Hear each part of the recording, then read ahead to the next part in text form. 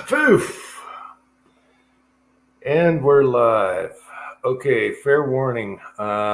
Thunderstorm.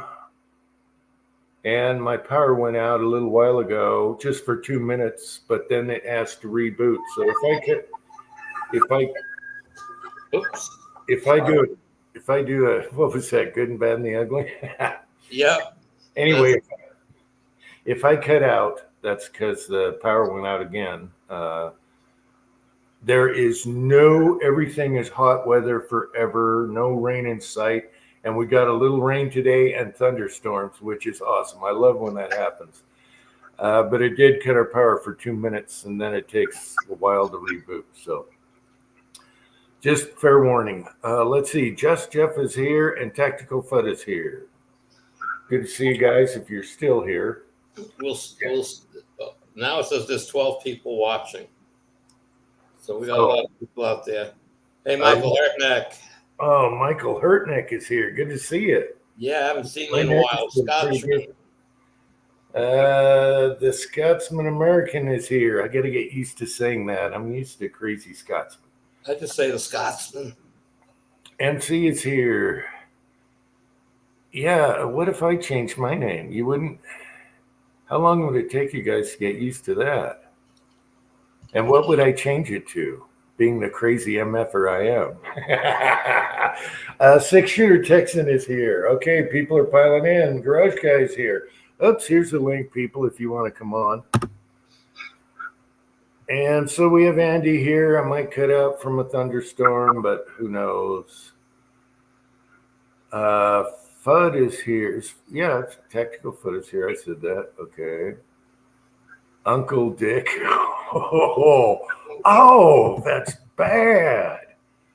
That's bad. I should, you know what? No, YouTube, you have to wait a month to change it back. I should change my name just to screw with everybody. Brocloader is here. Hey, Brocloader. Wouldn't that be funny if I changed my name and my piss logo, and you guys would be like, who the hell is this guy? I get spam with this 3 times a week. We got Chow Young Fat trying to get on here. Not happening. Chow Young Fat. Cream of some young guy. Anyway, yeah. So there's the deal. If I cut out, it's just power outage, but I'm so glad to see rain. Hey, you just start up again. We'll be sitting here waiting for you to come back. Yeah, but what I noticed was this took a long time this time. It was like 10 minutes. I don't know why. Maybe it was still deciding. Oh, it's David that's Chow Young Fat. All right, David, we're going to give you a shot. We haven't seen you in a while. Okay. We'll give you a cameo, David. Hi there. Hello, David. How you doing? Good. How you doing? Great. Nice picture. Thank you. All right. Hey, do you want to show you something? I'm afraid. West Covina Dodge is here. I got the button ready. Oh, sorry. Whoa. You have a book of notes. Rodriguez? Robert Rodriguez. Who is that? A director. A director. Oh, okay. Okay, Antonio Benitez. Dr. Singh. Dr. Singh. Dr. Zink, that's me. Yeah, what? Do you want to search Emanuele Shiriki, please? I want to what? Emanuele Shiriki. What, pronounce it? Yeah. No way. Yeah, I don't know how to pronounce it. Emanuele. Okay. Emanuele? Yeah. MC says, nice penmanship, David. Oh, thank you. A better tomorrow, too. Okay, thanks for stopping by, buddy. You're welcome. Hey, before I go, I want to show you something. I can hardly hear you. Hey, Uncle Jim, before I go, I'm going to show you something. For welcome home.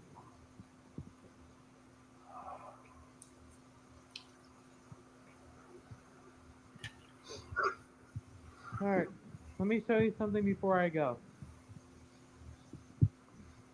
Give me 1 minute. Hang in there, buddy. We had Ghost 907 try to get on here. I don't recognize him. All right, let me go away for a minute. All right, I'm going to show you something before I go. Okay? All right, it better be nice. Okay.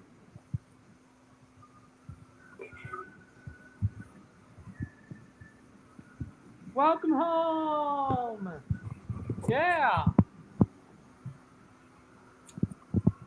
Aww. Aw, your awe is pretty good. Aw. Okay, David. Okay, what's that from? We got to go. What's that from? Welcome Home. That's the movie. Welcome Home. I don't think I've ever seen it. HBO. Huh? HBO. Is he a boxer or something? Yeah. Okay. And now they're in the swamp? Yeah, it's home. Well, that was Harry Potter. Oh.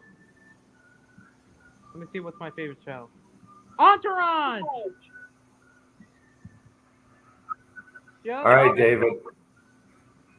All right, David. I'm not done yet. I'm not done Yeah, yet. well, we're done now. No, We're just almost. Almost done. Not done yet. geez, David. We're not done yet. David, you're very persistent tonight, David. I'm not. I'm fine. I'm just being nice. You're very aggressive and persistent.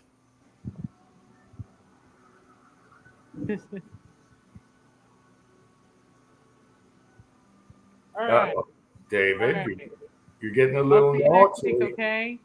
You're getting a little naughty there in the showers. Okay. All right, Jim. I'll see you next week, okay? All right. Thanks for dropping by. All right, Have a good one. Bye bye. All right, we got a cameo. Now I got a Ghost 907 here, but I don't recognize you, buddy. Where are you in the side chat? Ghost, we've been through here. I could probably do your sound.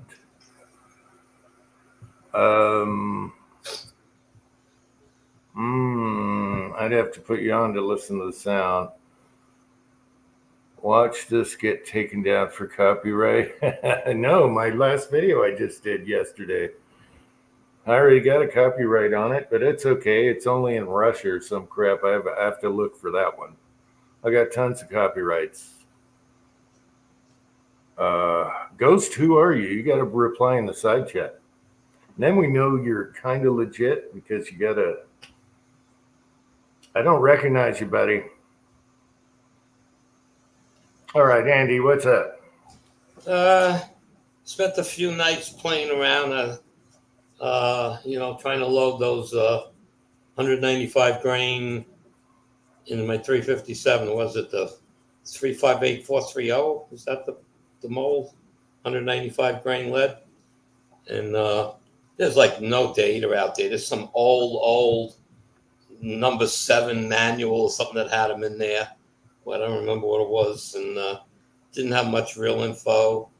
And scrolling around looking for things, I started looking back at some of these old websites I had saved, and I forgot all about this one. I'm going to put a link up a little later for it. They had the bullet, and they had all the right powders listed. They had it listed with green dots, so that's my WSH powder, and Winchester powder. They had blue dot, they had red dot, you name it. They had unique loading for all these different powders for that bullet. And the issue I was having is trying to come up with the right seating depth because it's a long bullet, and if you seat it to the crimp groove in a pistol, you can't turn the cylinder. Yeah. So I just kept reducing it. And what did I come up with? 1.562, I think it is. And it's not to the. It's like a top ledge on the bullet before it goes to the rest, to the full nose of the bullet. And I think that's where they want you to crimp. The number they're coming up is smaller, smaller overall length. And I think that's where it would lie, but I didn't do that. It's like halfway up that last ring, and I bought a taper crimp for that and crimped it hard, and it seems to be good. It fits in the Rossi. It loads in. You got to jiggle a little bit, but you got to go, when you're trying to close the lever, but it goes in.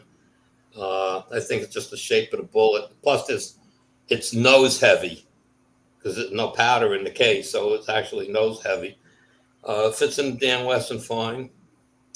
So I did all that, got all that information, put it all into quick loads, and I've got, I don't know, 3 1-pound cans of Blue Dot. That's what I wanted to use it for, and it looks like I got some loads.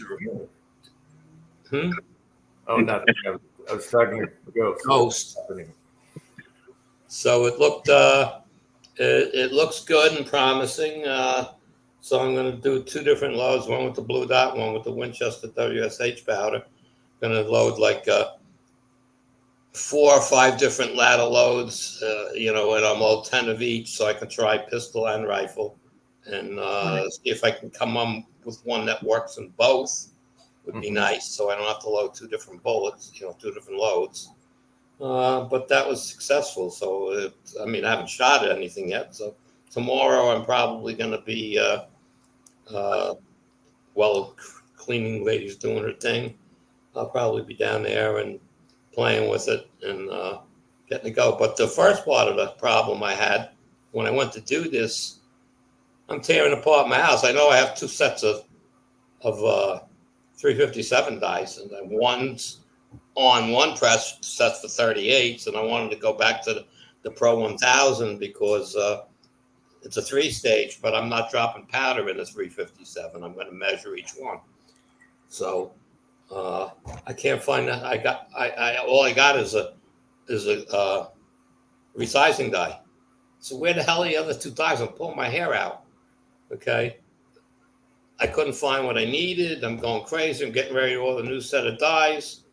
So I'm downstairs playing last night and looking for the die again. And I go to this box, the big Tupperware box I have. And in there I have turrets that I haven't used yet. 3-hole and 4-hole turrets. So I pull the box out and then no, all the turrets are in their boxes. So there's no dies in there. And then I got this one box of Tupperware that's got cover on it. I open it up and there it is on a turret. And I said, "You son of a bitch!" That's the last place I looked because I normally put my stuff away. It's not where I would have put it. There's, when you're trying to find something, look for something else. You'll find it 6 months later. But it's just so I'm so everything I have is all my dies. Even if I didn't use every piece of the die, the boxes are right there on a shelf. My All American 8 has. I have 4 heads, and the dies are inserted in and ready to go. All I got to do is change the heads. And so it's like, where the hell's my 357? Yeah. So that's that. So I will get this link going. Where did I put it here? This is an old website. It's called Steve's Pages. I don't know if anybody has heard of it. Let me get this back open. James Bullard is here.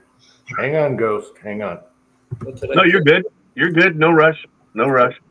Okay. I had a set of 357 Magnum dies once, and my friend and I thought it'd be a good idea to test out different loads on phone books, and we didn't have ballistic gel back in the early 80s. Yeah, did you soak them? No, I didn't even know about that. We just Mm-hmm. duct taped them together, and then we counted how many pages, and we could retrieve the rounds every time. And back then, the biggest deal you could get was a Winchester Silvertip. You remember those when they first came out? So I'd still have some, probably. Yeah. That's what we used to dig out of the phone book. So I just remember doing some reloads on some Spear bullets with 357. It's a lot of fun. 357. Okay, Ghost, I have to apologize. I didn't recognize your face here in the small screen, and we've had a lot of troll problems where they're acting like there's someone we know that comes on here all the time. No post, Right. And they'll sit there, and I click on it, and bad things happen. So I have get to you. apologize. No problem. I get better be safe than sorry. Yeah, well, we have to be now. The way, West Covina Dodge. No, they didn't pull the last video.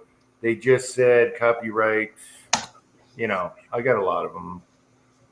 It just means certain countries. I was worried. I was telling Andy earlier, I was worried that they would pull the music because that would ruin everything. You know, then you got to start over editing and all that stuff, but they didn't. I always worry about that when you do certain things because that soundtrack is from that movie. So, okay, sorry guys. I just posted the link to this website. Now, it doesn't give you all kinds of crazy load data. You go to your caliber, you pick it, and it just gives you powders and possibly a load that worked for this guy. And it doesn't give you overall lengths and stuff like that, but it lists powders that a lot of people, it's not listed in your books.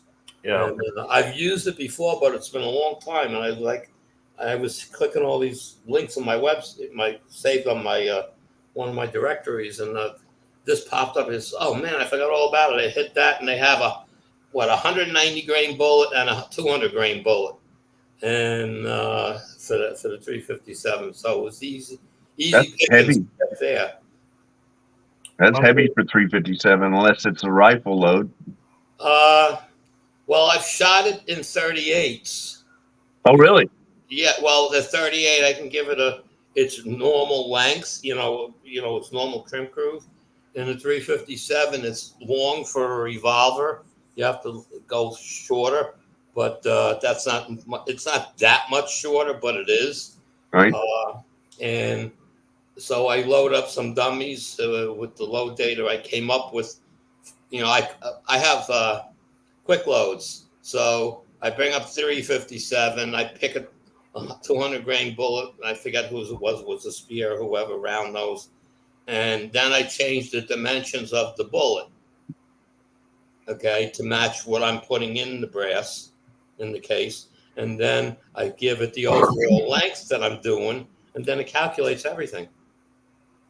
Oh, that's cool. You get your pressures and all that stuff. So the idea was I could load it easily with Unique or something like that. But I'm trying to use powders that most manuals don't use.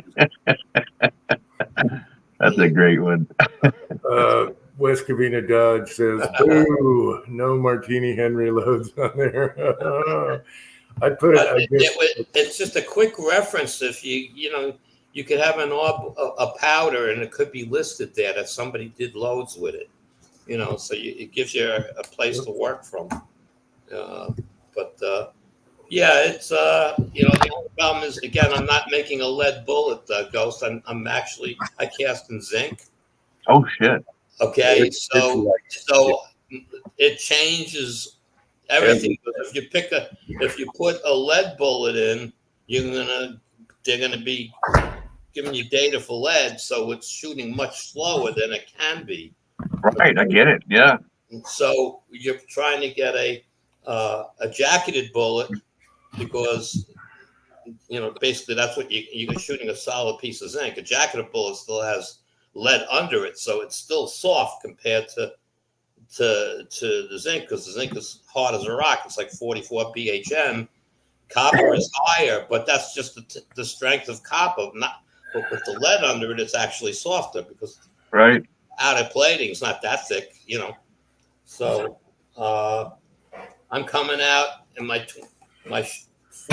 I loaded it to 1,500 feet per second out of the Rossi, and then Okay. I changed the barrel length to 6-inch. So I went 1,500 feet. No, 1,600 feet. Sorry, and in the 6-inch it comes out like 1,350, 1,400. So just so I know what both loads the same powder will do. So and it's safe in both guns. You're in 10 mil territory though with that kind of power. Well, that's the unique thing about zinc. The bullet physical size is 195 grains. Right. Okay, but it But only weighs. you're getting 600 foot-pounds plus out of 15. Yeah, with that, aren't you? You got to be. Well, then the weight of the bullet in zinc is only 119 grains. 119. Yeah. Oh, I thought you said 190. 195 is the weight in the lead. Wow. Okay. So which in zinc, it's 119 grains. Can't you kick it up to 2,000 feet per second? Yeah, I can, but I got to watch case capacity because the powder I'm trying to use, like I said, I got some powders. It's on a deal, and I'm trying to find something to load with them. Right. So I was trying to come up with something with blue dot, and I got 3 fresh cans non-open. They're all the cans, but they're not open. And so I want to use it for something. So I don't know if it's going to work out in my Rossi. Okay, I'm going to try. It doesn't feed the smoothness in the 357 shell. The 38 shell feeds fine. But I already have loads for that with my Winchester. I have an oddball Winchester powder, Winchester WSH, Super Handicap. And there's no load data for firearms. It's really a shotgun powder. I think there's really like 3 or 4 people that have played with it online, and there's only a few loads. But the Winchester WSH is supposedly this load data of green dot. It's at 1%. So I've been loading it based off of that, but using quick loads. Right. So I can see what's happening at least, because you can pick that powder is there, and so it works well. I've worked up all kinds of loads, and I'm mostly working like in 300 blackout. I have a bolt action as well as an AR, but in the bolt action, I'm loading that Winchester powder, and I'm doing like I don't remember exactly 7 grains of powder. Subsonic loads. The freaking thing is so accurate, it's ridiculous. It worked the same when 223. I have a bolt. I'm working like 5.6 grains of powder. And the thing can't kick at all with 119 grains in a 357. It can't kick much. I'll find out. No, it's not going to kick much because the weight's not there. But the same thing in the 300 blackout. I'm using 180 grain bullet, weighs 103 grains. Oh, A good load to shoot at nighttime. You're going to get a nice fireball out of that. Well, I'm just saying I'm loading subsonic stuff. I'm loading such little bit of powder. In the 300 blackout, I'm trying to remember what the load was. 9 grains of this Winchester powder. And it's like it's less than shooting a 223, a full load of 223 when you pull the trigger. But it's the load that in my bolt action is super accurate. So, I'm having the fun with that powder. And the only reason why is I got basically 48 pounds of that for $1 a pound. I said, I'm going to make it work. That's all. It took some research and a few months of time and playing. And then I, got it going really good. So I'm trying to use that powder and I shoot that in my 30-06. I think it's like 11.8 or 12 grains. out of that same bullet I use in this the 300 blackout, like a 103 grain bullet, and the thing is flying. I mean, and it's no recoil. And you find, I found the accurate. I don't shoot over. Geez, I don't shoot. I don't Okay, have buddy. a air rate or any of those things. So I'm going by what Quick Load says and my results on target. My concern is accuracy, not Right. ESDs and SDs. And I'm going at 50-yard target, cover it with a quarter. I'm happy. Yeah. 100 yards, maybe a 50-cent piece. So just for blinking, I'm talking. I'm not talking. I want to go shoot, 500 yards. I'm going to do full loads, not the simple stuff. But it's a lot of fun. I enjoy it. People at the range, they see my bullets, says, "What kind of bullets are those? They're all silver." It's like people are really interested, but they don't reload. Most of these people just never heard. Right. So It's just the lead collecting guy gets pissed. Well, Okay. I said, send me your zinc. I'll send you tin. Okay, James Pullard is here. Vanessa Kitty, Old One Guy, and Hobbies Hobo. Hey, guys. All right, Ghost. Someone just said you just did a video, and I must have got bumped off your subscribe thing. So the easiest way for me, since I'm a monkey, is just reply to one of my latest videos, and so I can resubscribe to you. Okay. Because I lost a lot of people, especially when I lost my channel, Uncle Jim 1, whatever, original. Right. So it's really impossible to find everyone again. I got you. All I'll right. definitely do that. I'll definitely do that so you can take a look. All right. What happened here? Oh man. Ooh. Oh. Yeah, I lost a couple fingertips there at work. Oh, you lost the tips. I thought you broke a finger. No, the tips are gone. Oh, geez. Yeah, 6-shooter Texan has a missing top of his first digit. Saw related, or was it? Shear. Ooh. Yeah. Oh. God, that's Well, gotta be- 37 years worth. It finally caught up to me. Hey, if you get your fingers by machinery, sooner or later, it's a roulette table. Well, what got me was, and maybe somebody else can sympathize. I got new glasses, Oh, and they're transition lenses. yep. I was outside. They went black. I came in and I didn't realize how dark they were. And that line right here, the bottom line, where you can Mm-hmm. put your hand in and you can't see it, but you can when it gets past a certain line. Yeah. I guess that's right where my fingers were when that came down. I just didn't know they were that far in, and they were still dark. They were still dark, but you don't know I need to wait for my glasses to lighten back up. You don't think about that shit. Yeah. So it got me, but I say whatever.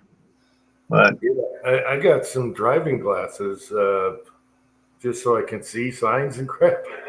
Anyway, my depth, there's no way I could use it like working with stuff at that range. Yeah. And, yeah, I could see where that can mess you up. got me good. How was the pain? Off the charts, man. Off the charts. It was Like immediately, or yeah. As soon as it came down and just completely obliterated at the end of my two fingers, it was like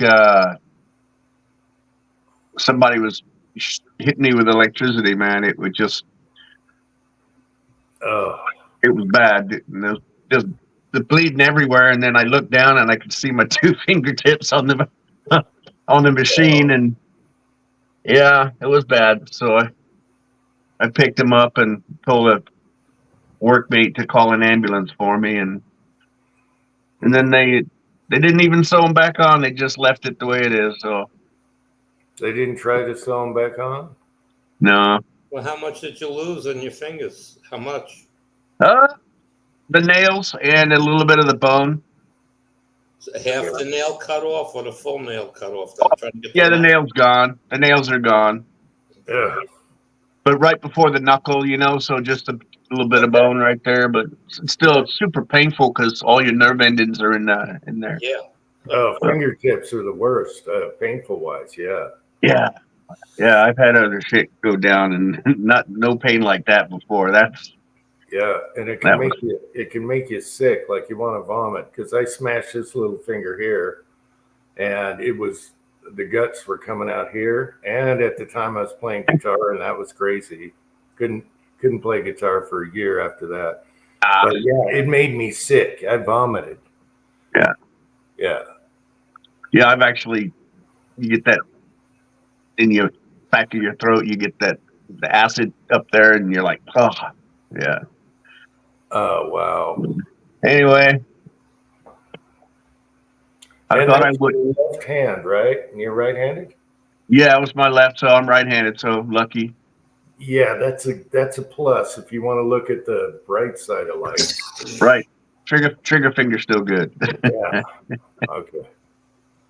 Wow. Man, I thought it was just a broken finger. It's a lot worse than that. Oof.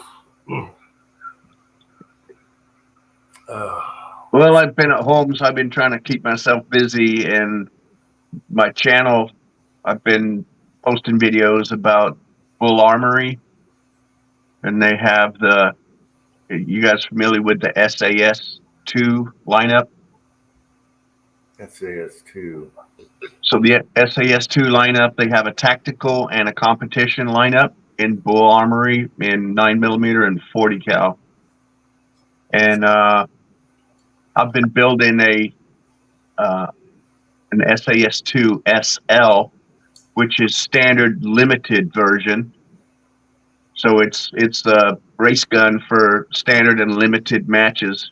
But the thing that was kind of interesting is they all come with, the polymer grips on the 2011 module. And you guys all know the metal grips are pretty spending. There's only a couple people that are making them, like Matt Chile Custom Grips. You guys have heard of him? Mm-hmm. And you've seen his grips, right? Well, you can't get a metal grip for a bull anymore. They don't make them. So in order to use a Chile grip, you have to mill the frame on the bull frame, and that voids the warranty. So what I did was I posted a video showing you the finished product, but I'm going to post a video of how I did it. Normally, what happens is on this grip module, when you get the Chile module, it's set for the 2011, and in here, I don't know if you can see that, but the grip inserts, there's one behind there, the black thing. I can blow you up here. There you go. Yeah, you can see that metal grip insert, right? Yeah. Well, that's pressed into the plastic on the bull grip, and it flexes a little bit when it goes over the frame, and then these clip in. On a Staccato or any other 2011, the grip screws, instead of having these metal plates like that, are basically removable panels. So the grip would slide over the frame, you reach in, and you put the grip retaining screw from the back on each side. Mm-hmm. Well, you can't do that with a bull frame. So just out of curiosity, I'm allowed to show an empty firearm? No, you can't show a firearm complete. No. Complete. Okay. Not okay. So that's good. I'm glad I asked. They've actually given me strikes and taken down live chats for showing firearms. Well, I figured I'd ask first, and but I knew grips were okay. So you get one from Chile, and what they say is There's only one guy over on the East Coast. You send your frame and you send your Chile grip to him, and for $200, he mills your Bull Armory frame the same as a standard 2011 staccato frame. So any Chile grip will just go right on. There you go. I didn't want a $2,300 gun milled for the sake of a $600 grip. Yeah. So I'm here to tell you, think outside the box and mill the grip to fit the Bull slide. Always work on the cheapest part. So exactly. So Yeah. it took me 5 hours, and I did it by hand, and with diamond files and the die grinder on a mini Dremel. And I actually measured out and milled out on here on this where the grip screw would come through on the Bull frame. The threads are there. So on the Chile grip, on the edge of it here, I milled a slot for the top. You follow me? Mm-hmm. So when you push this onto the frame, the Chile grip will go over the studs that are already on there for the grips, so you don't have to mill them off and put regular 1911 grip screws in. So I found a way to mill the inside of the Chile grip so it will work on any SAS2 Bull series gun. So that's all of the TAC Pro lineup series, all of the tactical series, and all of the Ballesteros, Spitfire, the SL, and you guys have heard of the SAW, the Bull Armory SAW, SAW. You guys should check out some of these guns, man. They're absolutely amazing. Well, if you think staccatos are nice, well, you're way too rich for my blood. Now, you've done a lot of staccato videos. You like CZs and CZ clones. yep. Oh yeah, And big CZ fan. And I laugh every time because you're like, oh, this gun's so nice. Yeah, it's really nice. Yeah, so that's mainly your thing is more of the not the competition. What do I want to say? You call them competition guns, I guess. But the staccatos, the CZs, the CZ clones. Yeah, the Tamfolios. I like the FK Bernos. I like the Alien, the Lago Alien. I'm a big fan of the Nemesis. I love the Nemesis. Yeah, so you're way above my. I'm not rich. David wants to know. Hey, David, he wants to know what your channel name is. I'll go up above and quote it again so you can look at it. Here it is. Right here. And someone with a wrench could put it in. I can't put it in with this device, but it's Ghost 907. If you start seeing staccatos and CZ type pistols, you got them. Okay. Yeah. So I don't do much range shooting. I do a lot of fabricating of niche parts myself at home with my mini mill, my mini lathe, and stuff like that. So, like I make my own thumb rests, and you'll see on my videos I've made 2 or 3 different styles of thumb rests for competition shooting. I make different magazine releases because I like elongated magazine releases, and I try to match how I mill my parts based upon the cuts on the slide of the particular gun I'm working on. So if they have angled slots on the slide, I'll match those on whatever part I make. I'll put those slots to match it in there. So it's kind of cool for me, but my videos are a little boring, but they're just about taking here's your standard magazine from MBX. Okay, so that's 170 mil, 25 round, 40 caliber competition mag. 25 rounds, 40 cal, MBX, $179 a piece. Wow. Well, yeah, it looks nice. But if you look at the very end of it, you know, apart from the glow in the dot dot on there, it's just a blank piece of aluminum, right? What's that pin for on the bottom? Keep it. Just to find it in the dark. Oh, glow in the dark. Glow in the dark. So now let's look at parts that are milled out in comparison. Okay, hold on a second. Now you're in Alaska, aren't you? Yeah, that's the 907. Yeah, so you're still in Alaska. Yep. Okay. See, I remember stuff. Nice. Nice. Yeah, it's a nice feature to have sometimes. It's called Prevagen. In Coba. So there's your MBX. Now let's look at how Bull Armory take it one step further, and this is why I really like Bull Armory. Let me Solid. bring that up. Solid brass. Oh, jeez. Pimp Daddy base plate. Right. So these are they got a lot of weight to them. Yeah. Sorry, I can't tell you where it's at properly, but oh, these are just the standard size. They're 18 plus 1 in the 40. Cool. But that's the difference when you mill your own parts and then laser etch the emblems on them. Wow.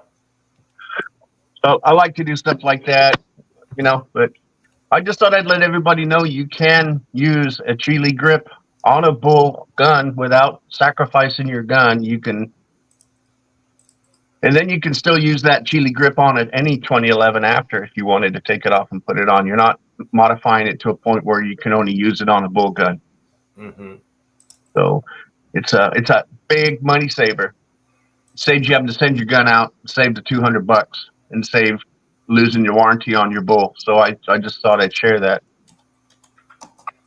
Okay, question. You're Italian, aren't you?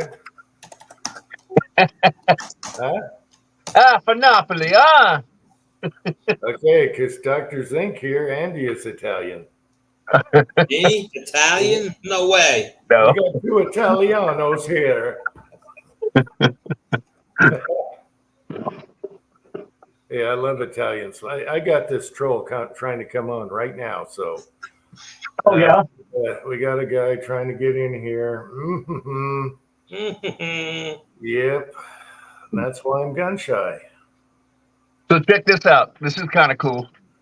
This is some of the stuff that you can buy from Bull Armory. I don't know if you can see that. Let me blow you up again. It looks like a slide release or safety. Yep. Release. Slide. It's a slide stop, but it's a built-in thumb rest. Yeah. Kind of cool. So you can ride your thumb. So you can ride your left thumb on it. So that's one that Bull makes, and this is one I made. Wow. So you like to work in the garage, that's for sure. And you got a mini mill. Yeah. Wow. Cool. So if you notice, it has like the brass on it, the brass inset, and can you see how it's fluted? Yeah. So the mill, the mill on the slide is fluted like that. Oh, okay. So I matched the fluting on this. And then there's something that Bull also do. I'll show you this too. This is really cool. I don't even get paid by Bull. I just spend money with them. But this is their This is their brass magwell. Oh my gosh. Now, if you dropped that on the ground and scratched it up, you'd be pissed. You would be pissed, but when you're in a competition, you know, so this is a brass magwell, okay? There's a lot of work going into that. All the Right. You know, see how it's fluted as well? yeah, all the flutes and everything. That's a lot of work. The slide looks like that. The slide cuts are fluted. So this is something that you can buy from Bull. You know, it's a beautiful piece of work. And then this is the standard magwell from Bull, your standard aluminum magwell that comes on there. And if you look, they're really well made, really nicely blended. Nice. So they go one step further, and they're the only company in the world that are making a solid tungsten magwell. And I have one on the bottom of a grip, and this is the Chile grip, and you can see that solid tungsten. That magwell weighs 1 pound. Jeez. And it's they're the only company. Now, there's no fluting on that because it's really hard to machine solid tungsten. But can you see the Chile grip? Mm-hmm. Yeah. So, you know, Bull Armory are taking the competition market by storm, and they're producing really nice, top quality accessories for you to, you know, buy. And they got great product support. And right now, if you go onto Bull Armory and you click on USA Store and go on their sites, they've got a gun on there for $349. It's a 9mm. It's called an Axe Hatchet C, the little compact 9mm. It's a Glock 3 clone, and it's awesome. And for $349, you guys can't beat it. It's you guys should check them out. Well, now you're more in my price range. Yeah, well, look at their Axe Hatchet series. They've got a hatchet, a tomahawk, and hatchet, tomahawk, and something else. But so here's a mag release I made. Mm-hmm. And you can see I put a flute in that. Man, it must be nice being able to make little parts like that. So, you know, I can dress the gun up any kind of way. I you know, well, it's gone. Oh, no. I'm sure I'll find it later. Okay, here's something funny. Someone tried to get on here, and they've been waiting. They finally gave me a little treat. Pat, if you're here. Yeah, they left a little treat video. You guys did not want to see that. All right. It was bad. Bad. Good thing I didn't click it. Anyway, he's now banned from here. I got to go in the garage and have a cigarette after that. Oh, my gosh. Oh, my battery's about to die. I need to. Oh, yeah. This is really tough on phones. Batteries, you got to keep plugged in. Yeah, I'm going to lose you. I'm at 13%. So Run and get your charger and plug in. all right, I'll be right back. If you can't make it back, thanks for coming on. I appreciate it. Good that we could hook up again, and I'll resub. Hey, Guns and Water. Gunswater. Let's see. Let me get on camera here. How's it going, Gunswatter? Probably a short chat tonight. What are we? Almost an hour? Not quite. Okay. And the trolls are hopping tonight, people.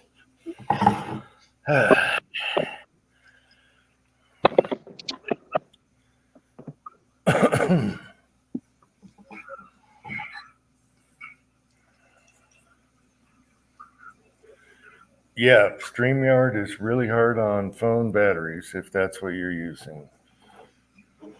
Not bad. Yeah, I've got my computer right underneath me, and I don't even know, and I'm not using it, but they're convenient. Here's from the Hull of Shame. Got a 300 blackout shell stuck in the sizer. It was my bad. I had the wrong shell holder on it too, but we figured out, the son is a genius.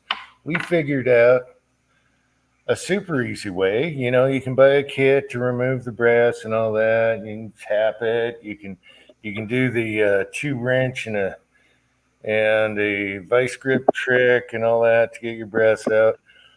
Man, my son is like, boom! I put that little thing back in my my box with the 300 blackout small base dies, and it boom! It's like, poof! Thanks, boy. Stuff's getting old.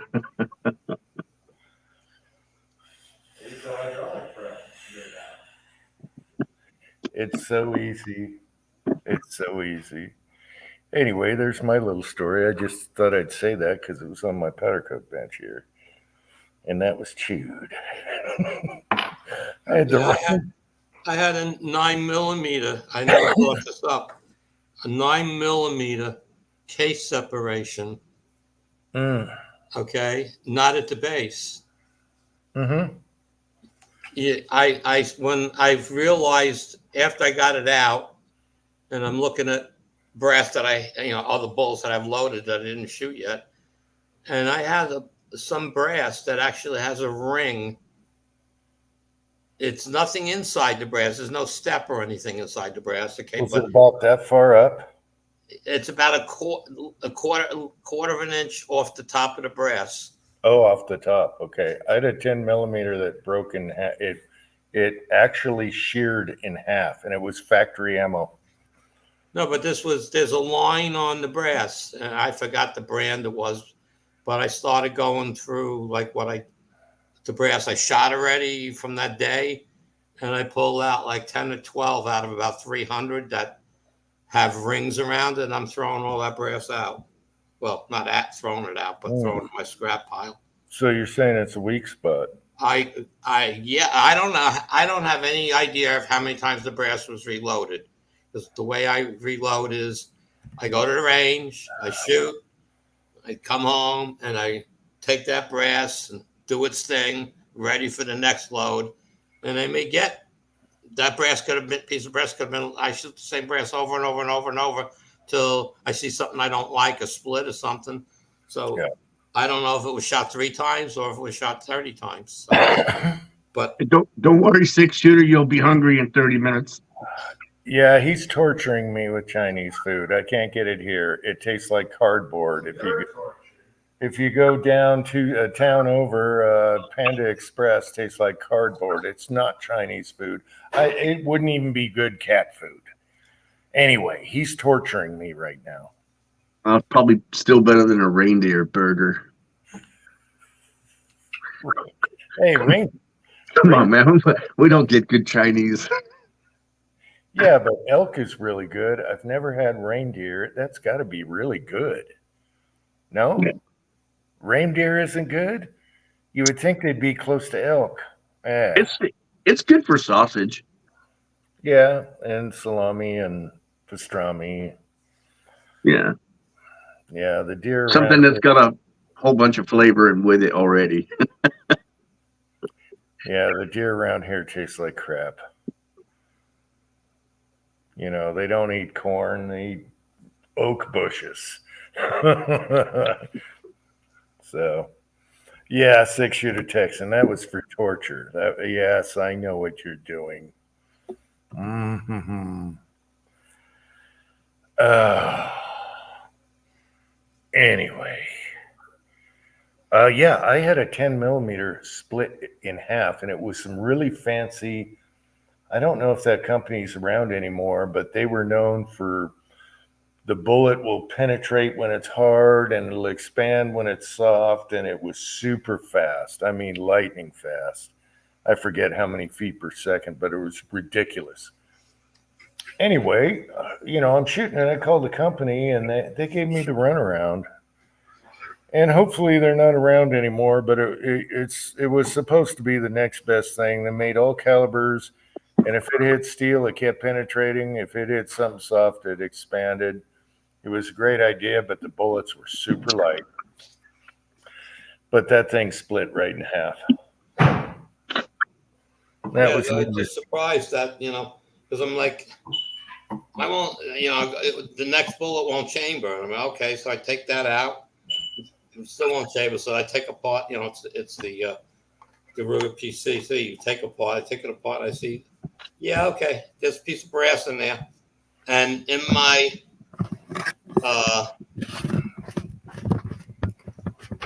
boy, I'm losing it. The brass catcher, when I emptied it, the other half was in it.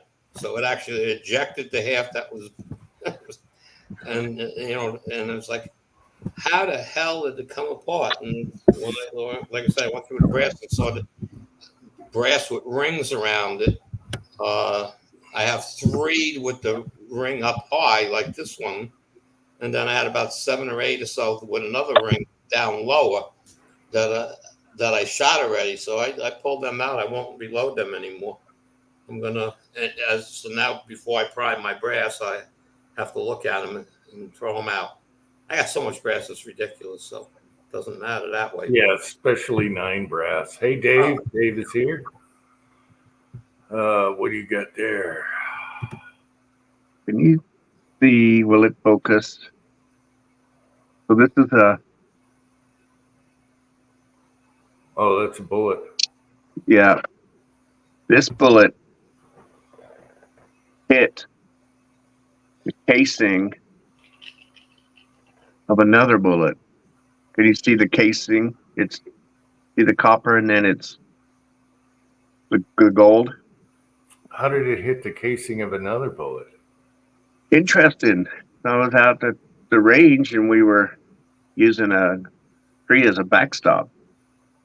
Oh, gotcha. Okay. So somebody had set one up there.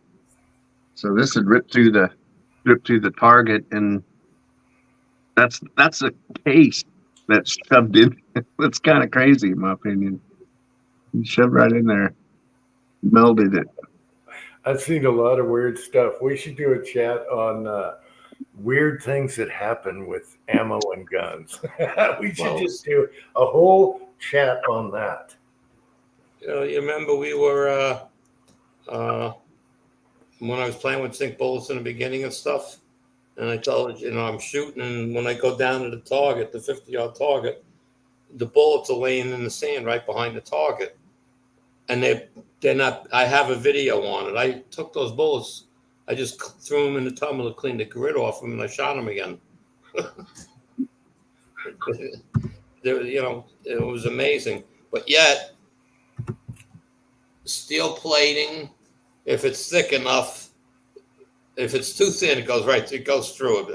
If you're using a higher velocity round, but it hits a steel plate, it just shatters. Mm-hmm. Okay, but if it went into the earth, and into the mound, and it must have hit a bullet in the mound because they haven't cleaned the lead in a long time, and it pops out. I was finding bullets all over the sand. And behind the target when they popped out of the berm. It was like, are you kidding me? And because I forget who it was. Someone else was doing that. I got him started on the zinc bullets way back with Willie, and he was same thing. He was collecting. He had the big totes filled with rubber, and he was pulling. And when he emptied it out, they found perfect bullets in. So he reloaded them, and they shot fine. Yeah. Reloaded them? Yeah, that's what I at the zinc bullets. I reloaded the few I had, and they shot. Were they as accurate? No. Okay, but if I was getting a half-inch screw, I got a three-quarter-inch screw. So I mean, it's not missing.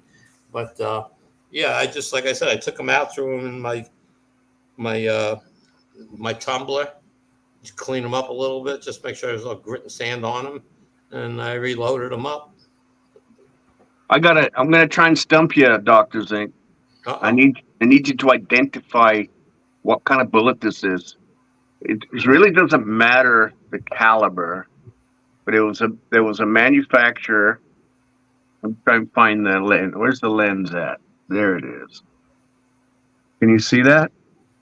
Yeah. It's a yellow. It's a hollow point with similar. something in it. I've had similar, different color though. Now, supposedly, it grenades on impact, and there's a whole bunch of like BBs in behind it or something like that. Could anybody identify it and tell me what it is? Oh, if it's got the BBs, there was two brands that did that ammo. I don't know if they're still in business. Well, one of them was Glazer safety slugs, and they had a blue ball on the end. I was going to say Glazer. That was a blue ball. This is yellow, and I'm wondering what this is called. And I just have a 6 in 44 special laying around for years, and I was wondering what they are. Trying to stump you. Glazer and another brand that was similar. They were really popular late, I want to say late 80s. Maybe that's too early. Won't go through drywall, 90s, right? 80s, 90s, yeah. Yeah, it was made for home defense. That wasn't supposed to go through drywall or something. Yeah, once it hits something soft, it explodes. It just. Come back at me, see if you can remember. I'm really interested. It's something that's been bothering me for years. I thought the Glazers were red, but no, they're blue. The Glazers are blue ball on the end. Yeah.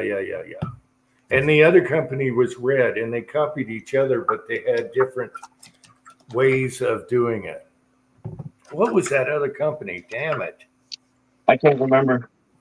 But okay. I do have one other thing I was going to show you before I take off if you got time. You got a second? Yeah.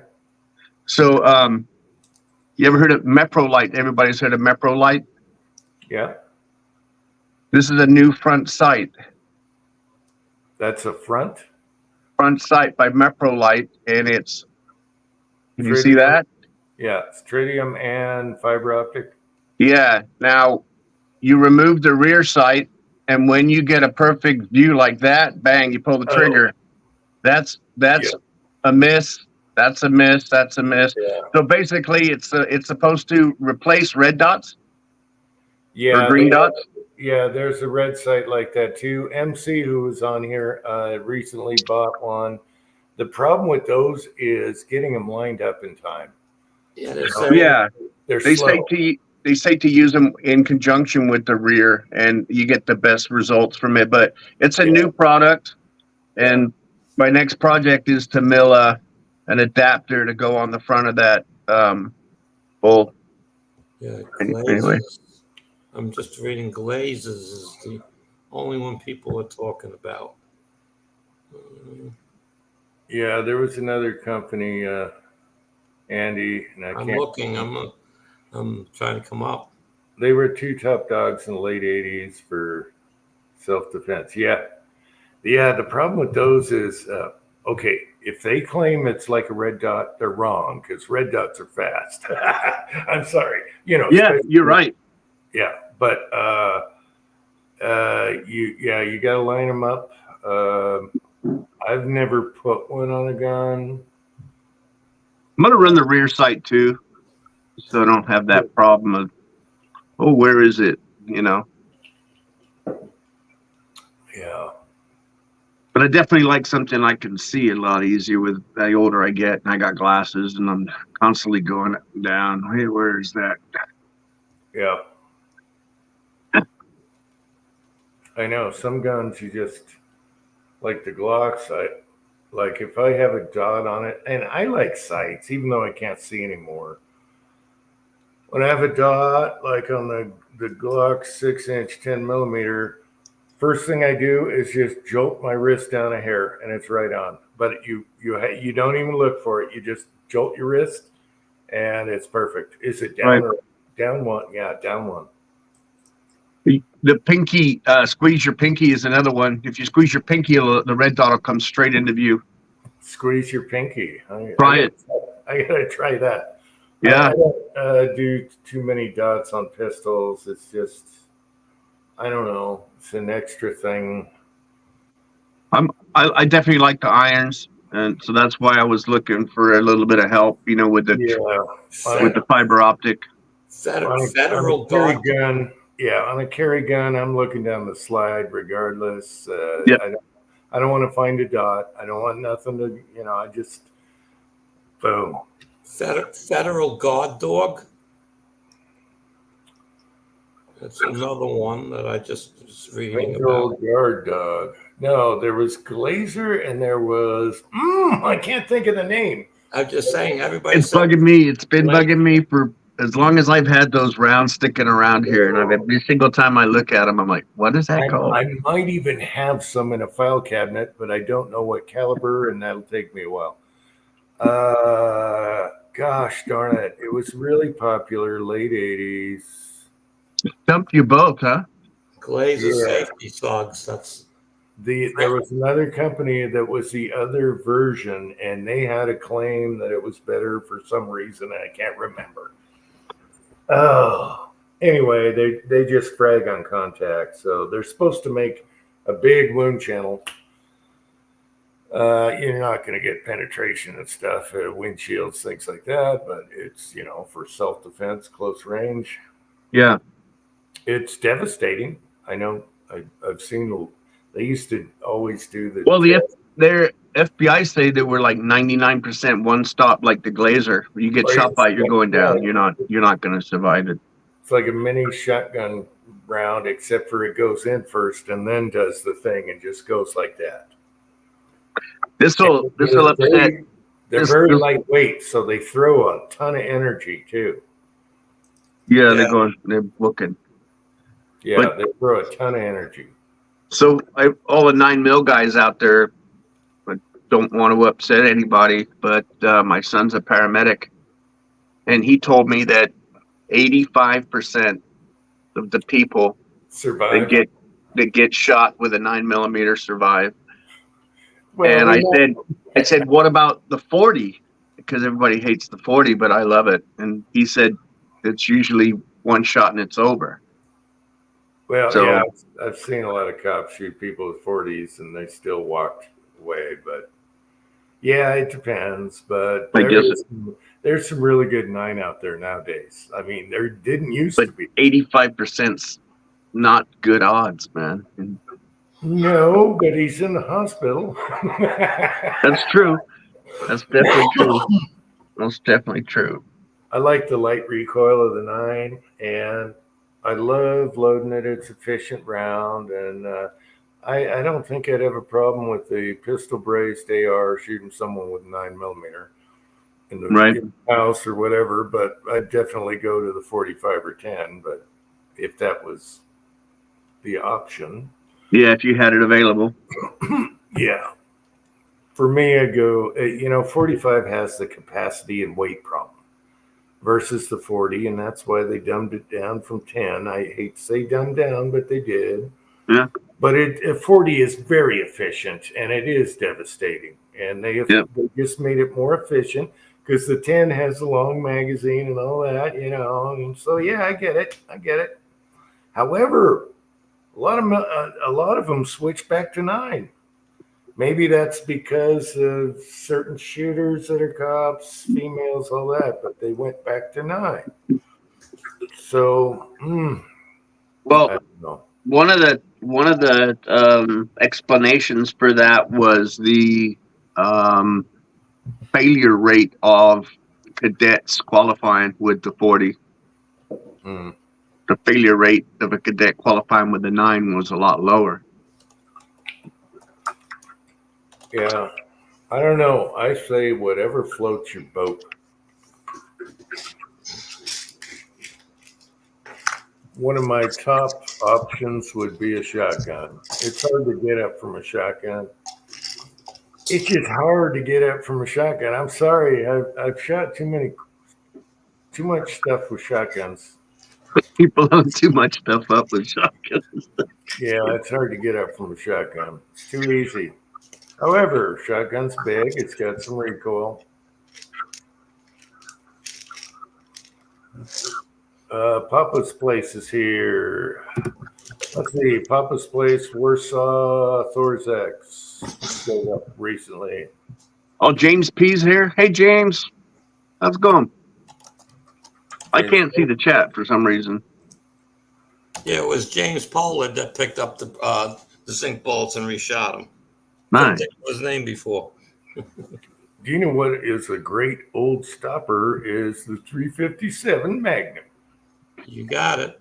However, the noise and the flash is an issue, because unless you're Vanessa Kitty, they're all going to be in revolvers, and you got some flash and you got some noise. Your ears are going to blow if you use that in your room in 357. Even a 38 I've shot without ears on indoors, and your ears are ringing for 3 minutes. You're not going to hear a damn thing. And at 357, oh, you got damage. However, 357 is still a top stopper. You know the 45 ACP rat shot? The bird shot? Yeah, you know that? I've made the mistake of shooting one of those indoor, and I was a little bit close to the wall.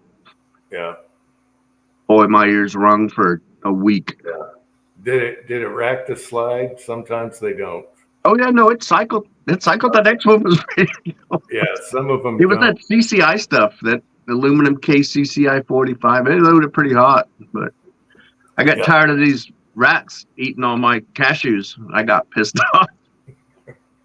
Didn't think about it, and missed the rat and deafened myself for about a week. I tell you what, that was stupid. But cashews, your rats eat good. Son of a bitch. I know. Cashews. Well, I was just getting ready for a trip, so I just went to the store and I bought like a 5-pound bag. And I'm getting all my gear ready for this trip I was going on, camping gear and all my dry food and everything. And every night I kept hearing this fucking noise. I finally found my bag and I was like, that's it. I grabbed the 45 and started trying to get it with that rat shot, that bird shot. Got away from me. Oh, let's get back to your brother-in-law or whatever in the hospital. Now, you got to remember, a lot of gangbangers, they use ball and they use crappy ammo. There is some really good 9 out there nowadays. Really, really good. I mean, I've had 9 expand this large, okay? And if you guys remember the old Ranger Plus B Plus or the black Talons, those things always, I got one, I can go grab one. There's one on the desk right now. It's this big and it's got claws. So, they're just not using the right ammo. Right. Like, I think you're absolutely right. It does sound terrible, but when you're gangbanging, man, you're gonna grab the ball ammo because you're spraying 30-round clips, right? If you're cool.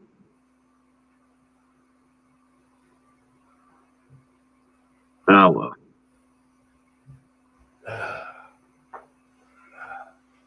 They don't call them black talons anymore, do they? What do they call them now? No, after Black Talon, they got a bad rap, so they had to change the name, and they just made them copper looking and Eldorado Firestar. They turned them into Ranger. This is one off of my desk, okay?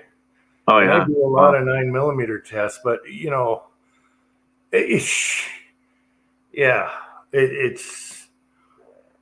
I don't think there are a lot of hospitals, like, it depends on the city or whatever, like Chicago. I mean, no, this is Alaska. This is it. This is here in Alaska. He's a paramedic in Alaska. So, okay, Alaska, you'd think they'd use good hollow points. All right.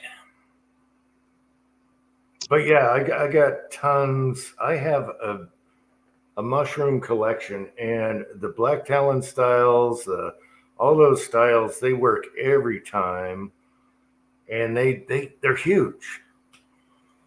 That's good enough for me. Right.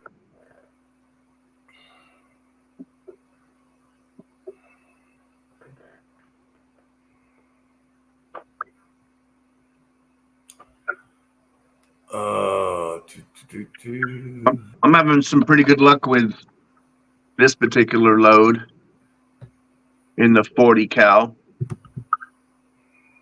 If you look at the 175 grain flex lock. Haven't tried yeah, that. you Haven't haven't? tried the flex. What makes it a flex lock? I'm not sure, but Let's up see. here, You got a bullet? Let's see. yeah. I don't know if you can see the box, but you see how it says law enforcement only? Yeah, they say that a lot. They say that a lot, but everybody can buy them. But yeah, I know. I got tons of law enforcement only. here, let me get one out. Does it have a ballistic tip or? Okay, it's got a ballistic tip, so it's okay. All right. But they shoot really nice, and I've had zero. I don't know if you look at the shape of them; they shoot that they feed really well. Yeah, I've had them work good with the personal defense stuff. The 389. What else? Yeah, but I think it's a good grain weight for me here, 175 for that encounter with a bear. I've got 17 plus 1 in my short clip and 25 plus 1 in my long clip. Get some penetration. Yeah. It'll there's a lot of people that take down bear here with 40. Is this the world famous Alaska Andy? Is that who it is? You're from No, Alaskan Andy, boy, that's royalty. I can't even stand in that guy's shadow. He's super. I don't like him. Sorry, guys. I'm being facetious. I don't like him. Oh man, I'll tell you what. I'm just thinking about that today. I hit my thumb, and my whole hand just came alive. Right, I was pounding, and I hit my thumb, and I'm sitting there jumping up and down, man, and I'm cursing and everything, and I'm kicking the floor and everything, and I was pissed off. And the first thing came to mind. I don't know what happened. I don't know what happened behind the scenes. But Jim, he had his show going. And all of a sudden out of nowhere, he went from 0 to pissed off. And he went into I think somebody touched something. Anyway, it was like, all you, Iraqi vet, Iraqi vet? No, me? Yeah. You were like, oh, you. No, you're talking about me? No. Yeah. You were so pissed off you couldn't even see straight. No, I was probably saying Super 2A bastards, not any vet. No. This was years ago, and it was like, oh, you Iraqi vet, and what's his name? Hancock 45 and fortune cookies. You just go fuck yourself. Oh, you're all. Okay. So funny. I was like, holy moly. Wait. Have you tried decaffeinated coffee, Jim? Wait a minute. You're talking about people's handles. You're talking about people's handles. I did not diss. Yeah. I did not diss any Iraqi veterans. No. You're talking about people's. Okay. Yeah, like Eric and Chad and those guys and Hickok and all those other ass. Yeah. Anyway, yeah. That's the first thing came to mind when I was out there in the garage. I said, that I'm mad, but I've seen what pissed off looks like. And Jim kind of hit the nail on the head. Boy, I don't know what it was that made you so mad. Man, holy moly. I don't know. I can't remember, but some of the polls drive me nuts. Well, if I had to critique it, I would probably say, well, was there alcohol involved? Yes. You know, I would, if I was playing poker, you definitely, I'm with you. Yeah. those are alcohol. How's it going, Uncle Jim? Back in the day when we could get Pabst Blue Ribbon cheap, we used to wrap 2 or 3 phone books on our thighs and shoot the 38s into it and see how bad of a bruise we'd get. Oh, bad. Yeah. That is bad. That is like some of the hillbilly videos you see out Yeah, there. that was some of my dumbest moments. Ooh, yeah. Hey, Uncle Jim, I got something funny that I want to show you. Well, ooh, that's scary. Yeah. No, I've never intentionally been shot at with anything in front of me. No, Ooh, no.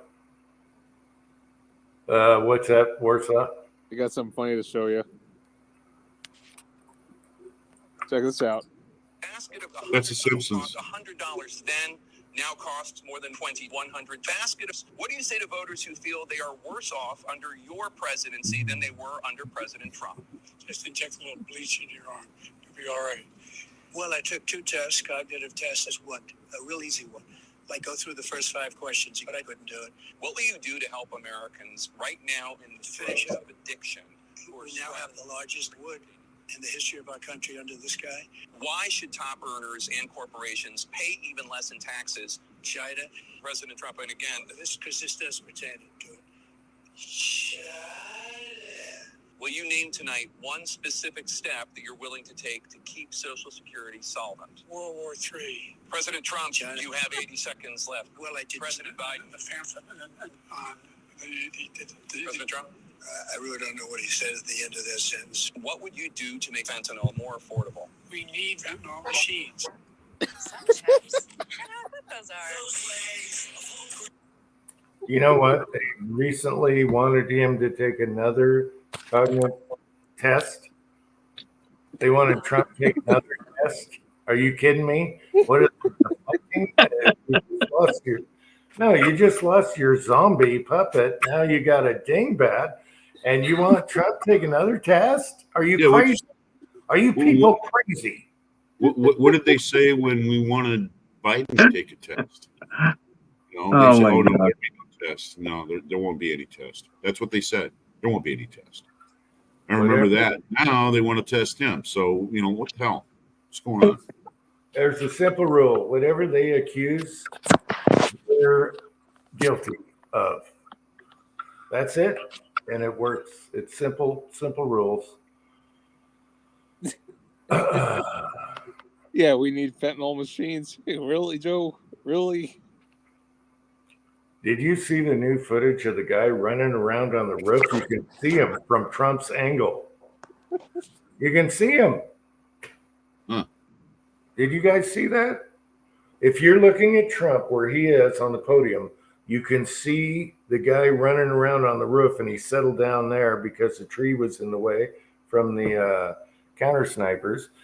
You can see him running back and forth, and it's on. Someone got it on their cell phone when they're, Oh, did he just hop off? Yeah, if it doesn't stink, I can't help you. If it doesn't stink. We lost Ghost. Yeah, we just lost a ghost. It might be the phone. Okay. They showed some footage on one of the channels tonight where whatever the kid's name was, bad with name. You don't have, yeah. He's walking on the road carrying a bag, a gun bag, and Backpack. he crosses the street into one of the park in the back. That's like he has to go over all those rooftops. They actually have footage of him walking in there. He was reported 2 police cars pulled up in that company's parking lot and stuff, and they couldn't find him. Well, That's a long time. That's a long time before he got to shoot the gun. Warsaw. Want to look something up? You want to see something funny? What's that? Warsaw, guy? either. Yeah, I'm here. Okay, you want to look something up that's funny?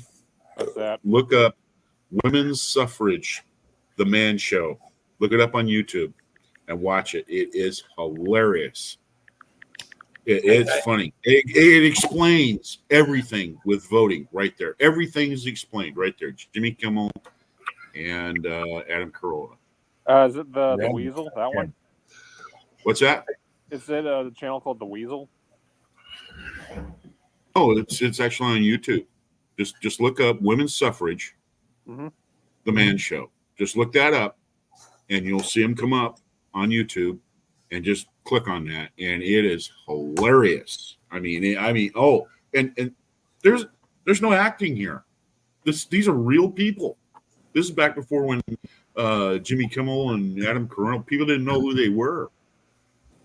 You know, guys, I'm going to bail out. I will be here for another 5 or 10 minutes on the side you'll chat. be rolling. It explains everything about voting right there. It explains everything. It's funny. Okay, Andy, take care. Thanks for coming on, Andy.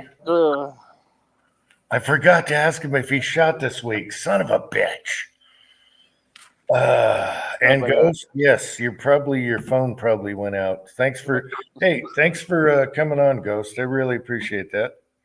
I'll re-find the sub thing. You know how YouTube is, or just reply to my last video.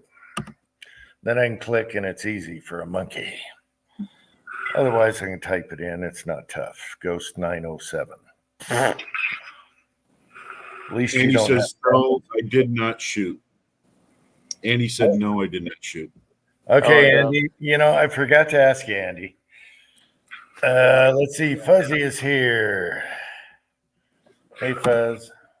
But Thor, like I said, you could survive a 9mm with ball ammo, but a 7.62 by 25 toke round, no, you're falling on your ass. You're gonna be suffering like hell.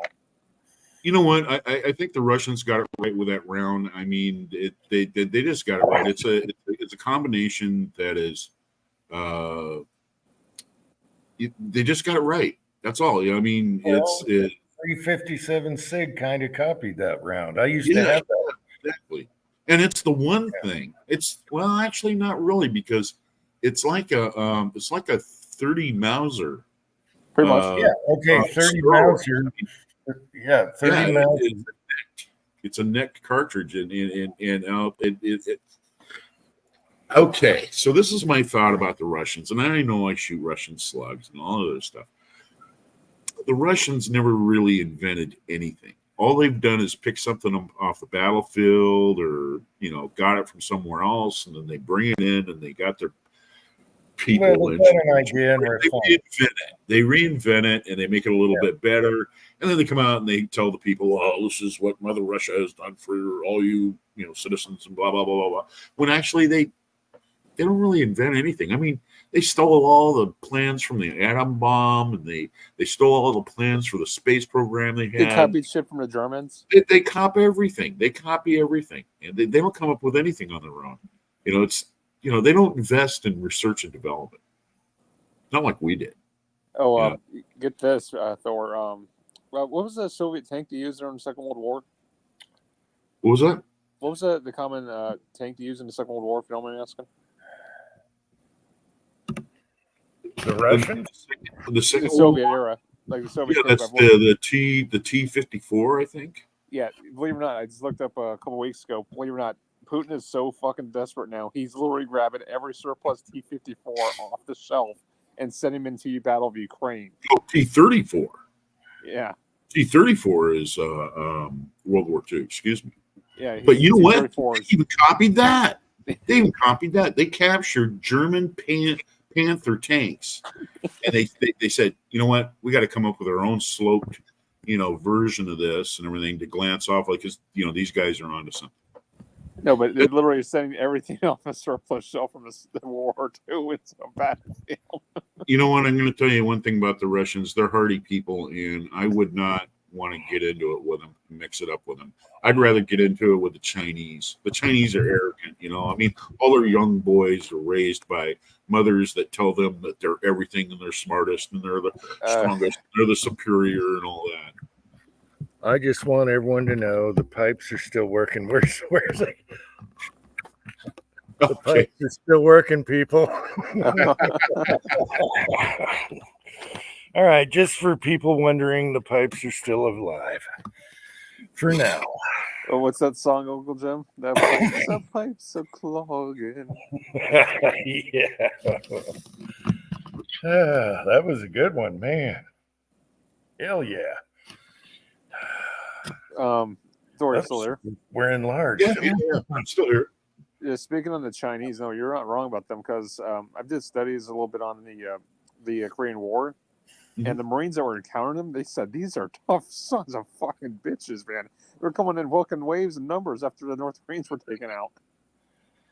Yeah, but the Russians especially, they're tough. They're hardy people. They've had their asses handed to them in many wars, you know, and they dig in. I mean, they dig in. They're tough.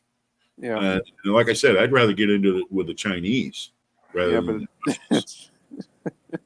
the Chinese don't give up though. That's the problem. I mean, they literally come in massive wave numbers.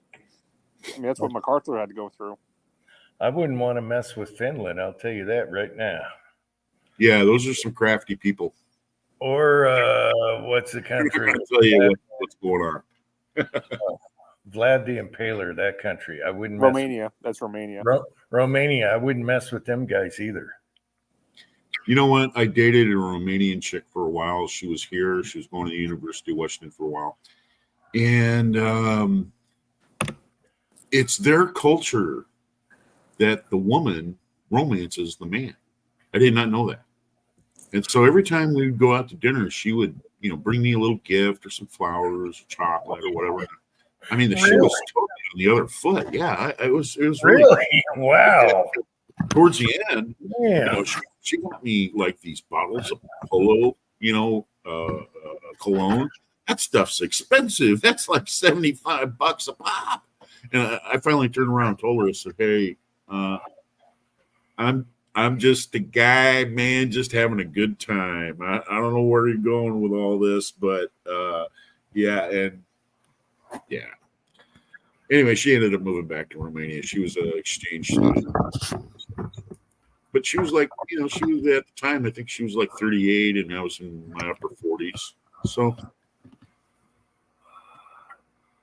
Wow, I didn't know that. Uncle Jim Mario would have loved that. I'm telling you what, Romanian women. Yeah, I met her and she was really nice. And then we were talking a little bit, and next thing you know, she asked if she wanted to meet up with her again, and I was like, "Yeah, sure. Well, it's cool. Here's my number. Blah blah blah." A couple of weeks went by. I get this phone call from her. She says, "Yeah, I'm coming over there. We'll look up." And I was like, "Cool." And that's how it all got started, man. People don't know, but Romania had a really bad leader too. Like a very bad leader. Yes. You know what I'm talking about, right, Thor? That's back in the that's back when, who was it? It was golly, you would put me on the spot to take a test about history. I do know history, but I know who you're talking about. He's kind of like Stalin. It was Nicolae Ceausescu. Yeah. And the shit he did to his own populace, man, the people are fucking starving. And the worst part about it was that his wife was in on it, and they pretty much were rounded up by his own army, and he just said, "Fuck it, we're going to kill you guys for treason, which you did to your own people." Hey man, that whole area and the Bulgarians and the Romanians, they're not the best of friends. They don't go to picnics together. No, the Bulgarians don't like them, and the Romanians don't like them. Is there a conflict between the two? Huh? Is there like a little minor conflict between the two?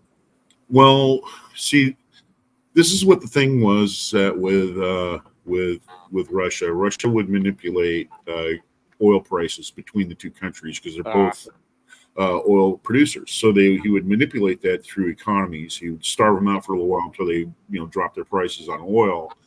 And they were just pitted against each other forever, blaming each other for their economy's problems. And when actually it was Russia that was doing it, it was guys in Moscow that were like, We got these people figured out. We just keep them at each other's throats, and we'll get oil cheap. Same thing the British and it's the same thing that the British and the Europeans did, down there in Central Africa during, like the 60s, the 50s, the 60s, the 70s.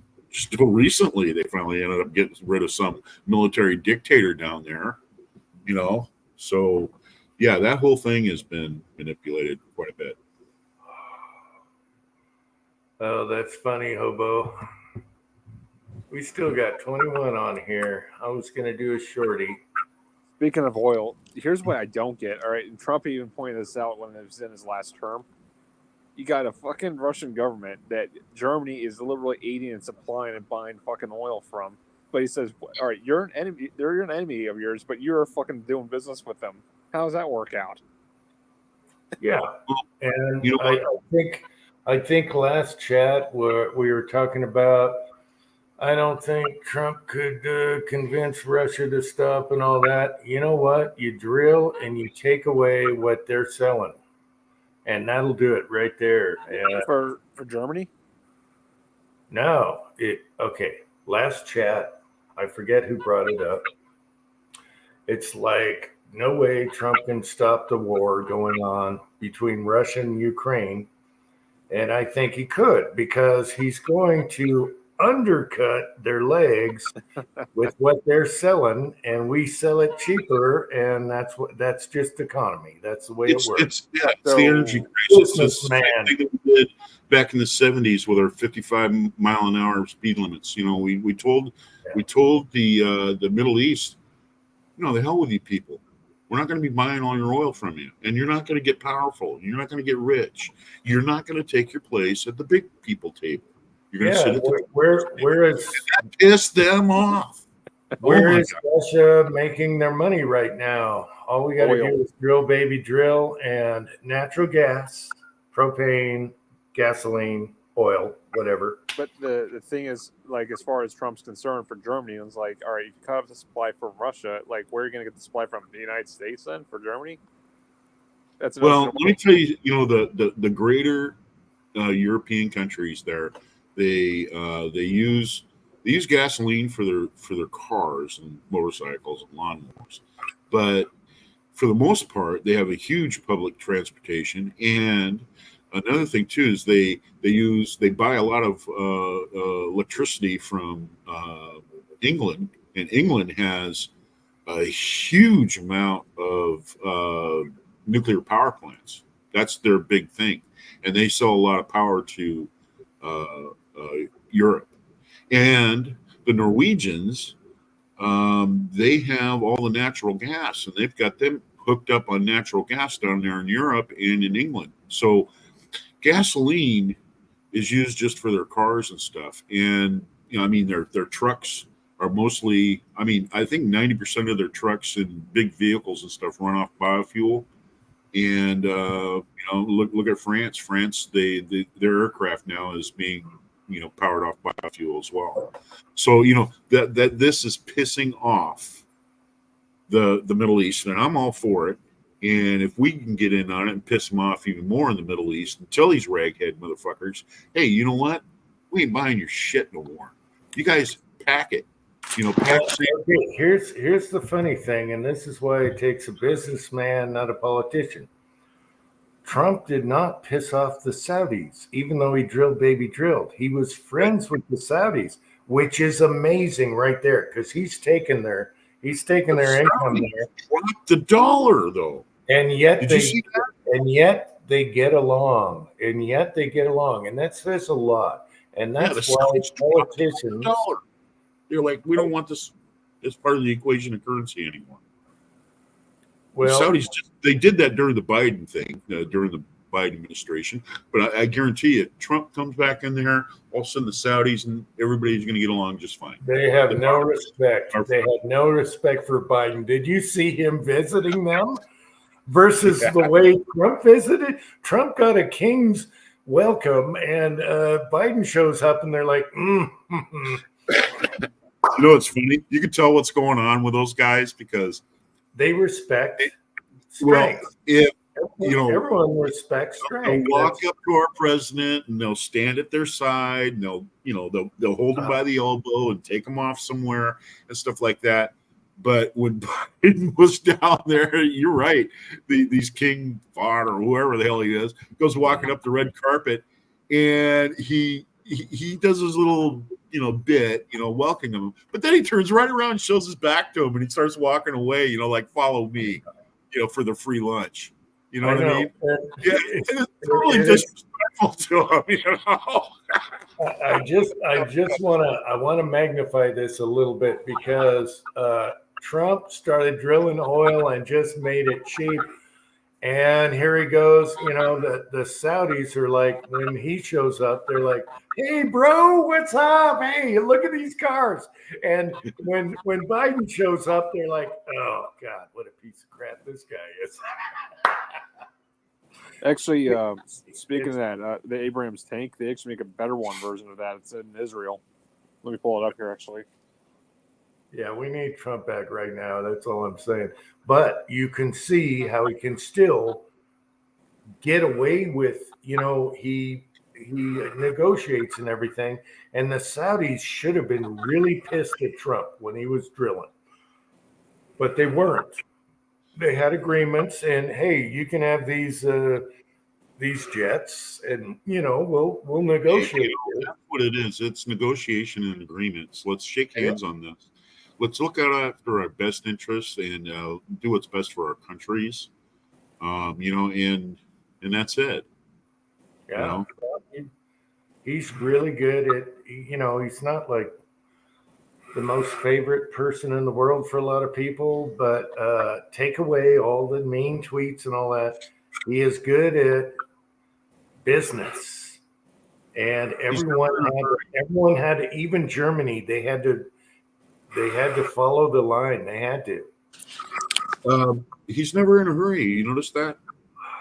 Oh my! He's never in a hurry. Things are serious. He's never in a hurry. Trump is never in a hurry to come right down and say, "Okay, this is what we're going to do." He sits back and thinks about it. Oh my gosh! Preacher's day off is here. Preacher, you missed Ear Patch Night. Patch Night of all nights, Preacher. That's an new improved Abrams made in Israel. It's called a Merkava. It's good to see you, Preacher. Ear Patch Night, Preacher. Problem with tanks over there in that environment, all they are is a great big giant dust vacuum. Their military equipment wears out real quick. All that dust, quartz, all that quartz and dust and everything that's flying around underneath there gets throughout all the tracks, all the moving parts. The engines sucking in, no matter how good they try to filter them. And yeah, they're military vehicles. They don't last that long. I mean, we went through the same thing when we went through the the whole thing with Iraq. We had tons of vehicles that came back. They were done. I mean, bearings were done and everything. I think it was Lockheed. Lockheed had a contract just to do the bearings and pack bearings on vehicles that came back from there. And yeah, they went on for years just rebuilding that sort of stuff. Man, Preacher, I've been thinking about you probably, before the last UFC fight, because I want to talk to you about that, and you're probably still a Petty fan and all that. Anyway, Preacher, we miss you.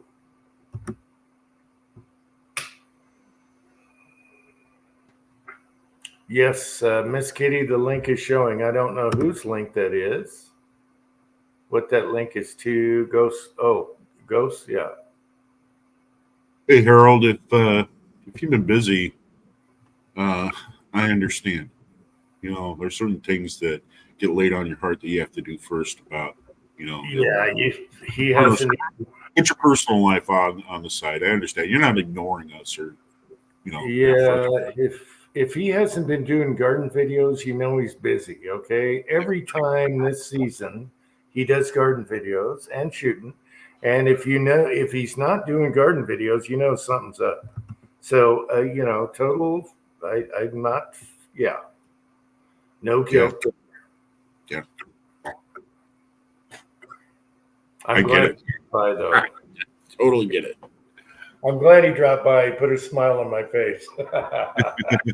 You ought to stop in and at least chat with us a little bit. You know, that would be okay. Take 5 minutes. You know,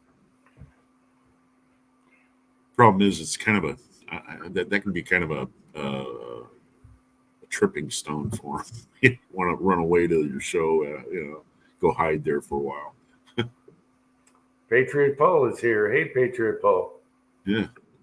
You get those molds cleaned up, and if you casted, Patriot Paul bought 244 molds, 429, 421s, key bullets.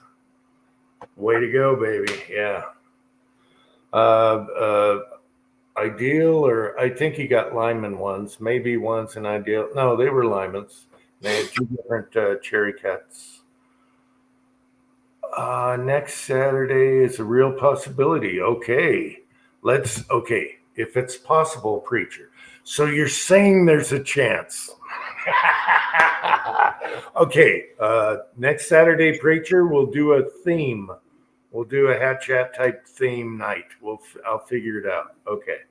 All right. That sounds fun. Dog sitting. Yeah, he's dog sitting right now. It's too hot. It's too hot to cast anyway. Oh, speaking of casting, I've been busy. I actually did this today. But anyway, there you go. Ooh. Yeah. Oh, that a That's 30 cal? Yeah, that's that is the 314299. And I have a 5-cavity NOE mold that I got. And so I will be able to supply my 303, and I'll be well stocked with lots and lots of ammunition for it. And what I'm thinking about doing with this is go ahead and gas check it, but then give it a toss in the old, powder coat. And then powder coat it and bake it. And then go ahead and traditionally lube it. You know, turn it upside down in the lubricizer, push it down through, push it back out, turn it right side up, push it back down in there, and then apply the lube, come back out, and you know. So you're going to get the best of both worlds: powder coat and slicing at the same time. Yeah, and these are linotype. I mean, I felt like I was using gold out there. You know, this is my private stash. Yeah. I'll tell you one thing too about, you know, that's a truism about lead cast bullets. Lead cast bullets, when you shoot them and they come out of the end of the barrel, if you're familiar with anything about jet aircraft, they're cutting through the atmosphere at Mach speed, and a tremendous amount of heat builds up on the tip. And so when that hits something, that tip, it's just like hot lead that is just starting to form. It's softer. Okay, so mostly all your like 30-30, that sort of thing, you're shooting into like 2,000 feet per second. You have a soft tip just created by the atmosphere. Yep. That's why they mushroom. Yeah. Thor, you said you were from Washington State. I reside. Yes, I know. I'm not busting your chops. I'm not giving you a hard time, all right? I know. The reason why I asked, because I actually follow a guy by the name of Washington Gun Law. He's a good attorney up there. Yeah, and he's got his work cut out for him. I know who he is, and he is completely against what they've done. Listen, it's not the border. It's not the border of the people. It's the state government. That's the problem. Well, our government is corrupt, and you know what? Jim got tired of dealing with it, and he that's it. My cup is full. I can't take another sip of this shit. I'm getting out of here. And that's the way that they treat us here.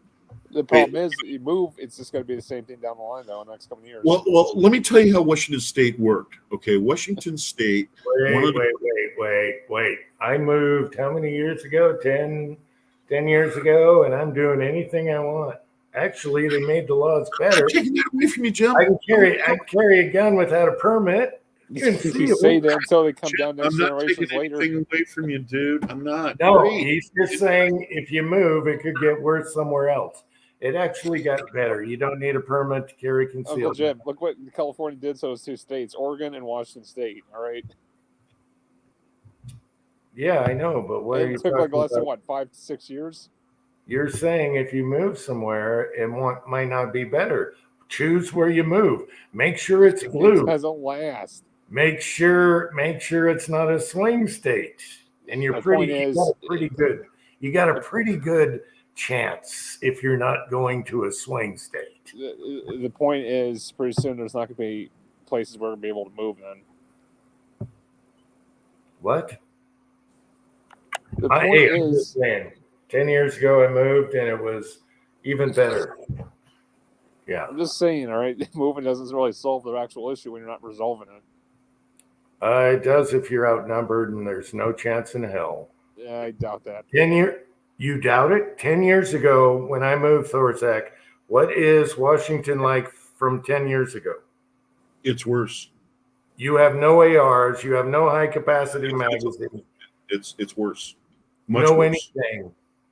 And I left when you could have all that. Yeah. Except for private sales. They were saying no more private sales. And I was like, I'm gone. Yeah. And you're wrong. You're wrong because you can get better where you move. I call bullshit on that statement right there. What do you call bullshit? They It's did the same thing in New York. Then it went down the line. It was New Jersey, then Mass, then All Pennsylvania. right. Hey, you picked hey, Warsaw, you picked a fight with the wrong guy. All right? Don't just gracefully back out and say it's Uncle Jim's show and he's right. You know he's right. I don't get what you're saying. I've been moved following 10 since years 2013. ago. Oh my God. I threw the warning sign up there. You're not gonna listen to me. I'll listen to you, but listen, I get it. You want to go into safe haven, I get it. Safe haven. I want freedom. Okay. Yeah, but the question is, how long does it last? Okay. Let's look at it this way. If Pee. the boat is sinking and you're up here in the boat, it's time to jump ship. Because the boat ain't coming back. If you're telling me Washington, California is coming back in the next 10 years, no way in freaking hell. And I've already been gone 10 years. No, but right. as far as gun rights, I'm saying California's going to get its freedom back, baby. September 16th. I'm guaranteeing it. Oh, my God. I'm just telling you, September 16th. And what are the taxes like there and gas prices and economy? Forget all that shit. Just look at the fucking gun Oh, rights. no, I want to know. Tent cities. These are all things I left also. And now You're you in got California? cities. You don't get it at all. You're in California, huh? I'm not in California. Washington's close. So you've been in Washington State. Okay. The east side of Washington is good Americans, but they're outnumbered by the west side. Listen, I'm in Indiana, but actually across the border, I used to be affiliated with my friends in Illinois. It's no fucking different. They have that big fucking rancid city, Chicago, and it always dictates the state government. Yeah, Illinois is screwed because of Chicago, just like Washington is screwed because of Seattle and Tacoma and Olympia. New York City. Not so much Olympia. New York City is also the same. Yeah, I know, but you're mixing apples and oranges from what I went through and where I went. I'm in a blue state. It's blue. It doesn't turn pink. Look at Texas. Okay? You move to a state that doesn't turn pink. Texas is almost pink now. Yeah. Okay, and you know why? There are a lot of illegals in. If you move, don't bring your votes. The problem is that's going everywhere. And that's what I'm telling you. It's shifting everywhere now. Well, my advice is if you're going to move to a new state to get freedom, make sure it's not a swing state and make sure it's blue or red. What? He said blue. You just said blue. Got you caught on that.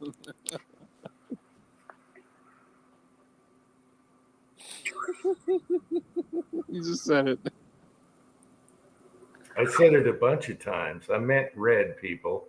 I'm just saying, listen, NYSERPA versus Bruin, Federal Supreme Court. It's happening in September 16th in the Southern District of Illinois. Illinois is going to get its gun rights back as well as other states here, baby. It's still going to be hell living in those places. You'd be surprised what a few red spots can do in a community, dude. Robert Powell is here. I lived in Washington 77 years. If I wasn't so old, I'd be in Idaho. This state sucks. Yes, I hear you. I feel bad for you. Some people can't move, and I feel bad. In Idaho? It would take a miracle to come back. Washington used to be a great state. See what happened in Idaho? Well, Idaho, what? The federal government, the Department of Water and Natural Resources, shut off all the fucking water sources in that state right now. They're literally going to have a fucking dust bowl over there. Because of what? The Department of Natural Water and Resources, that's the federal government. They literally just shut off all the farmers' water sources. Because they're running out of water? Yeah, they claim it's a water shortage. I call bullshit on that. I don't think the people from Idaho are going to like that. I've been in Idaho. They aren't. They already in a fitstorm. I've been on all the cities in Idaho. I work through Idaho. Idaho is awesome. Especially the northern part. There's some bits, but they're not going to fall for that. The farmers and all the fucking business owners are literally being affected by that. Yeah. Well, if they want trouble, they're getting it. He meant red. Yes, I meant red. Why did I keep saying blue? Oh, don't. If you're going to take the time and trouble to move, don't move to a swing state, okay? Here's a question. If you're going to move, I mean, I got it, gun rights and everything. Well, here's a question. By the end of the day, would you leave your own country? No. I would never leave the U.S. Do you think I'm going to trust some other countries? That's what a lot of people do. A lot of them just fled to fucking Canada and said, be done with it. Yeah, and Canada is a great place to live right now. Are you crazy? Or Mexico. Yeah, no. The safest place to be is in the U.S., and that's because Hobbies is still here. Sorry, Hobbies. The safest place of all the countries is the U.S., and that's because of our Second Amendment. I mean, literally, I've dealt with people literally just threw the fucking tire iron and gave up, and he said, look, we're going to fucking Mexico or Canada. We're done with this shit. We had neighbors that moved and went to South America. Then they had to move again because there was cartel involved and yes, earthquakes. And now they're in Singapore or some shit. And who knows what's going to happen there? It takes that much to switch something like that and have things go bad. In the U.S., it takes a little longer. It's because there's half of America are people like us, okay? And we'll fix the damn thing one way or another. And that's the difference between some other country out there that, you might feel good for now. But you're not safe. You don't have the best jets in the world or the best submarines or the best aircraft carriers. I'm sorry. It's America, and there's only the one place to live, and it's America, people. Exactly my point. I mean, if you flee a state, you might as well leave your country. I would never leave this country. I'd rather just, yeah. But I get it. We're all tired of bullshit. It's not just the States. It's everywhere. You know, Hobby, all you got to do is cross the border. It's easy right now. And they wouldn't be looking for you. Hobbies? You're fucking high. You're fucking high. You want to be with Castro's country? Hopped over. Yeah, if you just came in through Washington, like on the Eastern Washington, and then moseyed over to Idaho, you would look like the rest of them. Put on some cowboy boots, no one would know the difference. Oh my gosh. Hey, Hobby, Canada's fucking worse than us. super easy hobby, especially right now.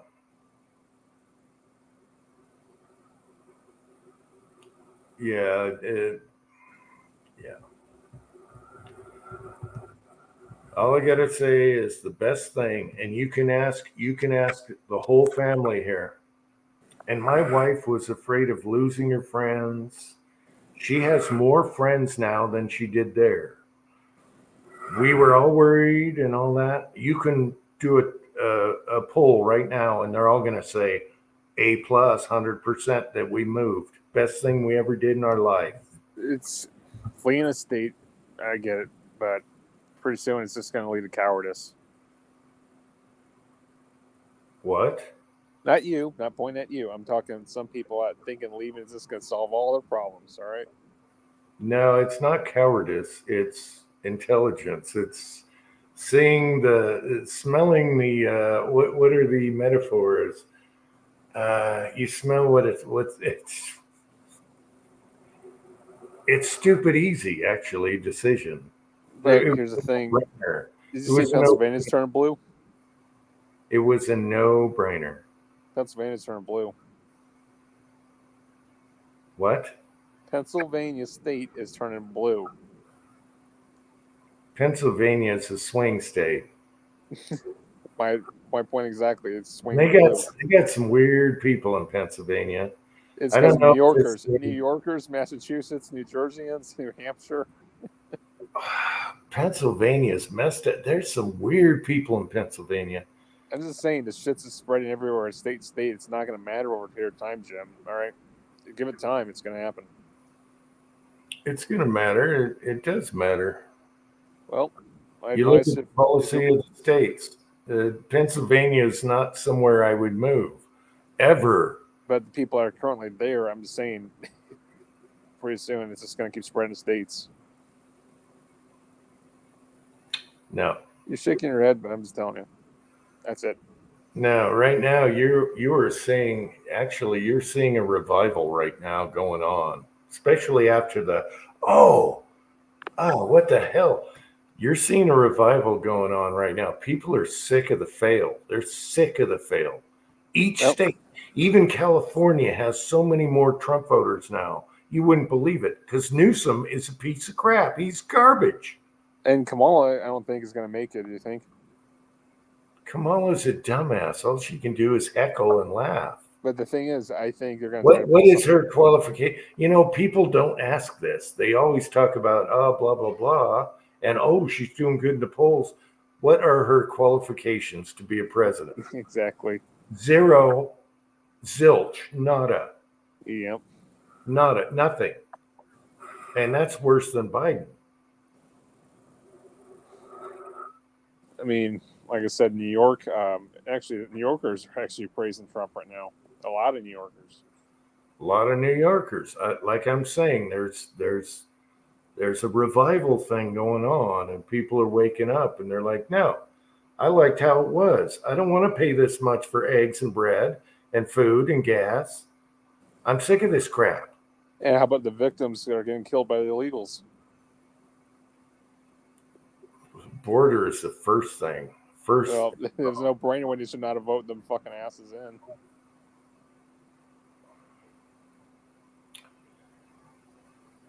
Yeah. What was it? Since we're talking about this, you see, New Jersey, they just ruled it was unconstitutional for their gun ban. They just ruled it this week. Unconstitutional after 2013. It's been on the books. Good victory. New Jersey. Yeah, they just ruled it's unconstitutional, and it was a partial decision. But the magazine challenge, they're still challenging the magazine ban, but the rifle ban was unconstitutional under the New York Serpa and Bruin decision. This is a Second Amendment thing, but it doesn't solve. It doesn't solve. It doesn't solve What's the going thing on? is, with politicians, the political arena, what they do, these leftist communists, what they do that are out for socialism is they take their crap and they throw it against the wall. And you know what? It sticks. And then finally we get tired of it. We start scraping it off. But then there's the stain. Okay? There's the stain that it leaves behind. And you know what? Little growths and a whole new metamorphosis of crap starts growing out of that stain. Okay? And the only thing you can do is get down to, the root and just, scrape it off and repaint it. Yep. And, I'm telling you, people are doing that. That's what people are doing now in these states that have really gotten into the leftist Karen. We're going to vote yes. We're going to vote yes on EMS. We need EMS. Oh, that's the fire department. That's the fire department, and that's our emergency services. We're going to vote yes. Wait a minute. I was down at the grocery store and this lady was having a problem walking, right? So, she sat down on a little bus bench, right? She was, waiting for her transportation to show up or whatever. And some woman went over there and started talking to her. And the next thing you know, she dialed 911. I went out in that parking lot. I was done shopping. This is right out there in Central Market, right? And I went out in the parking lot. There are 3 ambulances, 2 fire trucks, a couple of aid cars, and the whole thing. Everyone was there. And I thought, we're paying for this shit. Yeah. And there's nothing wrong with this woman. She just needs to have her niece come down and help her out to the car and get her home and get an ice pack for her knee. But yet we've got these Karens running around here, these soccer moms. It's a good idea to keep voting in all this EMS and all this crap, and our taxes just keep going crazy. And I hate to say it, those are the people that are voting. Those are the people. Those people go out. Oh, that sounds like a good idea. I'll vote for that. Well, they don't even investigate it. Like I said, look up women's suffrage on YouTube with the Man Show. Look that up, and it explains everything in that whole video. It explains everything. People think it's a good idea, and then they vote for it. And the people that wrote that law had no intention at all of doing what it sounds like in the law. And Jim knows this for a fact. We got the Tacoma Narrows Bridge, Galloping Gertie's kind of famous, in the 30s. It fell down in the strait there and blah, blah, blah because of windstorm. Well, they rebuilt it, and it's been a bridge between the Kitsap Peninsula and down there in Pierce County.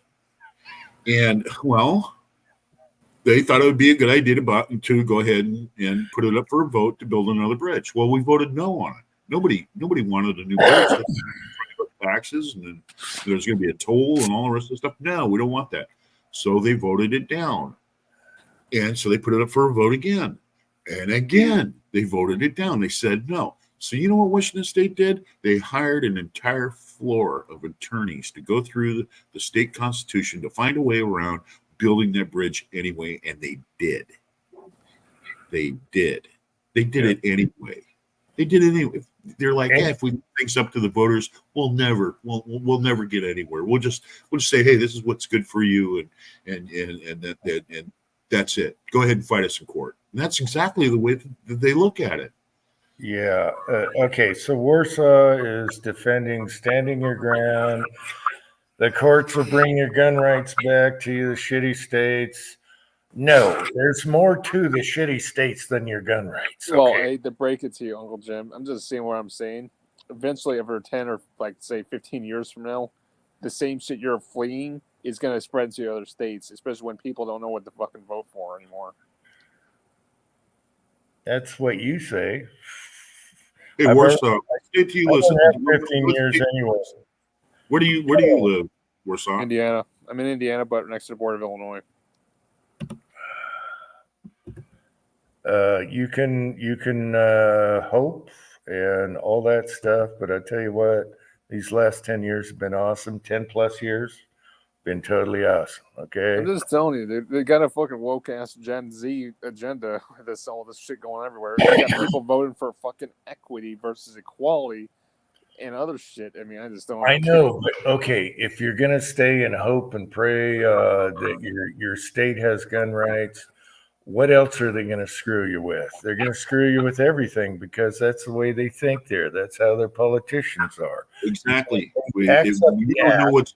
Yeah, you're the general public. You don't know what's good for you. Only You we ever do. buy a house? Exactly what- You ever try and buy a house in one of these states now?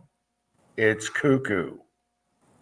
It's Hey, crazy. I have an average home. It's 2,700 square feet, double car garage in a neighborhood, and I could probably easily get like 650, 700 for it right now. And I only paid. I think I paid 104 for it 20 years ago. Yeah. I'm just saying. Here's the thing with the gun community. I've been here for about 9 years now. Like I say,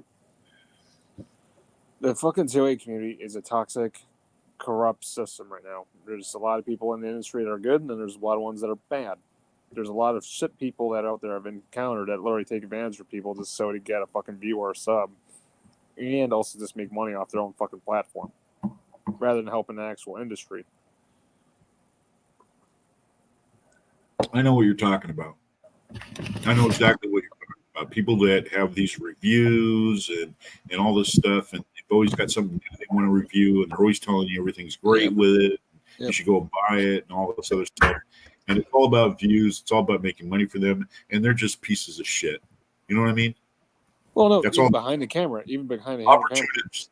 Yeah, well, opportunists. They're just opportunists. They're trying to find something they can make some money off of, and they don't really even have to really do anything. You know what I mean? Just make a video. It's self-serving. I'll be right back. I'll be right back, guys. But yeah, a lot of it's self-serving. All right, continue. I'll stay out of France. But my point is, I mean, like I said, the moment we keep fleeing, the more we're not going to find places to move to. I mean, like I said, we might as well just fucking canonicize ourselves and become like Canada.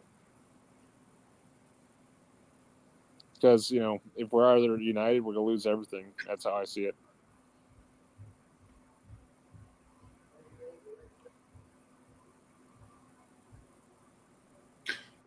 You're entitled to your opinion, but we gotta fight these people with pen and paper. You know, I don't know about you, but I don't want some division of society out there. People shooting at each other, throwing rocks at each other out in the street. I get it. That's total anarchy. That's total freaking anarchy, and that's what you're talking about. You're talking about total anarchy. About everybody just go out and get a rock. If you don't agree with your neighbor, just go kill them. That's not what I was going to say. Then that shows the lawmakers of that state, you know, we're through screwing around. Because that's what it's going to boil down to. No, it's not just us. I mean, I don't know about you in Washington State, but my neighbors in Illinois, their sheriff association as well as the police association, they're fed up with their governor. They're absolutely rebelling against the law. So is ours. So is Washington State's. They're rebelling against your governor? Right now, there's sheriff's departments and stuff that won't support the magazine ban. They won't do any of that stuff. There's police departments and sheriff's departments in Washington State that said, you know what, that whole thing with private sales and, you know, there's no private sales and you have to go through a license, you know, FFL dealer for any type of transaction. They turn around and say, we're not pursuing any of that. We got better things to do. We're police. Exactly. And with all these illegals, I think they got their hands tied behind their back right now with all this shit going on.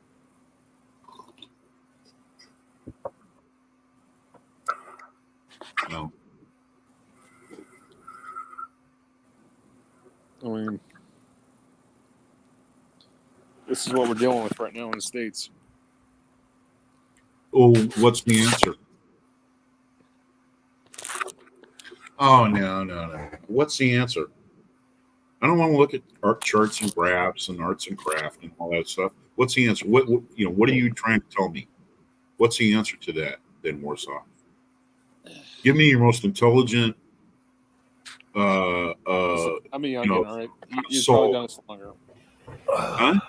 You've done this probably longer than I have. I mean, it's like you said, you hate your state with a passion because the state government keeps treating you like shit. I get it. And the only way we can fight him is with pen and paper if you're going to stay. Jim decided to leave. I respect that. I probably leave myself, but maybe go live in Utah. But the thing is, man, it's hotter than hell down there, and it's colder than a witch's tit in a brass bra in the wintertime. No thanks. I mean, I can't hardly even handle the cold here.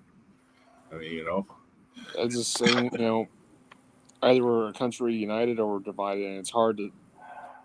We are divided. State, We are divided, and that's the politicians' game. They want to keep us divided. Well, they're monopolizing our states, dude. It's not supposed to be that. This is our fucking home, man. And chessboard, I know. Yeah, I get it. And we're just going to have to keep it up. I don't know what else to say. Here's the choice. I'll leave it to you guys. I mean, you guys are free people. You either leave, find a better haven, or you can stay and be a thorn in their ass, and then they gave up. That's the way I see it. You're entitled to your opinion. I'm entitled to my opinion too. But until you're out there with rocks and guns and burning things and ransacking state buildings, taking politicians out on the lawn in front of the state capitol and shooting them in the back of the head for being traitors to our country, then, that's what it's going to boil down to, Warsaw. That's what you're talking about. That. I don't wish it on anybody, dude. I don't want that shit to happen. I'm just saying. No, you want that to happen. You just got through saying you wanted it to happen because nothing else works. You said nothing else works. And then you said moving from a state that is like that under socialistic control to another state that has some freedoms to it, like Utah or whatever, then Uncle Jim was a coward. He ran away with his tail between his legs. You should have stood up and fighted for those that stuff. What do you mean? What do you mean by fight? Uncle Jim's a winner. Just grab him by the back of the neck and take him out there on the front lawn of the state capitol. Just shoot him in the back of the head. Just show everybody we're not putting up with it anymore. Uncle Jim's a runner. He's a chicken ass runner. That's what Uncle Jim is. No, it's. I saw it before it even got worse. I'm saying, as Americans, all right, we're Americans or we're not. We are, and that's why I want to fight in a state that will fight to the death, and they all will around here, except for Salt Lake City. Oh, yeah, and there's always a Seattle, Jim. Every state has a Seattle. Every one of them. Every one of them's got a Seattle. Every state's got a Seattle. Every state's got a Seattle. Every state. You have cities in those states that are totally. I don't wish violence on anybody. I'm just saying, as far as the political side with our rogue politicians. And I asked you flat out, what is the answer? You didn't have an answer. I don't have an answer. No answer. What are you going to question? How are you going to say California? You're expecting me to explain to you an answer to something that you don't even have the answer to. I don't have the answer to it. It's almost like, well, we're gonna zero right in and accurately shoot this imaginary spot. How are you going to save the West Coast? Look at how many people are still. Well, I'll tell you what, it's happening in California. I mean, they're getting their gun law stuff, repealed and stuff like that. My point exactly right there. And guess what? You still have the traffic. They did it with pen and paper. You still have the traffic. You still have the traffic. You still have the taxes. You still have taxes on everything you buy. And they'll find a way to slow down your ammo supply and pay taxes on this and that. That's Governor Newsom. He's going to be out of power just by the time then, hopefully soon. Oh, so now they're going to get Ronald Reagan? No. Guess who's moving to Idaho, Jim? Guess who's moving to Idaho to retire? Inslee. Inslee's going to move to Idaho. And I hope he steps across that border and he's met by a bunch of guys with bags of rocks and said, baseball we've been waiting for you, buddy. Tar and feather at the border. Just doing them right there, right in the middle of the street. Yeah, you didn't take our warning very seriously, did you? Hey, Kyle, I'll tell you one thing about Inslee. Inslee went out and he got eggs, eagle eggs, bald eagle eggs. And, you know, I'm all about the bald eagles and everything. That's cool and everything. But he went out and got eagle eggs, and he had them hatched and everything, and they released them from Bainbridge Island where he lives, because then they would find nest and they would nest there in Bainbridge Island. He just loves the eagles. And our state paid for that because he loves the Eagles. Yeah. Not the band. It's not Don Henley I'm talking about. Our state paid for that. And now we got all these eagles flying around. And they're everywhere. And they're becoming a menace. Yeah. Oh, you know what? It's going to backfire on your state government. I'll tell you that much. Hey, that's what we got 2 fire trucks and 3 ambulances and aid cars, and you got 25 firemen out there. And here's this little lady going, my knee was bothering me. I needed to sit down for a minute. My niece is going to come pick me up, and some stupid woman's there with a cell phone dialed 911. You don't know about old people, they don't know what's going on, and she might have been having an episode of some type. I thought emergency service was we could just there's nothing wrong with her. There's something wrong with you. How's it going, Kyle? Going good. Sorry if you have to listen to this. I'm not trying to fight anybody, dude. I'm just trying to find a solution and all of this. Well, I'll tell you, Uncle Jim is the wrong person to try to pick a fight with. Yeah, you're gonna pick a fight with him, then you better take the gloves off. It's real simple. It's called the writing on the wall. Also, I've learned not to give up. Hey, accuse me of being a runner or whatever. I tell you what, if the shit hits the fan, I got nothing to lose. I'm already old. And shit's gonna hit the fan, okay? So you can accuse me of anything. I'm not accusing anybody. It's just you make your own decisions, and you're right to your opinion. Okay, say they came and raided me. Guess what's gonna happen? Warsaw, you told him that he ran away. Did you or did you not say that? You said he ran away. Oh, no, he was just saying people should another state. Now it's while you're there. No, he was saying people should stand their ground. However, like I said, when that ship is sunk and you're up to here in the water, it's time to let the ship go and swim off to somewhere else. Kyle, how you doing? What do you think? I think this is a heated chat. No, I don't think it is. I just give We've up. had worse. We've had worse. It's like Kyle, for instance. You take most of the people down in Georgia down there, you get them all together, they're going to throw a party. You are going to get drunk. These and they're just down to earth people that just give you the shirt off their back, nicest people you ever ran into, except for people in Atlanta. Everybody has a Seattle. Everyone has a Seattle. I wish Pat would come on. He has the best way of explaining things that is hilarious. But okay, all right. So is the big fucking city. Watch the Man Show Women's Suffrage. That explains everything. That right there. That explains everything. What has been going on for the last 50 years. Just it explains everything. It's funny. It is hilarious. You'll be crying. What I'm scared of is, and this is to Warsaw's point, if you don't like it and you leave, the people that made that state a shithole are going to leave too and move to another place too. My point exactly. And they're going to turn it into the same shithole that they left. Look at Texas. Human nature is fucking stupid. Exactly. Yeah, that's what they say, but it's only Texas that's kind of pink, and if you look at all the other red states in the middle, they kind of stayed where they are. Not Montana. Montana's already fucking going woke now. Montana went that way because of all the golf courses and celebrities over there and skiing or whatever. And I'm not trying Same to, with Colorado. Colorado went to shit. Colorado went to shit. Hey, Jim, was Colorado a cool place when you and me were kids? Yeah, it was really cool. Went to shit because of celebrities skiing and buying houses over there, and it counts as a vote, even though they lived over in there. Yeah. Yeah, once these rich people turn it into their playground, all this conservative shit, that's out the window.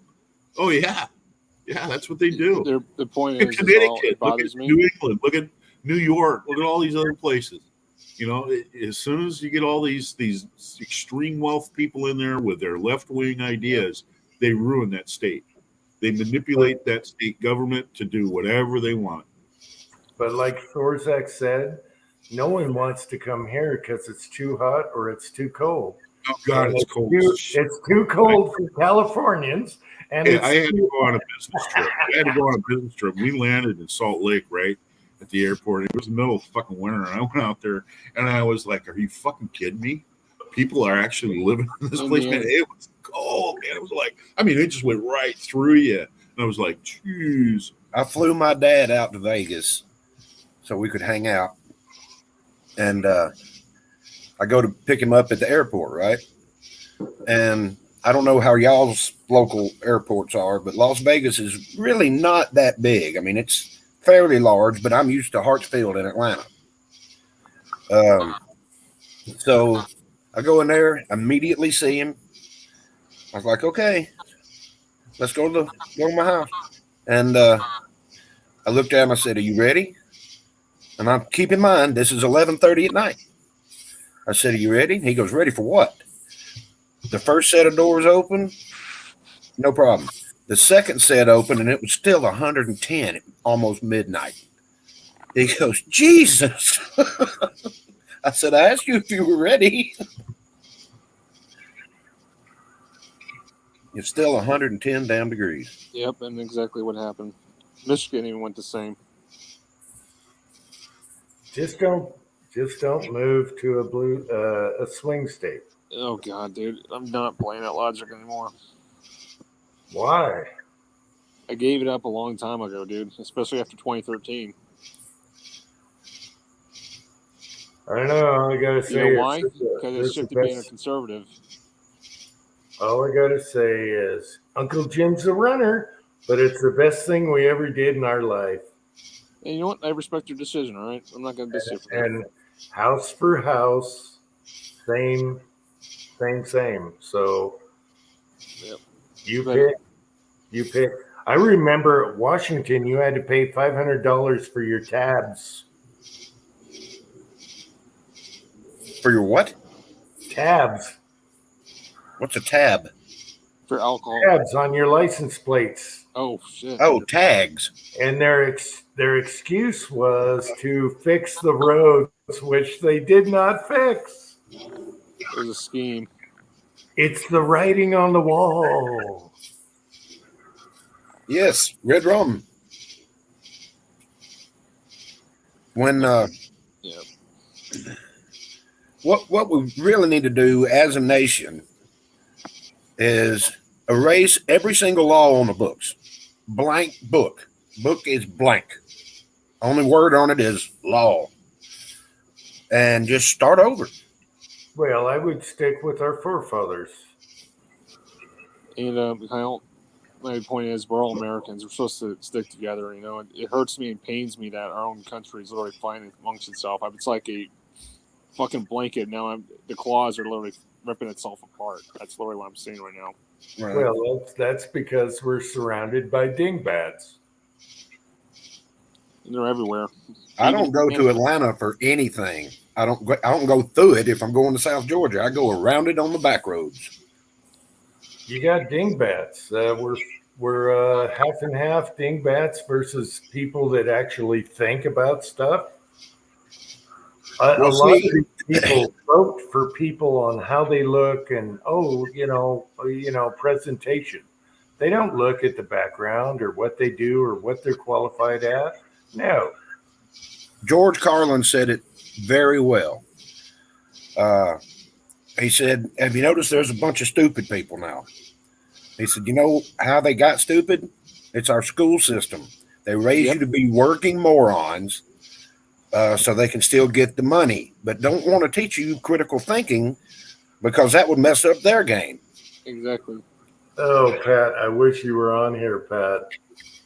But yeah, Pat brings up a good point. Yeah. I'm not talking on those West Virginia Dodge. I'm talking actual Americans, all right? Jesus Christ. I know, but you got the mix in certain states. You got to deal with it. So why stand your ground when you're outnumbered? Deport their asses then. Get them the fuck out. If I stood my ground right now, I couldn't have an AR. I couldn't have high cap mags. You mean regular capacity mags. I couldn't carry whatever knife I wanted to. I had to pay more taxes. My house would cost 3 times the price, let alone property. So what? Okay, call me a runner. Yeah, baby. America, you got the choice to move and be happy where you want to and be free. Okay? My point exactly when it comes to these fucking bullshit laws that need to be removed off the books, like Kyle just mentioned. Just erase them. Start over. Go by the Constitution. And stick with it. And anybody comes up with any bullshit thing for a law, everybody needs to consult the Constitution. The great thing about America is you have states. You have different states you can move to instead of countries. Instead of being in one country, you have different states you can go to and be free and happy for the rest of your life. Well, America. There was this woman, I forget where, I think it was Virginia. This woman was literally bitching and crying about this committee literally passed a constitutional carry in Virginia. And she was like saying, "Oh, if this fucking happens, I'm going to be fearful. I'm going to flee to fucking France or England." I'm like, get the fuck out of here then. Get out. What useless are you? Get out of here. So, Kyle, how was work and how was the rickshaw ride home? Well, I got caught at the red light, damn it. Oh, geez. Let's see, work is good. We were steady. And I wouldn't say we were busy. We had spurts of busyness, but I'd just call it steady. This morning was very interesting. I was supposed to help my buddy, who's been camping up at the lake for the last 3 weeks, help him get his motor home and boat and truck back to his house. And I was like, okay. He said, "I'll just come pick you up. That way we don't have extra vehicles up there. And I'll be there about 9 o'clock. I'm like, okay. Of course, it was Angel's early days. I had to be at work at 6 o'clock in the morning. So she's left the house. And, of course, I wake up at about 5:30 with the dogs won't know where mama's at. So I'm up at 5:30 and I'm like, great. So I'm out here on the back porch, exactly where I'm at now, doing exactly what I'm doing, watching YouTube stuff. And then it's about, 7:15 in the morning. And all of a sudden my dogs are out here with me. I'm like, who the fuck let them dogs out? And then Dale walks through the door and goes, "Yeah, I'm a little bit early. Let's get this over with." Yep. But no, dude, I love my country, but I hate the bullshit. So, you know what? We're all in agreement on that. It's the deplorable middle of the country that's great. The deplorables. The basket of deplorables. The flyover states that don't matter. That's where you want to live. I had a crazy idea. Here's an idea, Uncle Jim. After Trump does his term after being president again, I want him to run for governor for New York City. No, he's too old. He's too old. He's gonna finish off, and hopefully someone will follow his lead. No, but could you imagine the fucking devastation to New York City just if they put him as elected governor for the state? He's got a good chance because they're turning there. So No, but you get my point. it'd be awesome. It'd be an awesome FU. By the way, his golf video with DeChambeau went to 10 million. Yep. Oh, you talking about the one where he's calling out Kamala? No. Trump golfed with DeChambeau, who has a YouTube channel where you break 50 from the women's tees, and they tied it with Trump. He tied it with Trump. DeChambeau is the U.S. Open champion in golf, okay? And he tied the record with Trump, and it went 10 million. Really? The man can play golf. I'll give him that. Yeah, Trump, you know, in the debates, he said he could beat Biden. He hits it in the middle of the fairway every time. He's got a weird putting stroke. However, he legs the putts perfectly, and he made 2 birdies on his own and 1 eagle on his own ball. There you go. Try that. And KFW is here. It's good to see KFW. When Biden hits the ball, it goes backwards. It went 10 million. Trump golfing with the U.S. Open champion. I love DeChambeau. He is awesome. And he was very brave to do that video because Trump's not popular. And they played on Trump's course, and they tied the record of shooting 50 in 18 holes. You know, one thing I did enjoy about the video, I'm not a golf guy, you know, but you know, Trump, the way he handled his that video, you know, him driving the golf cart around, and he was talking and just totally at ease. It made him look like a normal human. Just nothing's bothering him. He didn't even bring up politics or anything like that. He just he was out to play golf and have a good time that day and hang out with his buddies and do man stuff. It showed how fun he is to be with. Okay, Right. He doesn't drink or anything, but you could have a beer with that guy. He was fun. They played on the course. He started off a little rough, but he hit almost every ball in the fairway, and he legged almost every putt. And again, he made 2 birdies and an eagle on his own ball. And DeChambeau is like, I can't believe Trump is hitting inside me on this par 3 and the blah, blah, blah. So he can golf. He backed it up. The debates, there you go. There's your proof. There's your fake news, whatever. Do you remember that Biden video where he's playing golf and he's trying to chip it up onto the green and it goes behind him? Yeah. Pat, I'm old. Okay. Yep. Hey, Thor. Wow. Yeah. Wait a minute. I got to say this. KFW. He's got another little trap for me. He wants me to turn around and fall in. Well, wait a minute. KFW. I didn't know you watched that because I didn't know if you were into golf or whatever. Golf is a lot like shooting. It's all target. I used to golf. Okay. And I can't believe you watched that. So that is awesome. Thank you, KFW. By the way, how you doing, KFW? I mean, I watched your video the other day, and you were promoting the whole thing with the Scotsman. And I'm going to tell you what, that is, hats off. I mean, Hey, if people don't watch his channel, I don't know what to say. I love KFW. He's a straight up guy. He's not asking for your money. He's just doing the things he likes, and that's what YouTube videos should be. He's just putting information out. That's it. That's what I used to do with my old channel. I just put information out, and that's it. I wasn't out to make money. I wasn't even monetized. They were asking me, "Do you want to be monetized? You want to be monetized?" No, I don't want to be monetized. I don't want to drink the purple Kool-Aid. I'm not out to make $1 million becoming some sort of celebrity or some crap. Yep. Yeah, no, I'll always love KFW. Okay, so we're going to clear the floor. For Warsaw, I want to hear what he is going to ask me. What are you going to ask me now? All right, you got me some thought. All right, maybe if I wanted to move out of Indiana into another state, you know where I would move to? I'll tell you this. I'll move to the Yellowstone. And I'm not talking Yellowstone National Park. I'm talking the Yellowstone where the Dutton Ranch is. You ever seen Yellowstone, the series? Yeah, I watch Yellowstone. You know, I don't even, dude. I'm going to tell you what. My video content is this. I don't have TV. I don't watch the Okay. news. Let's just put it this way. Because if you're on the Dutton Ranch, they don't fuck around. Just tell you that much.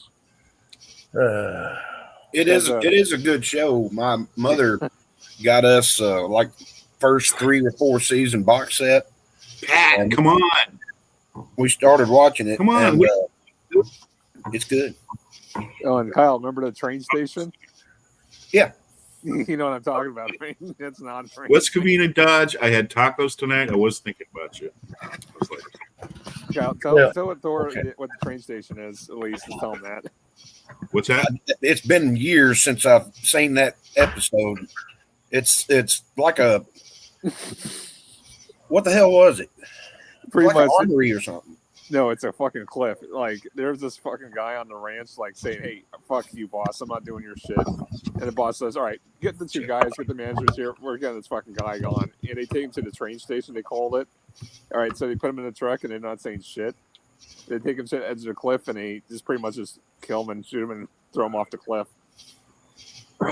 Well, I'm thinking something totally different then. Something's been on my mind. I want to kind of say this. I want to say hi to Vanessa. Vanessa said hi to me quite a while back, and I never said hi back. But I want to say hi, Vanessa. How you doing? How you doing? How you doing? Okay, Broke Letter, get past the second episode. Get past that. Yellowstone is great. He's trying to defend his land and his state from people trying to build casinos and airport. Californians, okay? He's trying to defend his state, and he's old school, and Yellowstone is awesome. So get past the second episode. It took a couple of episodes to really get sucked into it. Get to season 3 or whatever. You're going to like it. Rip or whatever, his right-hand man, is awesome. Is his name Rip? Rip? Anyway, Yellowstone is awesome. When do you start watching that again? I heard the new season's going to start pretty soon, but that's pretty good. Just if someone says they're taking you to the train station, jump out of the vehicle immediately and run. One of my favorites is they had a bunch of bikers, real tough bikers. Oh God, yes. In leather jackets on their land, and they were partying, and he comes up to them, and they got some lever actions, whatever. And they're like, who the hell are you? We don't need it. Screw you. We can do whatever we want. And they're on his property. And they start digging holes. Okay. No, they made the bikers dig the holes. And these were California bikers. And that's their hole. Okay. And that solved everything. Yeah. I don't know if it's on Netflix. Paramount TV.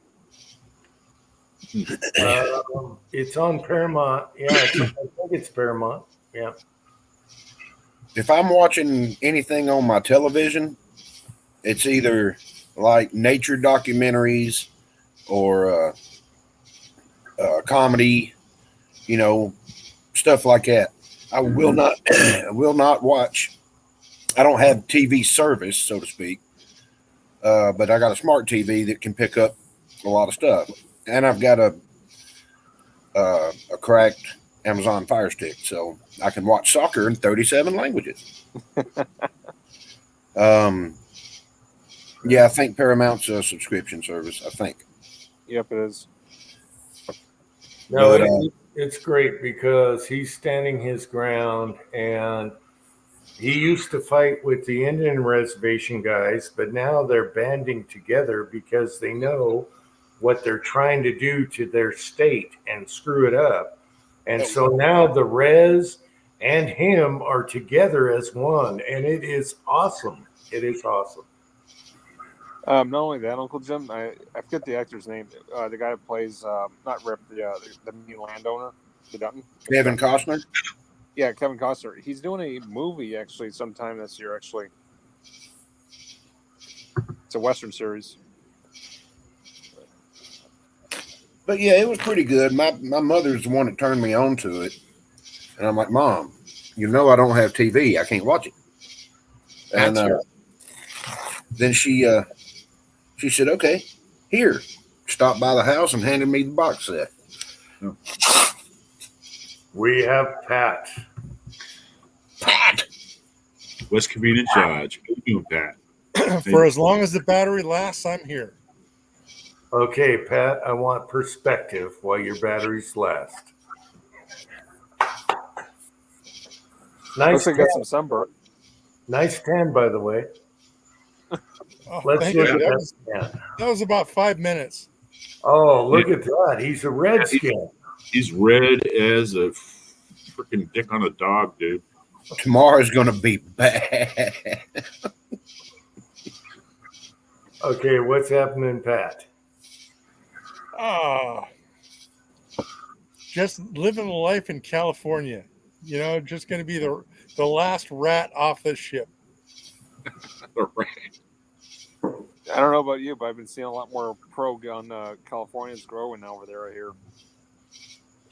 It doesn't matter if it's pro-gun or not. It's too late. You know, there's too many holes. You know, it's just a matter of time. You know, and I don't want to be the last guy to hold the bag. Just son of a bitch. Yeah. Yep, there's more to it than just getting your 2A rights back. Like I said, they sling it against the wall. If you don't get it off there right away, it's going to leave a stain, and then stuff's going to start growing out of that stain, even if you do scrape it off the wall. So, you know, that's the way their politics work. So, in other words, you got to grab the sandpaper and start grinding it off. That's right. You got to repaint it, retexture it, do whatever you have to do, make it go away. Oh, great. His phone just died, apparently. I'm not going to be one of these guys sitting in my basement on top of a freaking pallet of freaking tuna clutching an AK-47 waiting for, waiting for the collapse of society. I'm not going to do that. I mean, you know, I can go live my life. Yeah, so what? I live in Washington State. I hate this state. I hate everything about this state. Politic-wise, I enjoy living in this state. It's a beautiful state to live in, and there's a lot of nice things to do here. But it's gradually started slanting downhill, and you know, even Jim knows there are things about Washington State that he loved, and he still loves. But the thing is, though, he just can't live here anymore. Don't you have like a fishing port up there? Oh, we don't do any fishing at all. Yeah, that's one of the biggest industries we have here is fishing. Yeah, but in well, fact, Washington State is, oh my God, Washington State. Okay, our salmon hatcheries and stuff like that. You know, they've been really promoting a lot of releases and things like that. They've been working with the Indian tribes and all that stuff, and they just been flooding the market with the salmon, trying to attract commercial fishermen to fish the Puget Sound, the Straits of Juan de Fuca, and that sort of thing, right? Well, they ended up shooting their dick off because now we got all this returns on all this salmon, and the commercial fishing industry is turning around telling them, hey, you know, that's fantastic, it's great, but we're only interested in catching so much because if we catch a whole bunch, it's going to drive down the price of salmon. Right. Well, we can't lose any money, you know. So now Washington State has shot their dick off. Now they're turning around and saying, well, we're considering bringing the salmon, you know, for the sport fishermen. We're considering bringing it, you know, the catch limit up to 5. Would you guys go fishing if you catch 5? You know, they're asking us, please, after they screwed us. and gave us a limit of 2. Like what, 5? Like what? We can only go during the season where the salmon weren't at, and they were not running. I mean, you could go out on the salmon derby, catch a 6-pound little blackmouth, and you could win the salmon derby. You could win the salmon derby here. You know, it's just plain out something. They kissed the industry's ass, and now what they had coming, and even down there in Oahu, up in Nia Bay, I mean, they're catching 25, 30-pound salmon right now. So the salmon are here, and they've grown up. So, but the commercial industry is like, hey, they're really big and everything like that. And yeah, you catch low, but we're just going to drive down the price, and then it's not worth it to us. Yeah. Well, hopefully we got Pat back. And believe it or not, salmon make it all the way to Utah. Can you believe that? They're tough son of a bitches. All right, Pat, are you back? I'm back. Yes. I've got electricity now, so we should be good. But the battery was only good for 5 minutes. Bastard.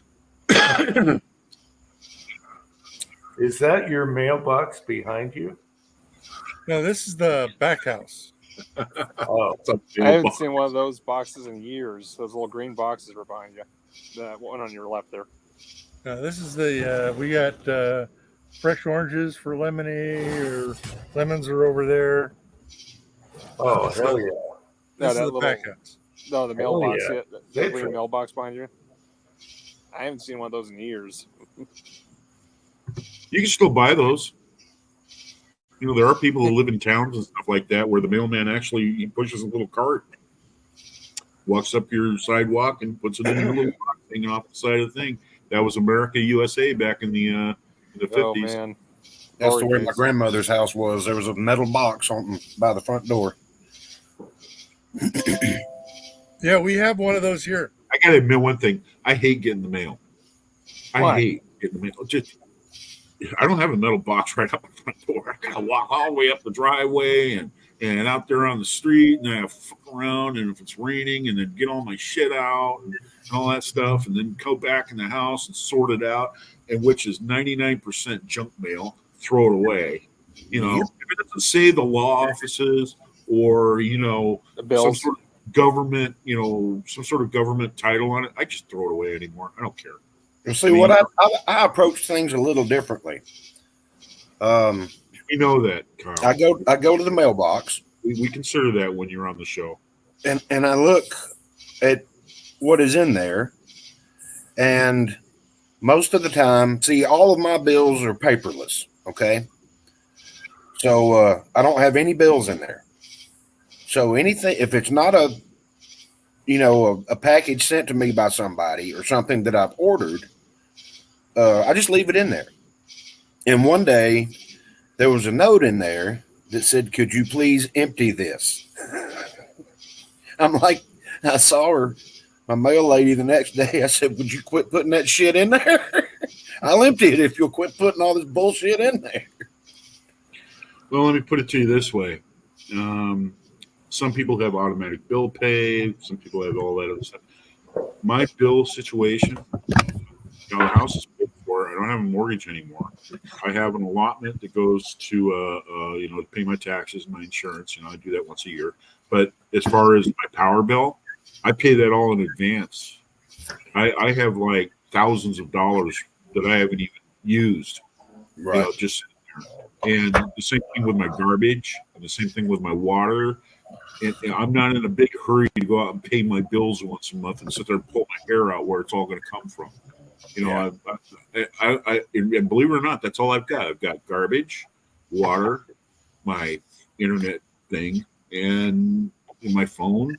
So, I've got probably 5 bills that I got to pay a month. 5. That's it. And I'll tell you, what a stress relief. It is a huge stress relief. These people that get their paycheck and then they look at their money that they've got, what they got paid, and say, "Oh, I could borrow this amount of money with this money." And they just go out and they just spend it all on credit cards. They live their lifestyle off of credit cards, just making those interest payments. And that's not reality. And that's The part only- that's probably that's part of what's wrong with our society now, and that's why people are like leaning more towards government help and government assistance. Yes. Well, I can't afford to eat steak dinners every night. Well, why is that? Because you don't have any money, because you're too extended on your credit. You are payment poor. Now you want the government to come in there and subsidize what you're lacking or whatever. You weren't responsible enough to say, hey, I got to live off this. The only credit card I've got is Amazon. The rest have all expired, and I didn't, say, hey, I need a new card. I got a Visa card. That's it. One Visa card, and it's got a $35,000 limit. I mean, and it's a really good rate, but I don't use it. I don't need to. We don't have a mailman. That's what you got to go to town, Uncle Jim. No, I just got to go to the post office. Yeah, you got to go to the post office. Wouldn't that be in town? I went to the post office. Yeah, kind of. If you consider taking a mini bike or a quad, yes. Here's a question: who here has actually had bad issues with the post office versus FedEx and UPS? I've had better service with UPS over the post office. I've actually had better with the post office. The post office is really good here. They're the fastest. Whenever you want to send something to somebody, they're the fastest. It's there. Yeah, FedEx is terrible. FedEx or the other one, we have to train a new driver every year. Well, Patriot Paul, I'm just saying it's for Amazon. I don't know if it's a MasterCard or a Visa or what. Is it the brown truck? You're talking about the brown truck, the UPS driver? You have to train him. The guy that almost backed over the side of your embankment that one year. Yes, that was funny. Yeah. Well, You're out there with your tractor and shit. Oh, that was awesome. I was like, that will get you out there. The guys, whoa, They keep changing drivers and they can't find her house.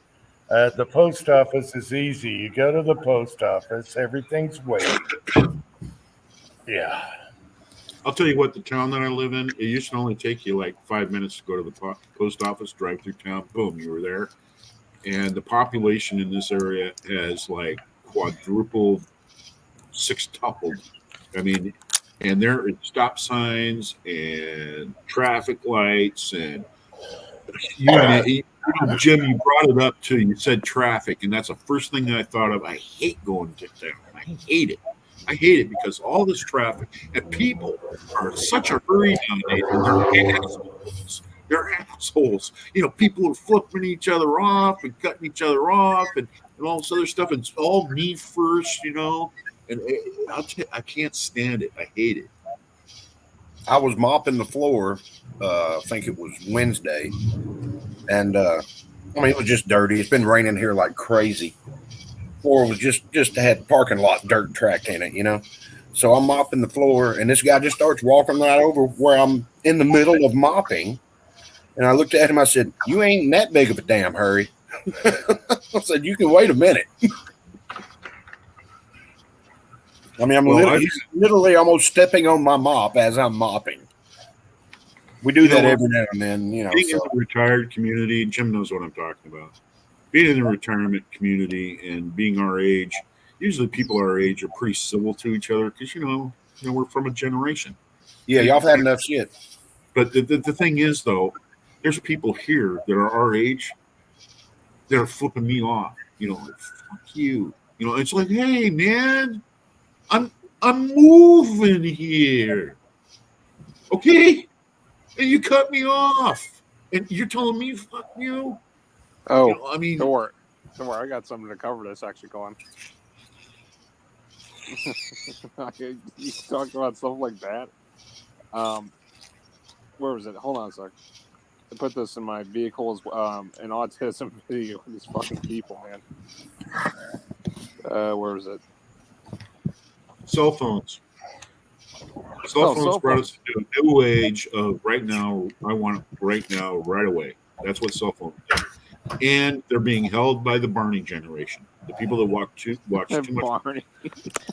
Blame it on Barney. That's how. Hey, you know what? That's how Biden got in. All those people that voted for him, they were all Barney fans. They were all the kids that sat there and watched Barney. You know, when they canceled Barney, I truly believe when the network walked up to him and said, "Hey, we're canceling your show," Barney looked at him in his costume and said, "That's okay if you strike me down because I have become more powerful than you ever imagined." I saw that video. And then he laughed. He laughed and ran off to his dressing room. Yeah, he knew this was going to happen. Barney has destroyed our world. Driving on the sidewalk to bypass the closed road on the left of her car. This is in Denver, Colorado. Yes, this is serious. She's currently facing 6 charges, but unfortunately none of them are related to any risk involving the children. Well, looks like... Look at this shit. Just fucked up her entire car.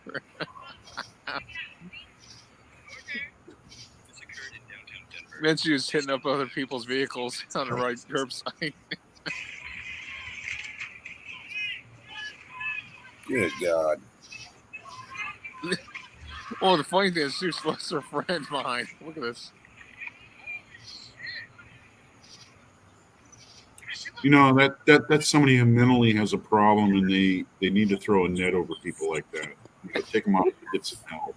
You know, where I live, and I can see it from my work, there's a section of a divided highway or a divided street to prevent people from turning left out of the Ingles Shopping Center because they were having all kinds of accidents and stuff by people getting hit because the red light changed when they wasn't looking or something because there's a red light right there.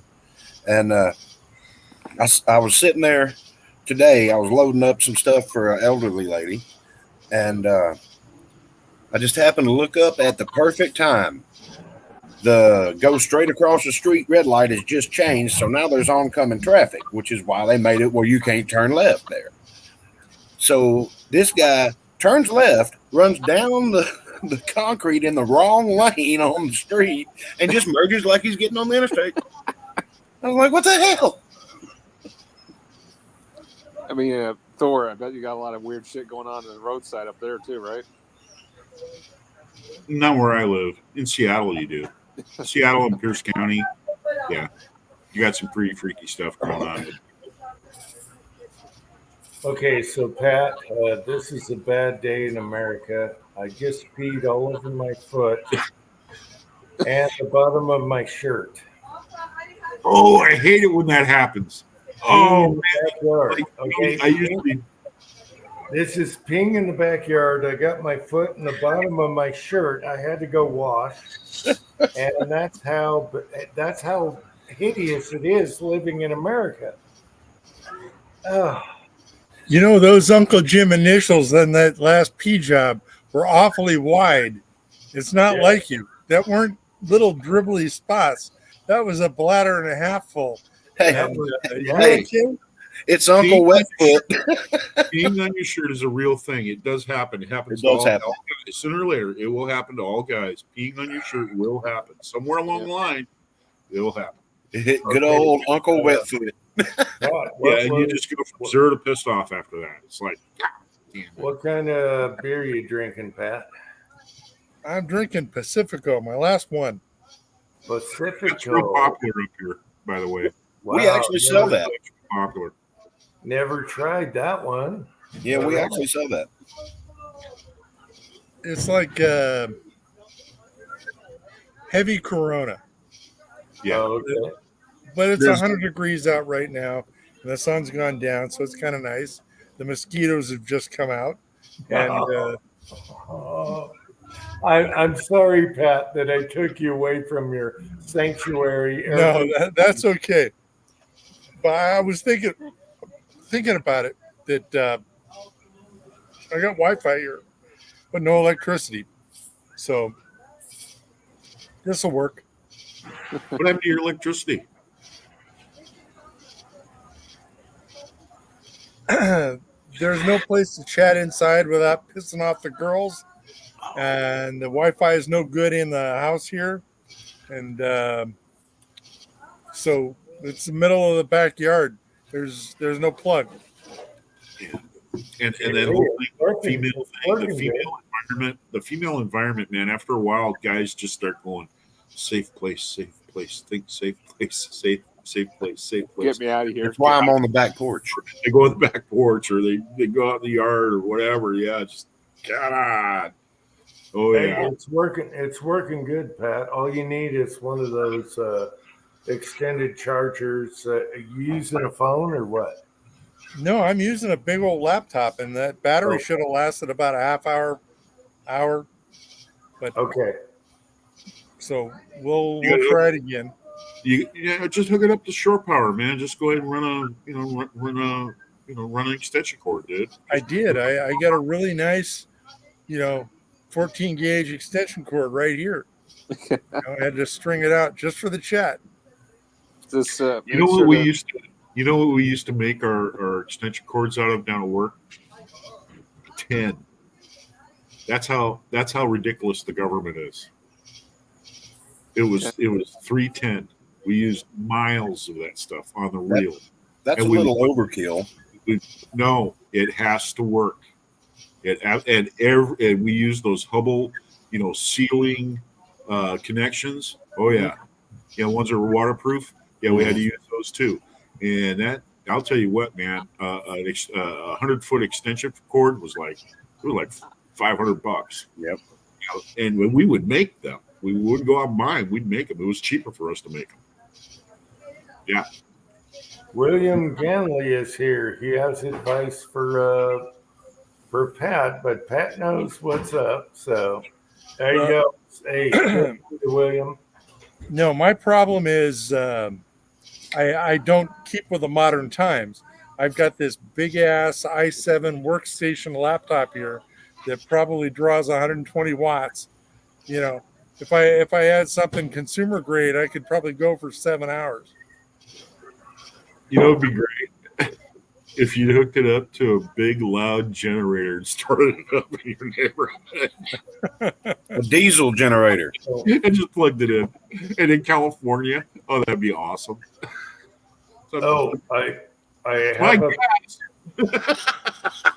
I can burn Okay. it away. I got a question for Pat. Warsaw Patriot says I should have stayed in Washington and held my ground. You've been to my house. What do you think? That's what I've been trying to say. You don't want to be like, the last Japanese soldier in the Philippines in 1954. Okay. You want to get out while the getting's good, or at least get out before it gets too bad. Me, it's too late here in California. Way too late. It's over with. It's gone. But and there's places in the country like that. I might feel different if I lived out someplace in the boonies, The sirens rural California. came in at the right time. The sirens came in at the right time, Pat. Oh yeah, well we'll have helicopters in a minute. But, You know what I hate? I hate about my place is that I got these military helicopters flying over my house all the time. I mean, it was like at least once a night, man, you hear them, over the top of you. I hate that. oh, that's okay. At least you don't have to peek out the front porch and look for the body. Yeah. I love having Pat on. I've already encountered Americans saying to flee this country rather be up in Canada. And I'm like, Canada's what? not a safe place you want to be at. No. Okay. There's parts of this country that are still okay to be at. Jim's living in one. I got a buddy that's in Coeur d'Alene, Idaho. That's still okay right now.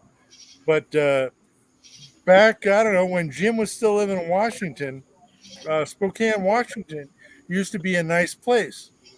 Hey, I got to admit, I like Spokane. I mean, you get on the east side, you Yakima, and Not Wenatchee, anymore.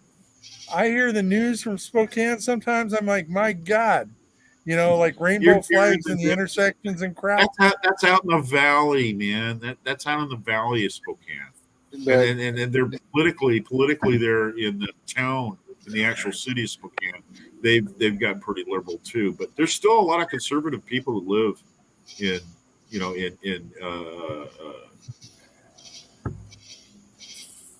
Spokane, but not enough to make a difference anymore. So it's time to go. And you know, that I had an argument with that friend who moved to Coeur d'Alene probably 25 years ago. He's like, I got to get out of California 25 years ago.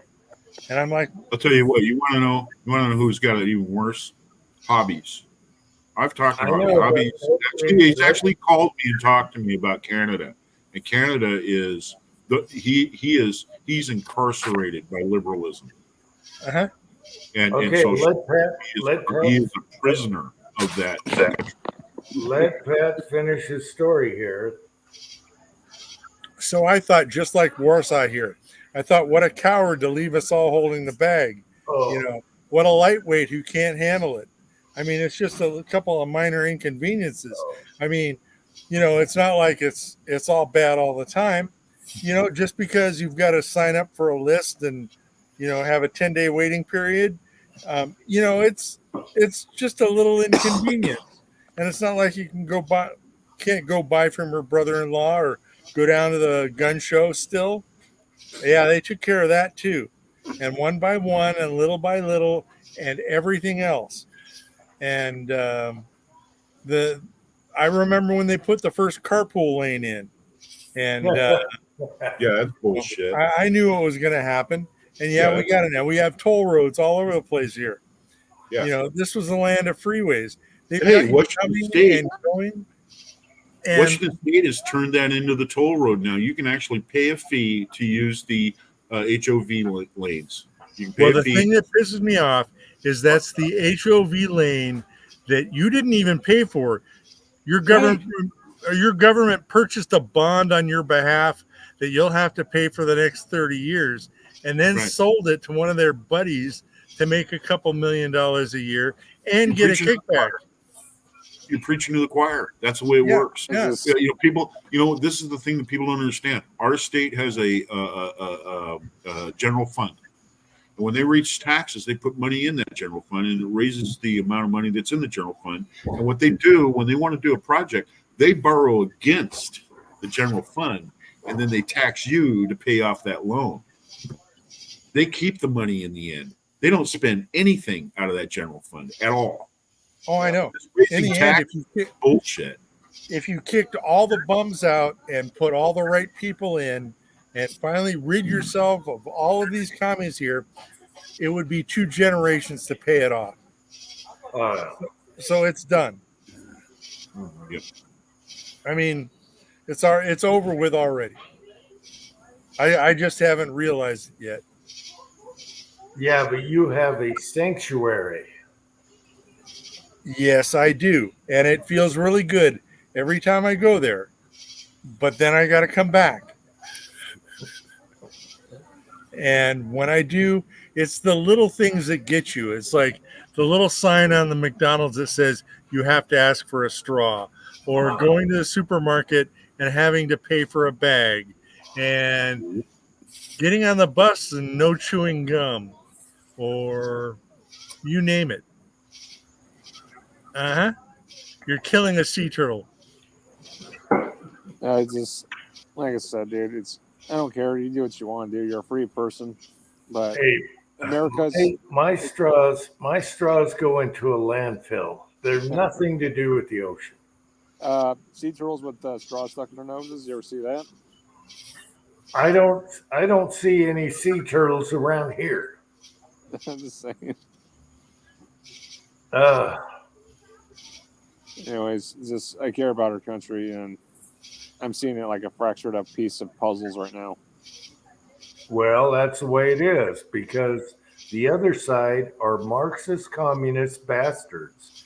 And if you don't know by now, they all should be tarred and feathered.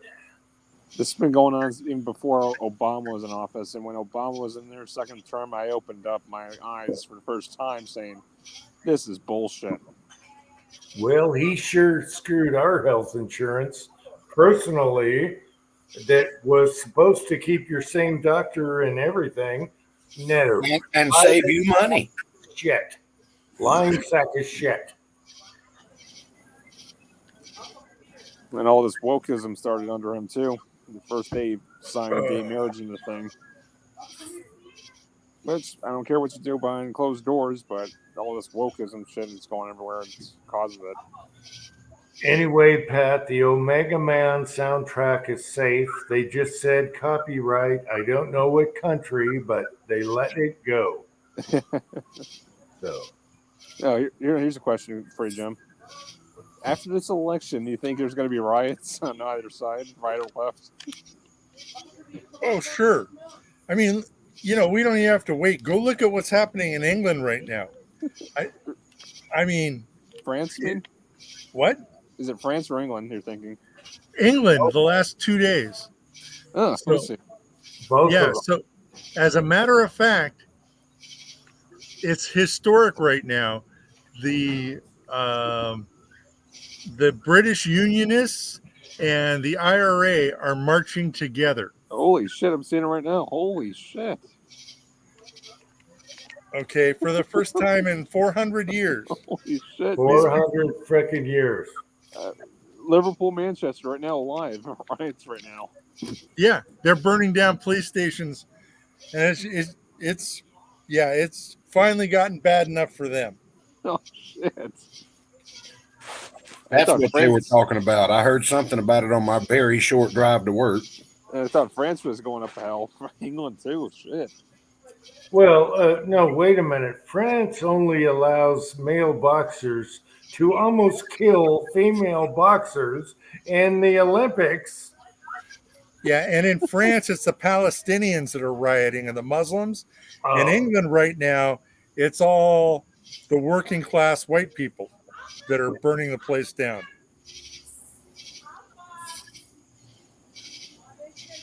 Oh, Lord. Cuckoo. It's cuckoo. God help us. So will there be riots? Oh, I don't know. I don't feel like rioting personally, but I don't know, I might feel different later. But here in LA during the BLM times, we had enough crazy commies to go burn places down here, march up down the street. They knew better to come by here because there's a bunch of crackhead bikers. Yep. I'm just not nothing says security detail like cracked up bikers. Yeah. I'm just not looking forward to this election, how it's going to end. Either good or bad. It's not going to end well, I'm betting. Well, they know that we already figured out how they stole the last one. Okay? One thing that is a saving grace, if you're an independent or a Republican, is look at all the hundreds of millions of votes that has the wrong name on them. Mm-hmm. After he dropped out. And so they know they can't do it that way because we're on to that one. One of my customers, and YouTube, this is not me saying this. It is one of my customers who is way more into politics than I am. He says, yeah, there's going to be an assassination attempt, but it's not going to be on Trump. They're going to take Harris out. No. Well, let me finish. Let him finish. Oh, they already took Biden out. Let me finish. Let him finish. Without a vote. What? Okay, first of all, we know that she can't beat Trump. Without a doubt. In a debate, she's going to lose. It won't happen. She cannot get more votes than Trump, and the entire country knows it. B, there's no way to get rid of her because she's a DEI hire. If they invoke the 25th Amendment on her, all of a sudden the world's going to just explode. So the only way to get her out of the race now even though she doesn't even have the nomination yet. The only way to take her out of the race, since she's already bought all of Biden's delegates, only way to take her out is to take her out. Well, and I'm like, no, that makes a lot of sense. You notice they didn't comply with the rules, and she was the least, voted candidate when they did the thing before that. So, what's going on here, people? Do you know how many votes she got during the Nothing. primaries? None. 0. Exactly. And So she's they know they campaigning- got to get her out of there and run somebody else. But yet they're still campaigning and donating money to this fucking bitch. Well, I mean, they can transfer the funds to somebody else's campaign, but they got to get rid of her. Okay, I got a bet with my buddy, bottle of whiskey, on who falls down the stairs first, Kamala or Joe. Right now. And I picked Kamala and he picked Joe. But she's going down the stairs. There's no doubt about it. That's the only way. Well, that's because she wants to be on her knees so much. Oh. Oh, shit. Did I say that out loud? Yeah, does she have any qualifications? Just like that one guy, what's his name, that called her out on it? She fucked her way to the top. Well, I mean, she hasn't accomplished anything. Not dick. She hasn't done anything. Except she had the border. Oh, shit, border Yeah, bar. look at what a great job she did there. I love when the CNN reporter, I think it was CNN, asked her about the border, and she said, "Well, I haven't been there, but I haven't been to Europe either." Right. Oh, it's ridiculous. There's some real gems coming out. I mean, and your MSDNC and CNN and ABC and all that, they're covering up everything. it doesn't matter. Everyone's on to the fake news now. Yeah, just like they're covering up, like Harris covered up for Biden's mental decline. He is not the same person as he was when he was vice president. Oh, Kyle, the funny thing you mentioned that again. Biden, after he touched back down, we're trading the Americans for the Russians to go back to Russia, the prisoners. Right. Yeah. Biden comes back down off the airplane. 5 minutes later, the fucker goes back on the fucking airplane after he just got back off on the airplane. I mean, Kamala Harris is like saying, no, he's going to talk to the pilots. And I'm like, no, that's not what he's doing. I would have done that before I went down that long ass flight of stairs. I mean, call me crazy. I work smarter, not harder. But Biden has made an accomplishment. He is the only person in human history to fall up the stairs 3 times in 10 seconds.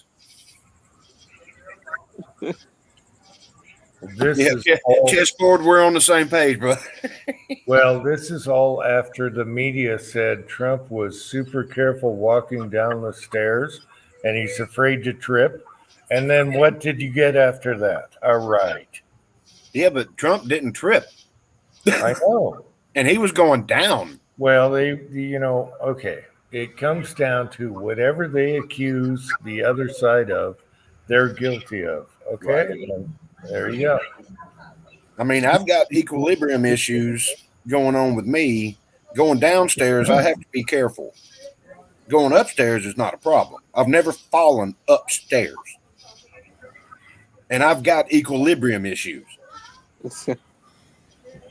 I've never seen Trump ride a bike, but I think he can kick his ass. Pat stumbled on something earlier about what was going on over in Great Britain.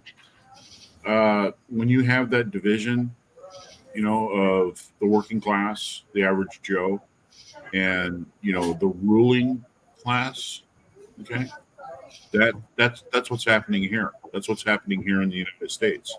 You have a ruling class. These people don't work. They don't drive cars. They don't dress themselves. They don't pick up clothes. They don't do any of that. They live in gated communities up in Connecticut, and those guys pull the strings. Those guys, give the money. They're out for their best interest. They're not patriot at all. There's nothing patriot about them. They just want to have. Here. Tin Man, show D's nuts. Come on, Tin Man. I'll be right back, gentlemen. I need caffeine, nicotine, and Jim Beam. So well, that's a combination. That's a good combo. All right, Tin Man.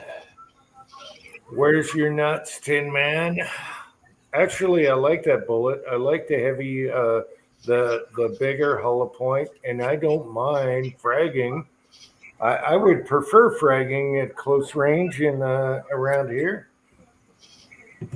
So get your ass on here, Tin Man. And where is Mrs. Tin Man? Oh, God. Also, I want to point out, Tin Man is younger. He has never seen the Omega Man movie. Oh, so there's that. I don't know that I've seen it. Oh my 1970 God. classic. Oh, Mega Charleston Man? Heston's in it. It's pretty good. Pretty All good. right. Maybe I have. When it come out like in the mid 70s or something? Late 60s. Yeah. Late 60s. The Omega Man. Yep. Charleston Heston. A total classic. Now, they ripped off The Last Man on Earth or whatever. But they did it better with the zombies and the guns and everything. You can't, if anyone has never watched the Omega Man, it pertains to today, just like COVID and Antifa. Okay, West Covina Dodge is here. We were talking about the movie, The Last Man on Earth and all that. The Omega Man is the ultimate one to watch because it covers COVID, it covers Antifa. It's all in one ball, and you got good firearms in there, old school. It is so awesome. If you guys haven't watched it, I'm sorry. I might have seen it because I love Charlton Heston. I watched him in all kinds Out of the movies. three movies, the one with Will Smith, Charlton Heston, and Vincent Price, All right, up goes. the middle one's the best. Yep. Ugh. You guys, I gotta jump off. But hey, Jim, thanks for the invite, man. All right. Good night. And watch again. the Omega Man. All right. Yeah, and again, we're just having a civil discussion, guys. All right, we're not trying to piss people off here. No, I'm Oh, not no. a runner. I'm a smarter. What did I tell you all along? You're entitled to your opinion, dude. Yeah, you got your opinion. I could I got accuse my me. I don't care if anyone calls me a runner. I'm a smarter, and that's it. Work smarter, not harder. The question is, how long time do you got left? Until I die. Until I die, and I've been happy ever since. I can shoot in my backyard. I can piss in my backyard. No one gives a crap about. I can carry anything I want. Yeah, no one gives. He's like the Omega Man. He's got the generator on the side of the garage and the big lights out. Yeah. He's got the PC carbines and the whole 9 yards. So you could make it 10 years like Charlton Heston did, no problem. Tim, Oh, Pat, come on. you get it, Pat. Pat, this is why I love you. You get it and you put it in perspective. Hilarious. Hey, I'm going to tell you what. Jim was there up here in Washington State where he was just going to pull in on some brand new car lot, and just jump in the car and just take off with it And go through the window. killing the zombies here in Washington State. He was like, no, the next step is being the American. I better use it. I better get to Utah. Yeah, if anyone hasn't watched the Omega Man, it's a classic. It pertains to today with COVID and Antifa. They're wearing hoods and all that. In fire, and oh my gosh, how can you not love that? that might be a good Sunday morning watch. Get breakfast going and turn it on. Yeah. Anyway, Pat, the video's safe. I guess it's copyright in some country, but they let me put it, and it's still there. Okay. It's probably the music, because the music came from the movie, which is one of my favorite soundtracks ever. All right. Now, let's talk. Everybody's saying this state is messed up. This state's good. This state's messed up. This state's good. In Illinois, they have rednecks. I'm friends with quite a few of them. And when I was going back and forth from here to there, while I was married to my ex-wife, because her parents are from there, I got to see both sides of the story. They've got rednecks. They get up every morning. They get the work done. No matter what job they have, they get their work done. They go home, sit in the garage, and have a couple of beers. And then you've got Chicago. Yep. Nope. Never going back. Nope. Every state has a Seattle. Right. Yeah. You said that earlier. Have Like Atlanta. we got Atlanta. Huh. Yeah, you guys got Atlanta. I mean, Tin Man, you have to watch the movie Omega Man. It's a classic. What disturbs me, though, is he had any car he could choose from a car lot, and he picked those cars, and then, and the gun he used was actually like a Smith & Wesson blowback, which is really weird. And then when he was in his what do you call it? Hotel? No, he was in a condominium. Whatever. Then he used like a 308 with a giant freaking Pat. He used a giant flashlight and a giant infrared thing. hey, you know what? I don't really remember or not. Isn't it that children couldn't come down with it or something like that? And so there was like No, just. I do remember part of that movie where there was this little black kid, and he's sitting back. He's got a mod too. No, they found some people that weren't affected, and that's it. His blood is the antivirus, just like they stole from the movie. What was it called, Pat? The Last Man. Yeah, it's all the same story. It's the same story. He had the blood. He could not be. He was immune. He was immune to the COVID virus, and he used his blood to save the world. But did his dog die?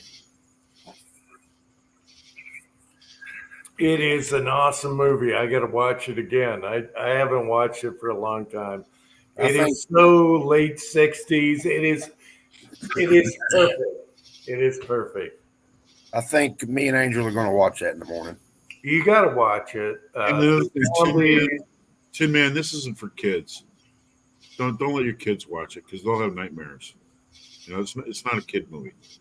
Guys our age, or people that are, teenagers and stuff, they can kind of figure out what's going on. If you got young kids, you don't want them to watch it. And do not take them to the new Iron Man Wolverine movie. At the same time, it was made in the 60s. It's not like movies today where, they kept it mellow. It wasn't too bad. You can tell people are good in costume. You can tell people that have makeup on and stuff. Nowadays, it's way too graphic, man. The movies are way too graphic about people getting their heads blown off and exploding, and it looks real, and all this. Dude, man, I can't watch shit like that anymore, man. It's just like, God, turn this off. Nah, when I was a kid, it was Faces of Death. Somebody always had a Faces of Death. That was the movie. That's the one that everybody wanted to watch. When you're 9, 10 years old, you want to see the guy electrocuted and fall into the sharks and all that fun stuff for real. And it doesn't.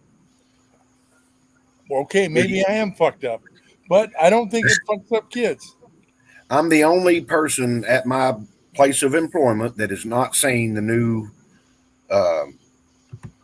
Marvel movie with Deadpool and Wolverine, and every one of them has said to the customers, because we got a lot of Marvel fans that come in. Every one of them has said, if you have kids, do not take them to this movie. It is way too gory. So I just want to get that out there. I haven't seen it, so I don't know. I mean, everything that I've seen, it looks funnier than hell. And they said, yeah, there are a lot of funny parts, but there's a lot of gore in there too. You don't want to take your young kids. No, all the older movies, anyone can handle it. I watched Planet of the Apes, Omega Man, all that stuff when I was young. You could handle it. It wasn't bad, but not a 4 or 5 year old. No, and it wasn't the graphic stuff that was scary either. It was stuff like the Night Stalker. Yeah, there's nothing scary. Yeah, there's nothing scary about the Omega Man. He's just fighting for his rights. Okay, I got someone on here calling themselves Dixie Normus with Ozark's logo on there. Ozark, is that you? Otherwise, I ain't letting you in. Yeah, wave, do whatever you have to do. It looks like Ozark, but there's a video. Okay, I see movement, but should we try this, people? Oh, God. That's okay. I'm not wearing my glasses. So. All right, here's the finger. Should we try? Take a vote. Yeah, why not? Hell. Oh, okay. All right. Ozark, is that you? It's me. Oh, Okay. you bastard. Good. You bastard. I want to address something here before it kind of scrolls by, but Tin Man said the kids won't let me watch anything besides SpongeBob. If I turn on my stuff, they go nuts. Dude, I'm going to tell you what, you are becoming dad. That's the way it is with dad. Dad never gets to watch what he wants to watch, and that is the evolution of being dad. And so what you do, bad body, just put it out in the garage, and you know, if you want to watch stuff, just go out there and watch it. You know, you aren't bothering. Oh no! I remember when I was 5, asking Mom, "Why do we have to watch the news again when Dad comes home?" You know, no, fuck it. You know, they'll learn. Do you know what I might have said this before. Do you know what my son's favorite show when I was holding him like a baby, when he was, barely walking, was Mayberry. He loved the whistling, and he would, whenever that show came on, he was like this. The Andy Griffith Show. He watched Mayberry, wholesome show, and that's why I got a son like he is today. Well, I'll tell you what, when I was growing up, I loved watching Andy Griffith's show. I watched Andy Griffith. You know? Some of those were so funny, like the pickle episode. Oh, my God. Gilligan's Island, Brady Bunch, those were all staples in our house. Yeah, and that's what my son loved that show, and that's how he grew up, on wholesome stuff. I used to spend time with my father, and we had a series of shows that we'd watch on a certain day because that's what he wanted to watch, and I'd just be sitting there. He was watching Cheers, laughing like a hyena, and I'm sitting there going, "I don't get it. You know what? Why are you laughing?" So when I was at Peterbilt and we first started being open on Saturdays, nobody knew we were open, so there was no business at all. The mechanics were back there doing their thing, but no up front, shall we say, front office business at all. So I'd take my iPad in there, and me and the service writer would just sit there and watch Cheers. And she looked at me and said, "This is so much funnier than I remember." I said, "Yeah, this is hysterical. Now I know why my dad was laughing so hard." Tin Man brings something up. All my brothers, we were talking, the original series of Star Trek. And we don't watch it. It was first run back in those days. But my dad, he could not get into Star trick at all. He would go in there and he says, "Look at them! They're sitting in chairs, drinking coffee, moving through space. I can't watch it."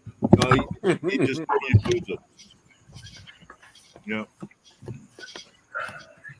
They had gravity generators. William Shatner was cool. I really, even though he's a Canadian. No offense, hobbies. He's awesome. All the way up till all his shows at the end. He was hysterical on Boston Legal.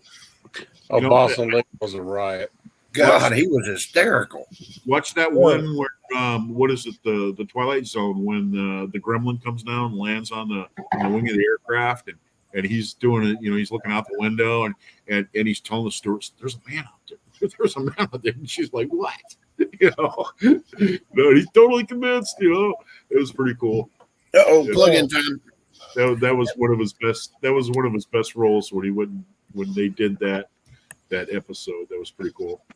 William Shatner. Tell the guys good night. No, he's awesome. Tell the guys good night. He still does a lot of mystery shows or whatever. Y'all tell Twine good night. What's that? Y'all tell Twine good night. Good night. Oh, guys. good night, Twine. Good night. Oh, hey, I like your video on the bra thing with the. Okay, you get what I'm talking about? Yep.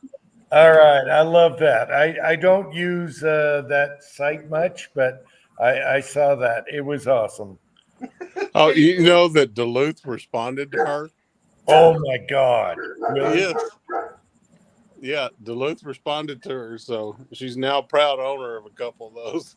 Oh my gosh. They make them? What? Yeah. Duluth Trading Company? Duluth makes sports bras out of the same stuff that they make the men's underwear out of for women.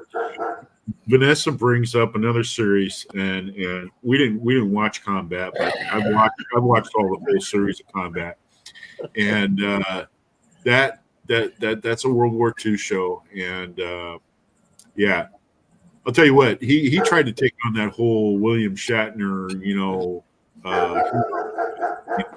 thing, and the main dude in that, and it was Vic Morrow, I think his name was, but yeah. They always say, "Welcome to Combat with Vic Morrow," and they'd show this picture of Vic Morrow with his freaking submachine gun and everything. Like, I'm Vic Morrow, motherfucker. Yeah. Okay, I want to pan back a minute. I don't use Instagram much, and I went on there and I saw a tag where Twisted Twines did a thing on the Duluth underwear, and she wanted. She was talking about the bras for women, about sweating and all that. It was hilarious. And now they replied to her. Yeah, crazy. Within minutes they've replied to her. Because we actually do have those kind of bras. So. Oh my God, it was hilarious. It was totally up my alley. Oh, that was so funny. Oh my gosh. Yeah, we had a house full of kids, smoked some brisket and some short ribs. God, it was good. And they all just moseyed on out of here. We're piled up in the bed. I wanted to get on and mess with you with Dixie Norma's name. And hey, hobbies, I agree. Robert Conrad, he goes over the top. Even in the Wild Wild West, I just... a little bit too fantastic for me. Like show was about him. We're gonna sign off and just wanted to hop on, mess with you a little bit and tell everybody I love you. And we'll see you next week. All right. Yeah, hey, we heard word from Preacher. He might come on next week. He's been busy. So let's do a hat chat or something. There you go. Come up with something and let me know. All right. All right. Talk to y'all later. Care. Give a hug for Twisted Twine. He made me laugh my ass off. Sweating her lady balls off. All right, we'll talk to you later. See you, buddy. All right, good night. Yeah, Baba Black Sheep was good too. Happy Boyington. That was a good show. And who can forget MASH? That was a great show. Yeah, but the lip tart. The Oh, lip tarts I got did in. not like MASH. Yeah. Now, his sidekick early was good, but then he went to the other. It was BJ Honeycutt later, and it was oh God, Trapper John. Yeah, no, the original was okay, but yeah, I can't stand that. The movie was great. Yeah, the movie was different. Yeah, I remember watching that movie, a double feature with a computer wore tennis shoes. yeah. That's just because you'd like to see the shower scene with Hot Lips Houlihan. But believe it or not, in the episodes after the movie, they started going a little woke there, and yeah, It was still funnier than hell. Yeah. You know, the original MASH was actually it was more of a thing that had to do with Vietnam and the Vietnam vets and things like that, and then they turned it into a series, and that's where it just slowly started slowly going downhill. Yeah, They got a little tarted in the. I did like the dude that played the colonel. Gosh, I can't remember his name now. The one that screwed around with Hot Lips. But Mikhail, Not Colonel Potter. You're talking about Henry. Colonel Potter. I liked him because he was tough. He didn't pull any punches. I liked him. And then the other guy that was really kind of a ditzy sort of, he didn't know what was going on all the time. Yeah, Henry Blake. Yeah. There were some good characters in there, but overall, I agree with Jim. It just got kind of a lot of liberal slant to it. It got early woke for its time. Yeah. Yes. I've actually been in a helicopter over where they filmed that. Does anybody know where they filmed that? Korea? No, California. Where? Huh? Where in California? I have no idea. Long Beach. Long Beach. Yeah, I knew it was California something. Just outside of Long Beach. And, the helicopter pad that they had, it's still there. And where BJ spelled goodbye on the side of it for Hawkeye on the last episode, those rocks are still there. It's impressive. I went to visit a buddy of mine, and he needed some hours. He goes, "You want to go for a ride?" I'm like, "Sure. You want me to fly or you?" So we hop in he's a fire jumper that's also a pilot. And so he got permission from his captain for me to ride with him. And so we went flying around. I went, "Damn, that looks familiar." He said, "It should. That's where they filmed MASH." He circled around on the backside, and I was like, "I'll be damned." Interesting. Yeah, that was a great trip. Me and Nick had a lot of fun. That's when I found out that the wonderful state of California charges you if you want a bag at a convenience store. No, they do it here in Washington State too. Yeah, we stopped and got a Unless you live in Pierce County. If you live in Pierce County or King County, the grocery stores will give you one of those little bags that you can use over again. We stopped and got a thing of chicken from Popeyes. Where the voting base is. Tells you where the voting base is. Pierce County and King County. Then we grocery stopped at a store. convenience store. Over here on the west side, we gotta pay. We gotta pay for our bags because we're those slope-headed working class people. The people that drive around in their pickup trucks over there. Yeah, we were on the way to the beach, so we stopped at the convenience store, got 12-pack of Coronas, some candy bars. We had the chicken and all that. We're just going to sit on the beach and watch the container ships come in and out. And the guy, the clerk at the store said, can I sell you a bag? I said, excuse me? Well, can I sell you a bag? I'm like, what are you talking about? And Nick's like, do it. Don't do it. They said they charge for bags here. You're not in Georgia anymore, hillbilly.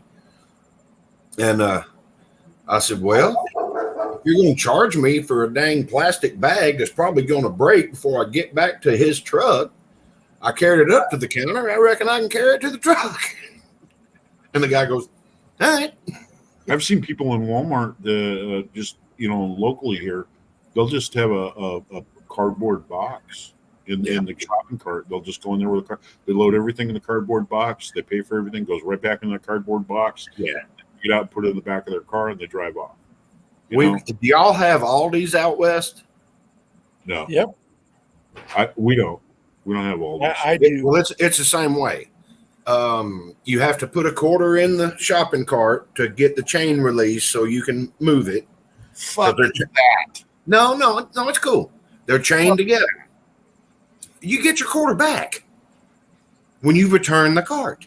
That way they don't have to pay people to go out and police the carts. There's not even a cart return station in the park. As parking. far as I'm concerned, Walmart makes enough money to pay employees to round up the carts that are out in the park. This is Aldi.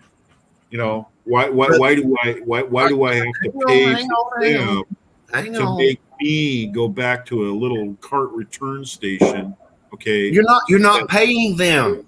Your incentive to go back to that is to get your quarterback. And I'll tell you why is everything at Aldi is half the price of someplace where you got to go and have somebody take a cart back. And they don't provide bags. You have to figure out what you're going to do to get your stuff back to your house.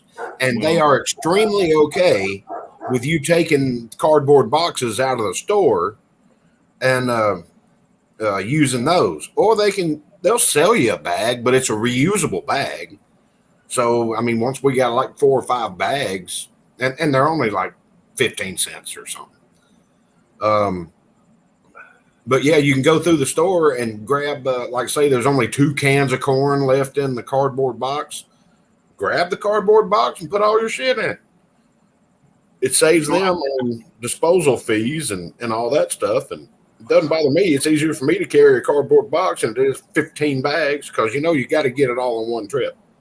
I went to Home Depot and I had to return something, and I brought it in there and I started doing the return and the gal and everything, and she started running the whole thing about she didn't know what she was doing. So the next thing you know, the manager comes over there and they're she's methodically showing her how to do and process this, and this is that. Oh, you got to do this, and then you got to do that. Da, da, da, da. And I turned around and I said, "Are you the manager?" She says, "Yeah, I am." And I said, "Could you do me a favor and train your employee on your time rather than my time? Damn, so I can get out of here." That pisses me off. Like, I got all day so you can stand there and have your training session with your employee. No, I'm in here to shop, move, get on with my life, do what I want to do. Does that sound unreasonable? Okay, so I guess I've never seen one. There's a store called Aldi's. They charge you 25 cents for the cart. And then you got to take it back to the return station. You get your 25 cents back. No, you can just leave it in the parking lot and some bum will take it in for you.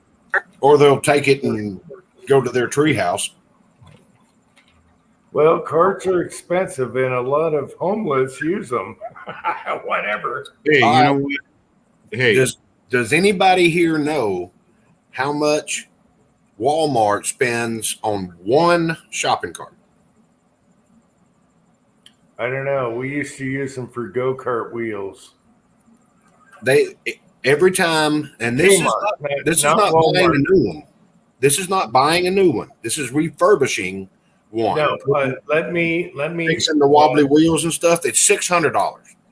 Okay, let me clarify here. When we were kids, we took the wheels and used them for go-karts when in the 60s at Kmart, not Walmart. There was never a Walmart. Right. I miss Kmart. Son of a Blue light special, baby. I miss Kmart so bad. Kmart was kind of cool. I remember that when I going to Kmart. Kmart was cool. They had guns. They had sub sandwiches. You can get anything you wanted. You got really good 22 ammo there. It was called the what was it called?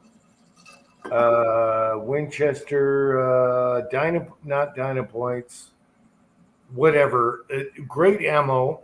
What happened to that? You can get Their everything. fishing section. The fishing section was awesome. You know, Yeah. I mean, they had a lot of fishing. I miss Kmart so bad. I watched a video, the decline of Kmart. It was terrible. Yeah, Speaking of Spokane, Jim. Speaking of Spokane, there's one thing I'm gonna miss the most about Spokane, and that's going to the White Elephant. That was that discount store that they bought fire sales, they bought insurance things, train wrecks, whatever they just went ahead and they bought all the gear and they brought it in there. Anything sporting good, and it was cash on the barrel. That was the White Elephant. There was one out in the valley, one downtown. I want to ask you, do you still have Wigwam? Yeah. You do? Wow. Yeah. We still got a Wigwam. It's down in Gorst. Okay, they had to overhaul that place, man. That place got bad. It really did. The Wigwam. Yeah, I remember going there when I was like in my 20s and stuff, and it was kind of a fun place to go. You know what I mean? You know, man, I bought. A lot of scrupulous people used to hang out at the place, man. It was good. Then it turned into a biker bar, and it just got, you know, the whole thing with Well, Wigwam used to be next to the biker bar breakfast. There you go. Green Lake. You know Green Lake? Yeah. Okay, you had a wigwam at Green Lake, and then you had the best omelets and hash browns right across from there. Wow. West Covina Dodge, how do you have a wigwam? Hey, Ray. Doing all right. Uh-oh. Yeah, that was the whole thing when I Check. was a younger guy, man. And when somebody was gonna, you know, we're gonna go out and get drunk, man, we'd go to the Wigwam. It was like, we're gonna do the Wigwam. Yeah, we'd go. Yeah. Okay, buddies. Patriot Paul wants to know what a wigwam is. They were a hardware store and also sold ammo, and they had teepees. Their building actually had teepees. All right, engine teepee. It was awesome. A small. It would go wig. The sign out there would go wig, wom, and then wigwam, wig, wom, wigwam. Yep. Yeah. Pat, how do you have a wigwam there? They are the best cotton socks ever made. Okay. So, yeah, you know, you go through life and you finally find something that's just perfect. And it's Wigwam Volley socks because they make it my foot size, and they're comfortable and they're thick and they breathe and they're great and they last forever. And my girlfriend steals them from me when the elastic wears out, and I've got enough to last me for as long as maybe 10 years.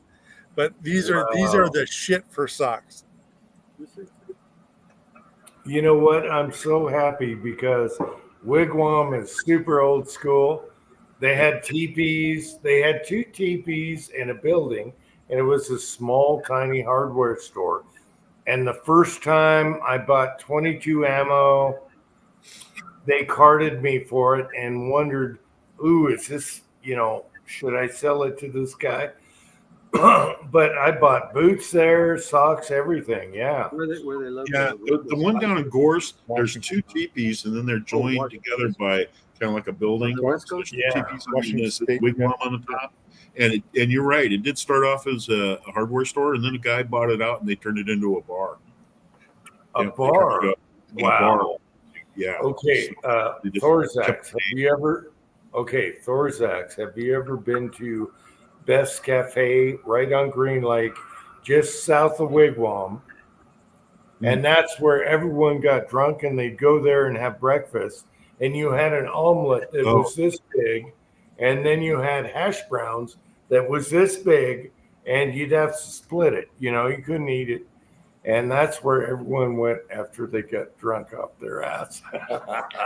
Yeah, I've never been there, but I'm going to tell you what, there was an awful lot of places like that back in the day where it was their thing to just serve you way too much breakfast. And again, you know, the drunk crowd would come in there on a Saturday morning for partying all night. 3 in the morning, you could get you would get a huge omelet and the best hash browns ever. These guys live in one. Funny thing, the wigwam when I was a George kid, Jackson, Washington. Uncle Jim is in Utah. Kyle's in Georgia. Anyway, yeah, one of the things is that the guys that used to hang out in there a lot were the guys that worked the shipping and receiving down at Sears. So they had their own little clique in there, which was, you know, you ran into the guys that they were just hardworking guys. You know, they were just out having a beer after work. You know. Well, there's other stores I miss, Sears and J.C. Penney's. What happened to those guys? Yeah. Not anymore. Hey, awesome. You know what? It's internet, man. It's internet. Internet has just been the kiss of death to a lot of stores. We've still got a J.C. Penney's, a big department store in downtown Atlanta. I mean, this place is huge. It's like 3 stories tall. I mean, it's huge. We still got a J.C. Penney's. We don't have a Sears anymore. Yep, we ain't gonna have Home Depot here. Well, we fought that. They tried to shove that down our throat. It wasn't even going to be a Home Depot. It was just going to be a shipping receiving, trucks in and out. It wasn't going to be a store. Now you're hitting home because my wife works at Home Depot. Yeah, well, she's the outdoor garden department head. You know what? I hate to say this. When I buy a fishing pole, I like to go down there and put that bastard together and, and wiggle it around, see if I like the action and everything. The problem is on the internet, you're going to get stuck with whatever they send you. You can't actually pick through and get the best one. You know what I mean? Or the one that you like the most. You can't do that. They just send it to you here. You don't like it, send it back. Sporting goods. Yeah. Well, Jim was saying it has some good 22 ammo. Yeah. Hey, the same thing happened with guns. People that were buying guns, from gun stores and, just buying it online. And they send you some piece of crap. I didn't pay for this. Big blemishes in the stock and everything like that. That's not the one that was advertised. Right. I got my first shotgun. It was a Winchester 20 gauge, 1300, I think. 36 inch barrel. And I bought it at a tire store here in town. Yeah, Tin Man, that's a pretty popular place there in the Midwest. Fields, yeah. We have one up north. We don't have a Home Depot close by. I got to drive hour and a half. Same with Shields, about 2 hours. So I haven't been there much, but I still support Home Depot. They got good stuff in certain We have Lowe's. We have Lowe's and Home Depot. We have a Home Depot in this town. We have a Home Depot in Bremerton. We have a Home Depot in Silverdale. We got a Home Depots everywhere over here. We got same thing with Lowe's. We got Lowe's in Silverdale, Lowe's in Port Orchard, Lowe's in Bremerton. Mm-hmm. Jim, you know how close I live to where I work, right? Mm-hmm. There's a Lowe's smack in the middle of it. And a Walmart. Oh my gosh, Pat! He could drive a rickshaw to Home Depot. Well, he could have somebody drive the rickshaw for a mini bottle. Lowe's. What about a Costco? We gotta get in the car for that one. Hey man, the only Costco that we have is downtown Silverdale, and it is like driving into the anthill. I avoid going to Silverdale. We go to fucking place. We visited a couple of different Costco's to see, because we're looking for certain things just like everybody else, and there's one. They're all within about 20 miles, so I mean it's not that bad. Right. Yeah. Someone mentioned that we had a dime store. I remember back when I was a kid going to the dime store that was in this town that I live in. and you know, it was really cool. You know, Do you I ever remember buy that. anything with stamps? No, Green stamps, blue stamps, S&H stamps? no, Yeah. no. Piggly Wiggly. All right. Yeah, we bought I lots remember that. lots of stuff with stamps. Yep. We don't have Piggly Piggly Wiggly. Wiggly. We don't have a Piggly Wiggly up here. Oh, those are kind of back east, sort of on the East Coast, and I don't know I if they're remember Midwest. those. Yeah. Yeah. A lot of the markets that I grew up with don't exist anymore. Yeah. Atlantic and Pacific, A&P, and what Food Fair, and the Publix is the big one now. And One of my neighbors worked at Piggly Wiggly, and that was always good because when she was working the register, she just rolled them stamps off. And you know, you lick them and put them on the books is what they call it. And every now and then I'll have something on sale, and if you had enough stamps, it was free. Okay. It was good. Yeah. What about Okay, Western Flyers? okay, Did you have a Western Flyer store? Never heard of it. Never heard of it? Lawnmowers, bicycles, all that kind of good stuff. Wagons, you know, kids' wagons, tricycles, all that stuff. Yeah. Little Red Wagons. Yeah. All right. The Scotsman is here, and I want to mention this again because I get.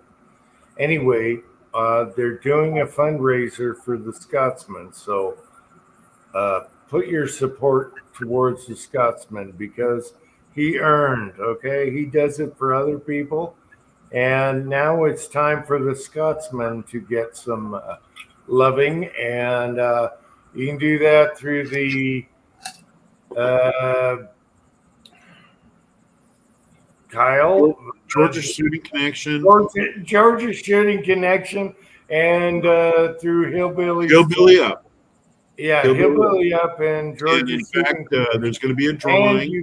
you can also directly to the Scotsman. Now, Scotsman, I'm wondering how is the payments?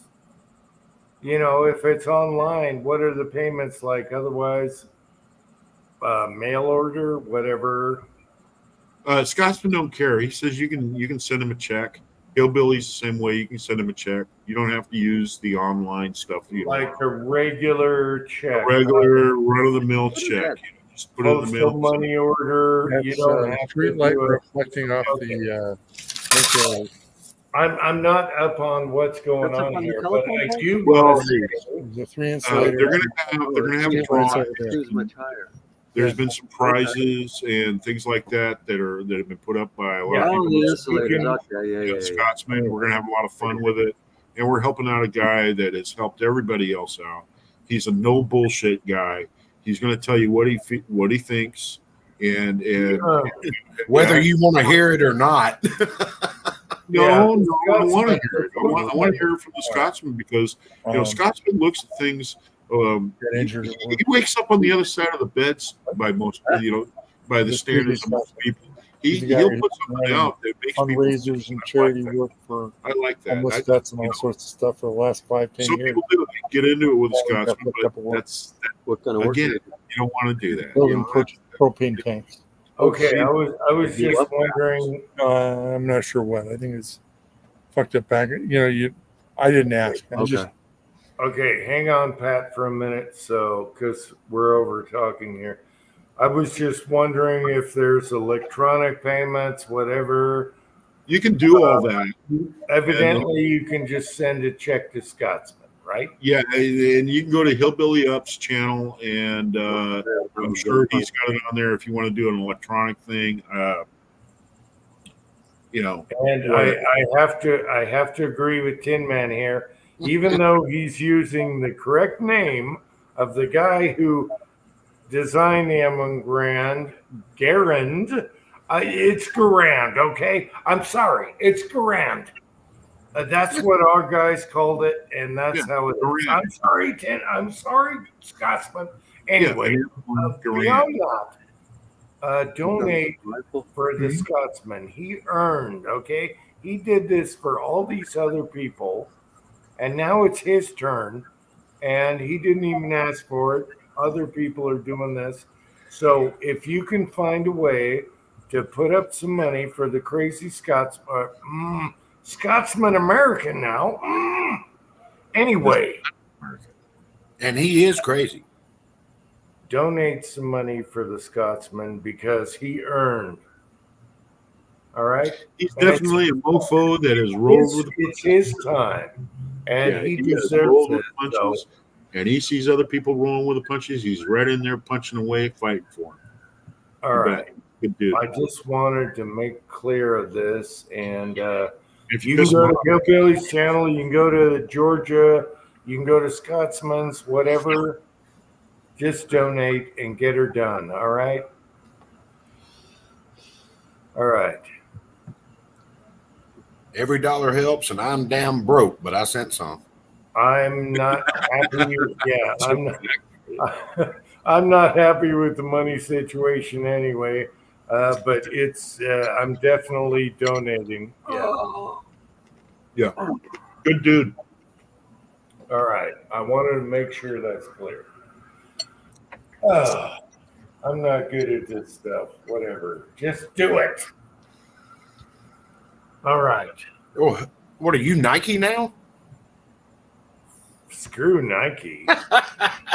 You just used their slogan. What, Nike, Disney? You think that's me? No. No, but you just used Nike's slogan. Just do it. Oh my gosh. Yeah, you walked right into that damn slam door, didn't you? You know, I had the original waffle style shoes before they went woke. And that's in the, what, 60s, late 60s? Yeah. Oh, I bet them waffles are stale by now. No, the waffle sole, the original.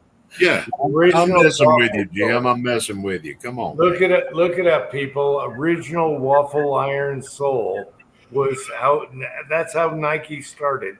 And I did have one of their shoes. Yeah. After Just that, one? They didn't sell them in pairs? What? I said just one? They didn't sell them in pairs? A pair. Oh, you're too easy tonight, man. You are way too easy, dude. All right. For people that are too young, Nike got their start with shoes with a waffle iron on their sole pattern. It was squares. Yeah. And they were all the rage, but that was way before they went woke. That's not how it all went down. Now they're woke. He was a track runner at Oregon, and he wanted a better shoe. So he made his own shoes. And that's why the University of Oregon has so many damn football uniforms, because he donated millions to the school. Yeah. Give me a date. So I can remember. 10 man. God almighty. No, give me a date. I'm gonna say early 70s, 71. That's probably close. I was going to say about 68. No. 70s. Yeah. Uncle Jim is right. Oh. Don't Anyway, get excited. he went off the waffle pattern, and who was the Olympic guy? Bruce Jenner wore them shoes, and then he turned whatever. Anyway, you could say it. Hey, I'll believe that he's serious when he lops it off. Hey, I don't have a problem with Bruce Jenner. Do you know why? He's still a conservative. Yeah, I mean, he really is. But He doesn't believe that push. Bruce Jenner doesn't try to push. Yeah. You can't expect me to believe that he's a woman when he still pisses standing up and pisses on his shoes. No, he might piss on his shirt too. I actually have to give Bruce Jenner a break. He sticks to his guns, but he's still conservative. He didn't push that shit on you like they're doing now. I have respect for the guy. And he kicked ass in the Olympics. And he can golf. All right. Keep him on shit. Just don't say anything, Dave. Just So, did you guys see the video of the pole vaulter, the Italian pole vaulter? Jim, take care of that, please. Take care of what? Thanks, me mommy. You mean you boys are all cute? This one? What happened with the Italian Oh. football? Well, if he's talking, Where's the Scotsman when you need him? Scotsman loves Read the guys. story about the he, and the It's a troll boxing. story. Yeah. Well, It's a there was an Italian guy who knocked over the pole at 5 meters 7 centimeters or whatever because his dick was too big. Well, good to have bad problems. huh? Just as he was going over the top, his dick caught it. It was those nuts. Yeah. It went whop. It was those nuts. The mommy daddy parts. Kyle, are you talking about this guy? Yeah. He's talking about in a cold pool. All right. All right. Continuing. Anyway, support Scotsman, all right? Whether he's Scotsman American or crazy Scotsman, whoever he is now, just support him, do your deed. I was just wondering what the payments were because I didn't know how they were doing. Electronic, mail order, whatever. Okay, so you can send a personal check to him if you want, or join the giveaways. So that's Actually, here's a little known fact about the crazy Scotsman. okay. Let's do some facts on the Scotsman. Oh, this should be good. When I got married, he signed my marriage certificate as a witness. Oh, wow. Him and my buddy Rob Wow. from Vegas. Okay, Tin Man says Pat's neighbor, he's cool. So there you go, Pat's neighbor. Can we get a name? That's Greg. I mean, we can't get a face. All I can see is a head and a beard. I like him already. That's all right. He's yeah. Good to be liked. And he doesn't use the man beard stuff to color his beard. So there you go. Yes. Enjoy the white, people. All natural. Yes, all natural all day long. There you go. You There still you got go. some. You still Embrace got some dark left. You must be much younger. No, he just got married though. the white Okay. hair. Well, then, Give it a little while. yeah, that's about a year from being like this. Embrace the white hairs, people. Oh, You, absolutely. you should have seen this before I trimmed it. I could tuck it into my belt. Oh yeah, yeah. I've had several down there. I usually put beads in it. Oh, my wife loved braiding it. I mean, I'd Yeah. have a I was on my motorcycle, and the thing was flapping in my face. I couldn't see. I was like, Oh, that happened to me the other day. I was at work doing something outside, and the wind was blowing just the right way, and it was like, yeah, yeah. I was like, well, I had this to is tie the interesting. thing down. My buddy Rob, who lives in Vegas, he puts weights on his. He's a mechanic. Mm-hmm. He puts like fishing sinkers and stuff on the bottom to keep it down, you know, because the wind can get bad over there. Yeah, I had it all beaded up, and we were sailing home from San Francisco, and I pulled on it, and I guess I had twisted on it so long that they finally just fell off. Yeah, Took about half the beard off. I really trimmed mine up after I. This is a new one. It's about maybe 6 months. What got me was the bugs in the teeth at about 70 miles an hour. Oh yeah, absolutely. Yeah. Not good. And I Yeah. never wore a full helmet, mask, or Yeah. anything. Just sunglasses and a half shell. Yeah, I rarely wore a helmet at all. We didn't have Well, we didn't have got to. helmet laws, so We have to here. the only time I got in 2 wrecks was wearing a helmet. Otherwise, I never wore one. Well, there's a whole debate about it. Just makes your head heavy, and it just makes you look pretty in the box. You can't hear. You can't hear. I like What's to funny hear. about here is Florida does not have helmet laws. No. So everybody from Georgia that's riding a bike, with a helmet, then they go to yeah. Florida. So as soon as they cross that state line, they've actually paved parking areas for everybody to pull over and take their helmets off. You can wear a helmet, but you don't. When have I to. rode, we didn't have helmet laws, and I liked that you could hear and everything around you. You could actually see better too. I can't wear a full helmet because I lose my peripheral. Yeah, I couldn't. That's what I'm saying. You could actually see better. Yeah, I couldn't stand helmets at all. They screwed with Technically- me all the time. Technically, the half shell is illegal here. Wow. Wow. Yeah. But I wear it anyway. I'd go to if I had to wear one. Yeah. Yeah.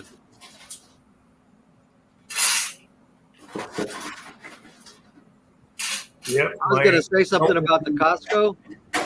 So depending on where communities they're in and who they cater to, is a lot what they'll have and not have.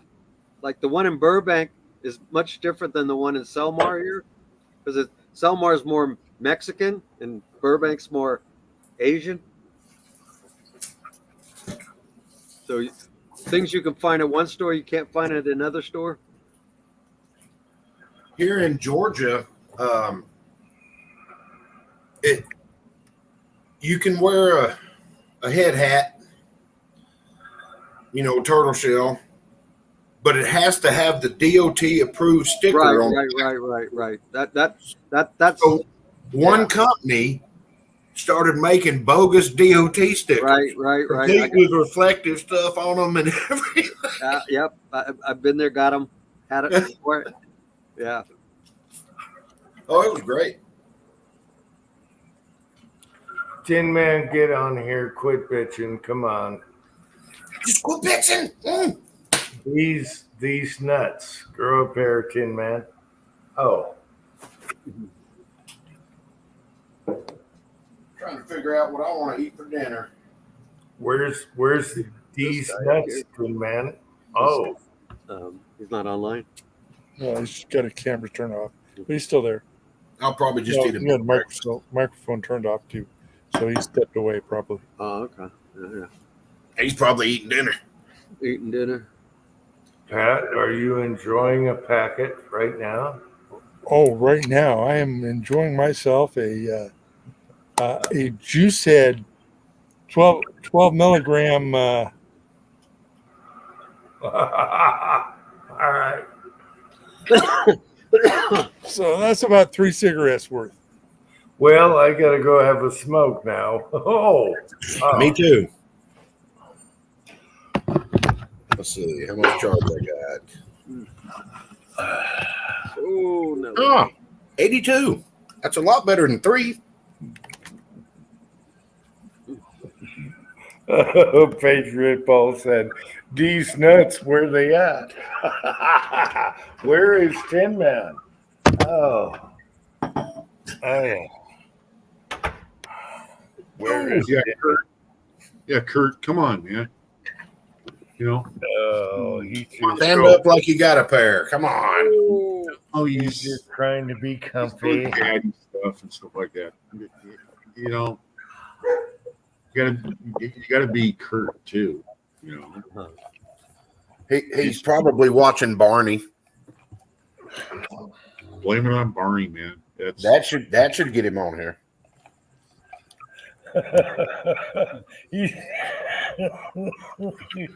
What? Okay. We are worried because You're worried because you have to go in for a sonogram, and my right nut has been hurting for like 6 months. And do I do a sonogram? No. Well, my left one is a little more sensitive than the right one, but none of them compare to the middle one. Hey, I tell you what, if my right ball offends me, I'll just shoot it off. Whoa. That's how the old school guys do it. You know what? Maybe I'm old school, but I got the same problem. I'll have one side that's kind of giving me a problem. Yeah. And you know what? You wait a while and it goes away. Your body straightens it out after a while. It's like, nah, I handled it. Everything's cool. You know what I'm saying? Not always. But is it normal for the middle one to hang lower than the other two? Yeah. No, I don't worry about that. It's You gotta aching. shrivel. No, I worry about the aching. Okay, so we talked about this last chat. My right ball aches. I tried everything, including draining the vein, having sex and everything. I think it's just the way you lay down and stuff like that. I'm not a doctor. So there Jim, you man, I agree with you. Jim ain't got a hair on his ass if he don't shoot his fucking nut off. We had a guy at work, and lived with his mom, and he'd be off, for like a week at a time, and we wouldn't see him. We asked him, Jimmy, what's going on with you? Oh, that's just, man, I just get this aching, right in my nutsack, and I just, So anyway, he went to the doctor, and the doctor told him, hey, man, you need to drain him every once in a while. You know what I mean? and he was, this guy was a super mama's boy. He came back to work, and he starts telling us this shit. And well, I can't do that. Like, God almighty. And I was like, hey, man, the next time you take a shower, you got soap out, you just soap it up. And when it starts feeling good, don't stop. Don't stop. God knows I can drain it. Hell, I'm married. And yeah, that guy, he used to have a plaid lunchbox, like a little kid's lunchbox, and his mom would fix his lunch. It's thermos. That's unbelievable. Yeah. I mean, just wow.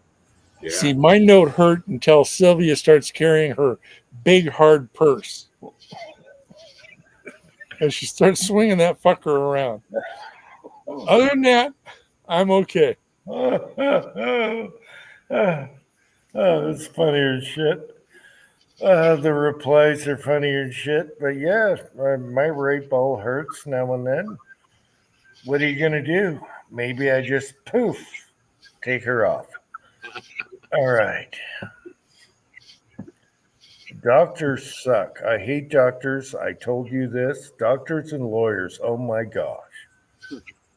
Hey, I'm going to tell you another thing too.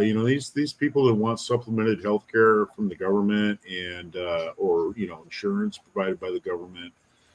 Trust me, it's not that good.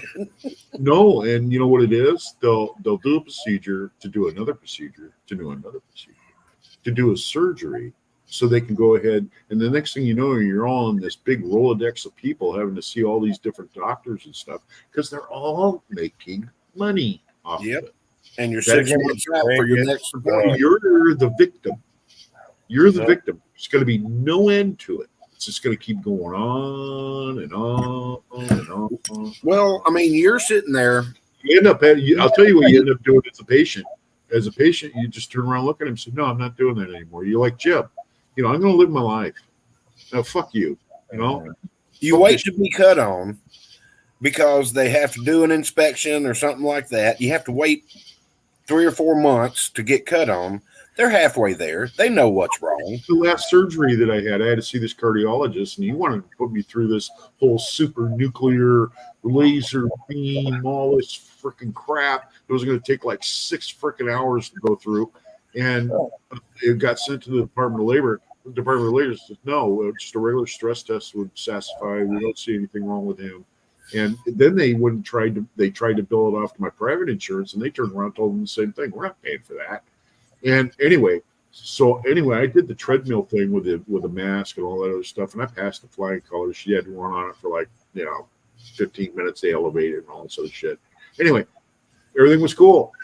Well, when that cardiologist came in, he had a chart, and he starts reading through it. He's, "Oh, I see you didn't take the chemical, stress test," and and he says, "Why was that?" And I turned around and I said, "Because it boiled down to who's going to pay for it. I'm not going to pay for it. The Department of Labor wasn't going to pay for it, and my insurance wasn't going to pay for it. I'm not taking this stress test to become an astronaut. I'm here so I can have surgery, and the only thing I need from you is a letter back to my surgeon saying, yeah, he meets the qualification to be put under anesthesia. That's it, period. And then you're done, pal." But yeah, they can't make any money that way. I could see the bore scopes. I could see everything coming into that. I was like, you got to be kidding me.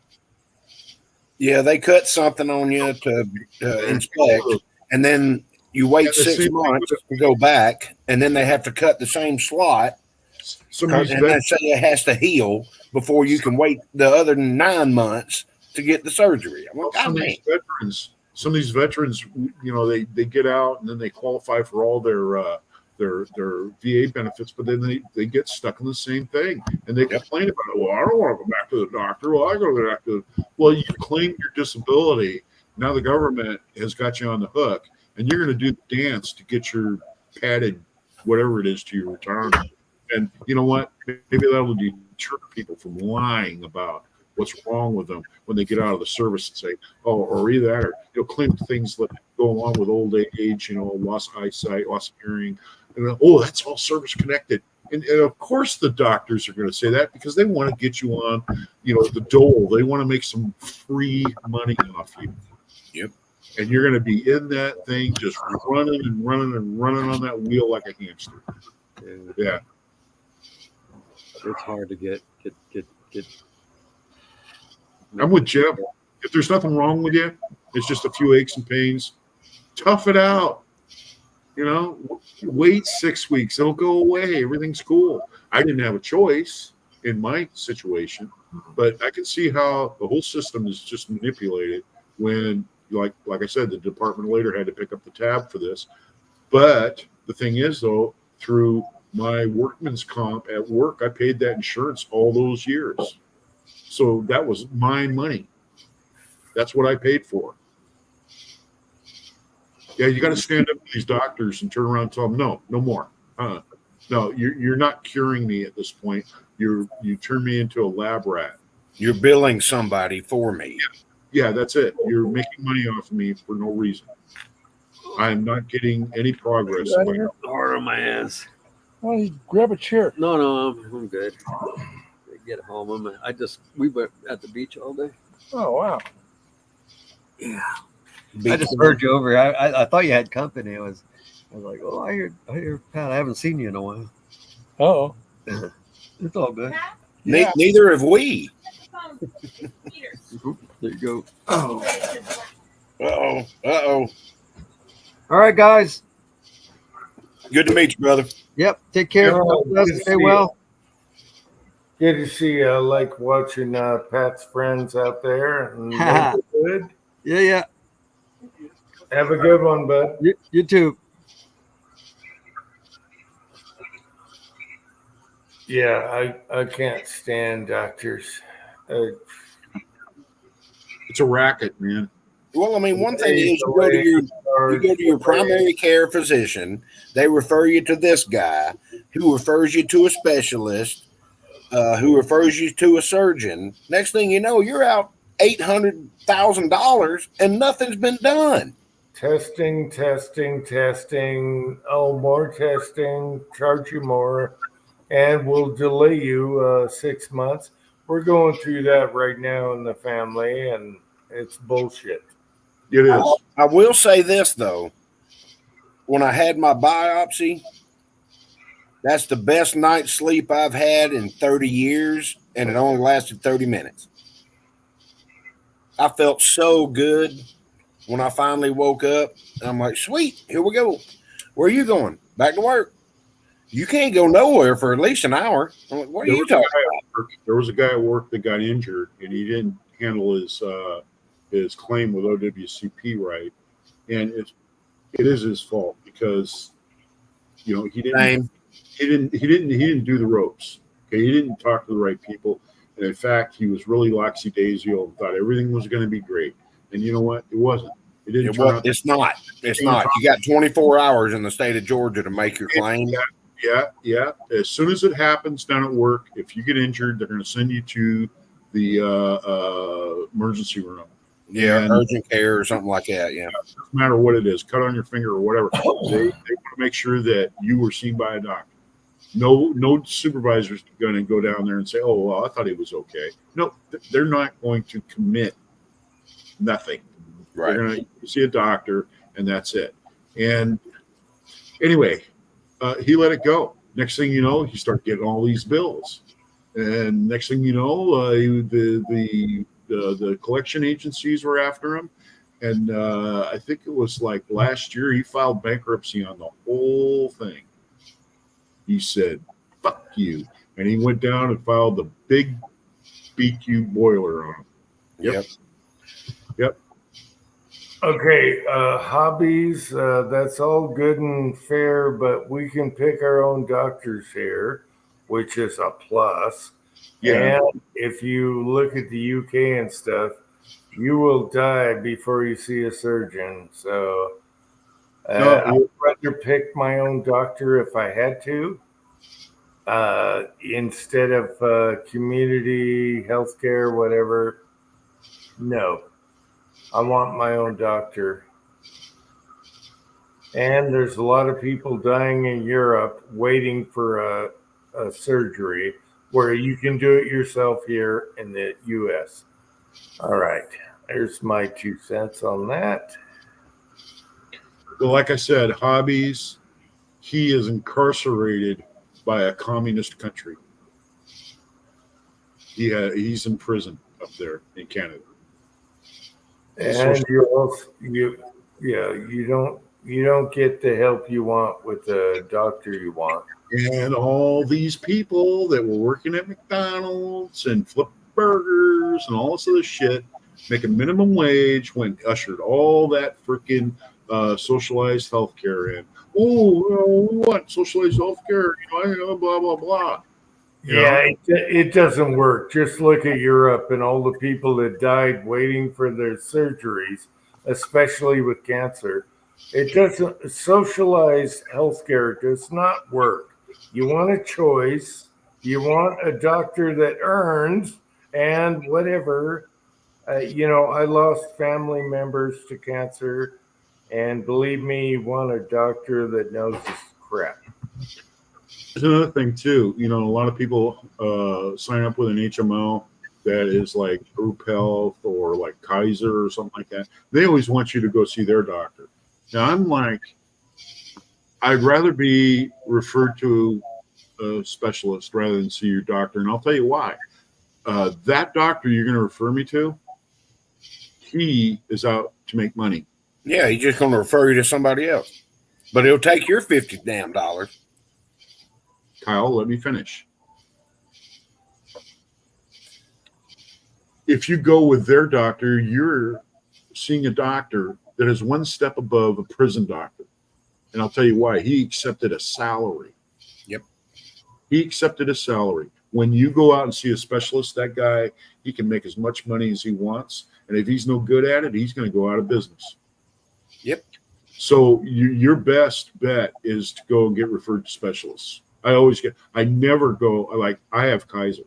I never go and see their doctors. The only doctor that I have at Kaiser is my family practitioner, and she always refers me. So yeah, I don't have a problem.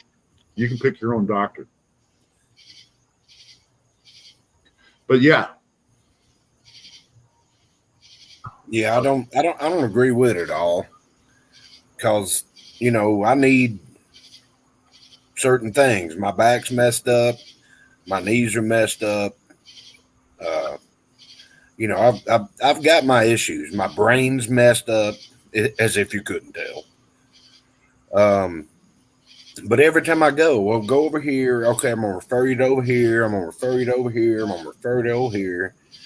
And I was like, this is bullshit. So I stick with my family practitioner that I pay for out of my paycheck, and it hadn't been really a huge problem. But if I use the VA, I'm driving all over the state of Georgia. Well, this is bullshit. Yeah, VA needs to be. So you know what you need to do with the VA is that you need to tell them that you have to see a doctor that is within your local commuting area, and they cannot deny you that. Right. That's this whole and they're 6 months out. Hey, now my buddy that lives That's what it is. close to me, he uses the one in Rome, and he says I don't have a problem with them at all. I'm like, okay. Well, my problem is my ex-wife burned all my stuff. I'm in the system, but I don't have the piece of paper to prove who I am to the VA. And Kyle, we're getting into an area where you're convicting yourself of not doing anything about it. In other words, what have you done about it? You need to. I've applied for a new DD 214. You need to file Twice. for all that. You need to do it.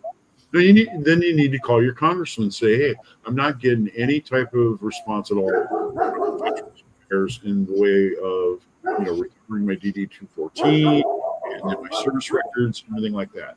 And you know what? Those people, your congressman is your paid lawyer to deal with government offices. Yeah, he's got a little bit more pull than I do. That's what he's supposed to do. He's in business. His job is to help people who are having problems with government offices. That's what his job is. That's what I have to do. Whose dog is going batshit? My neighbors. Okay, for once it's not mine. So nope. Okay, I'm kind of pissed right now. I wanted a scheduled ultrasound on Tin Man's testicles just to see son of a bitch. I wanted this update. I wanted a video on this Tin Man. Son of a bitch. I don't know if I want to watch that video. I wanted oh my God. I got to know. I got to know. All right. I have never been. I'm way past total physical where they use the glove. I've never been probed. I wanted to know how Tin Man was doing being younger, and he's not getting the ultrasound. You bastard. All right. West Covina Dodge, aren't you curious? We have the same bowling.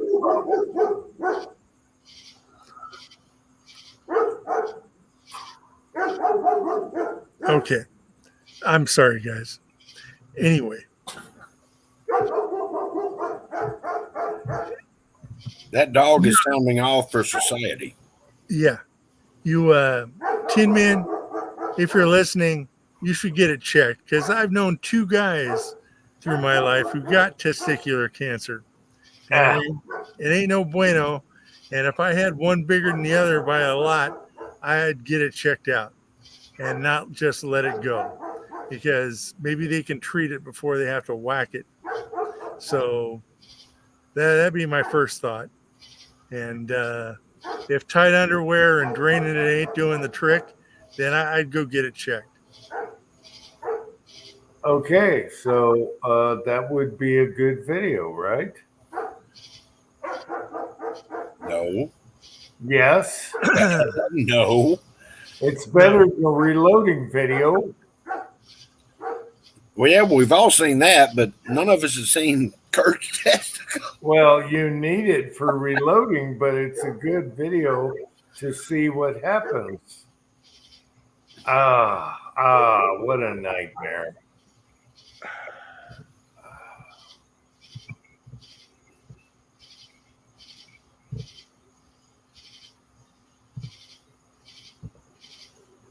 I'm not going to quote Tin Man right there because he shouldn't be whacking. He's married. What the hell? Why whack? He should be making more babies. More Yeah. babies. What's with the whacking? That's for people, kids that live in their basement. What? Why whack? Oh. God. Greg doesn't know what he's missing, does he? Oh my gosh. Hey, and be sure to tell your neighbor, Pat, that we do this every weekend. Yeah. You know, the last video we talked about Tin Man's balls, and we're continuing. One's not bigger than the other. One just hurts. Yes, like mine. My right ball hurts now and then.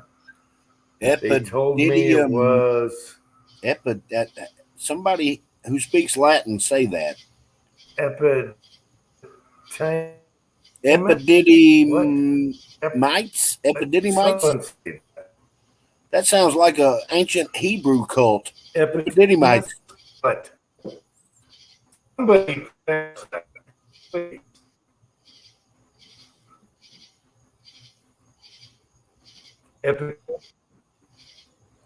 Well, that's a really fancy name for my nuts hurt. But if it's been more than a week, you know,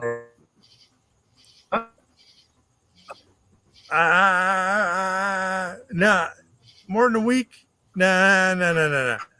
You know, they got a fancy name for it, but something ain't right here. But then again, that's what happens. I haven't been to a doctor in like 20 years. And last time I went, they said, "Oh, it's normal. Here, have some ibuprofen." And it's like, Jesus fucking Christ. I wasted half a day for this? Shit, I wasn't going to come anyway, and I could have just hit the ibuprofen bottle at home. So, maybe it's nothing. Maybe you'll be fine.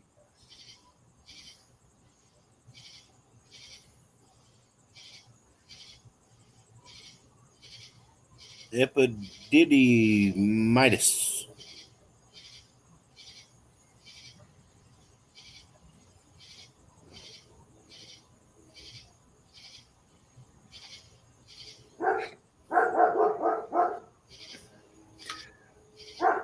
I'm surprised it's not my dogs raising hell.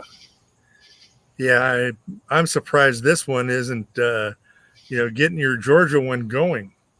No, they're in the house. They're passed out. Remember, they woke me up at 5 o'clock this morning, and right now it's approaching 1. So I've been up for almost 24 hours. And you know what's weird? Have y'all ever backed a pontoon boat trailer on a boat ramp? Nope. Is it worse than a regular boat? Well, you can't see the damn trailer because everything's got to be low, and it's got to be low and narrow.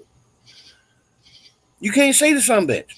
So I'm using his truck, backing his trailer in a boat ramp that I've been to before several times, and the lake level is up because it's been raining for 2.5 weeks straight. I can't see the curbs going down the boat ramp. Well, I forgot, because it's been a minute since I've been at that ramp, that the ramp goes like this. So I'm like, why ain't I backing up? And I went, oh, I'm up against the curb. Okay, all right. Well, I can't see the curb, so. And I can't see the trailer either. Okay, are you guys still here? Where? My internet crapped out. Are you guys still here? Yep. Okay, Tin Man, you're going to need to get on here because I got to get off. No, But we can all go. I only had to pull up one time on the boat ramp. and that's because I forgot that it took a solid right. So I was backing up on the curb, and I was like, "What the hell?" Okay, Pat. Some reason I lost my live chat here, but we're back and we can leave. It's been 5 hours almost, so let's just go.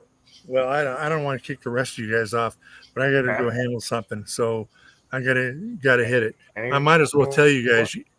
He was on here once. I got a friend, Pat Garrity, who got drunk as hell and was obnoxious on a chat once. Yes. Anyway, fell down into some rocks fishing, and he's in a coma right now. Oh shit! No, that's not good. Nah. So we'll see how it goes. But I got a few phone calls and stuff. Damn, brother. I'm sorry to hear that. Well, I mean, shit. That'd be the way to go, right? But yeah, doing what you love. Yep. So I will see you guys next week if we're having a chat with the preacher. I got this figured out now. So, but I gotta hit it. I'll see you guys in a bit. All right, brother. All right, thank you.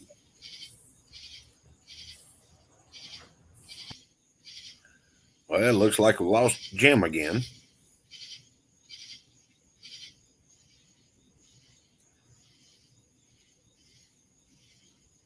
Dave, you still there? Dave?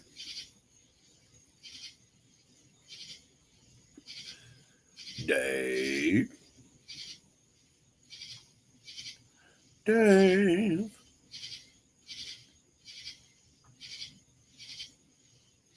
Okay, he's not there either. Well, I'm going to get off of it too.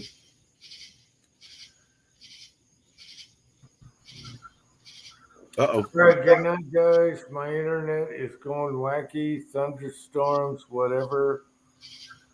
Until next time, thanks for watching. Love you guys. Give us a countdown. Okay, a fifth. 1, 2, 3.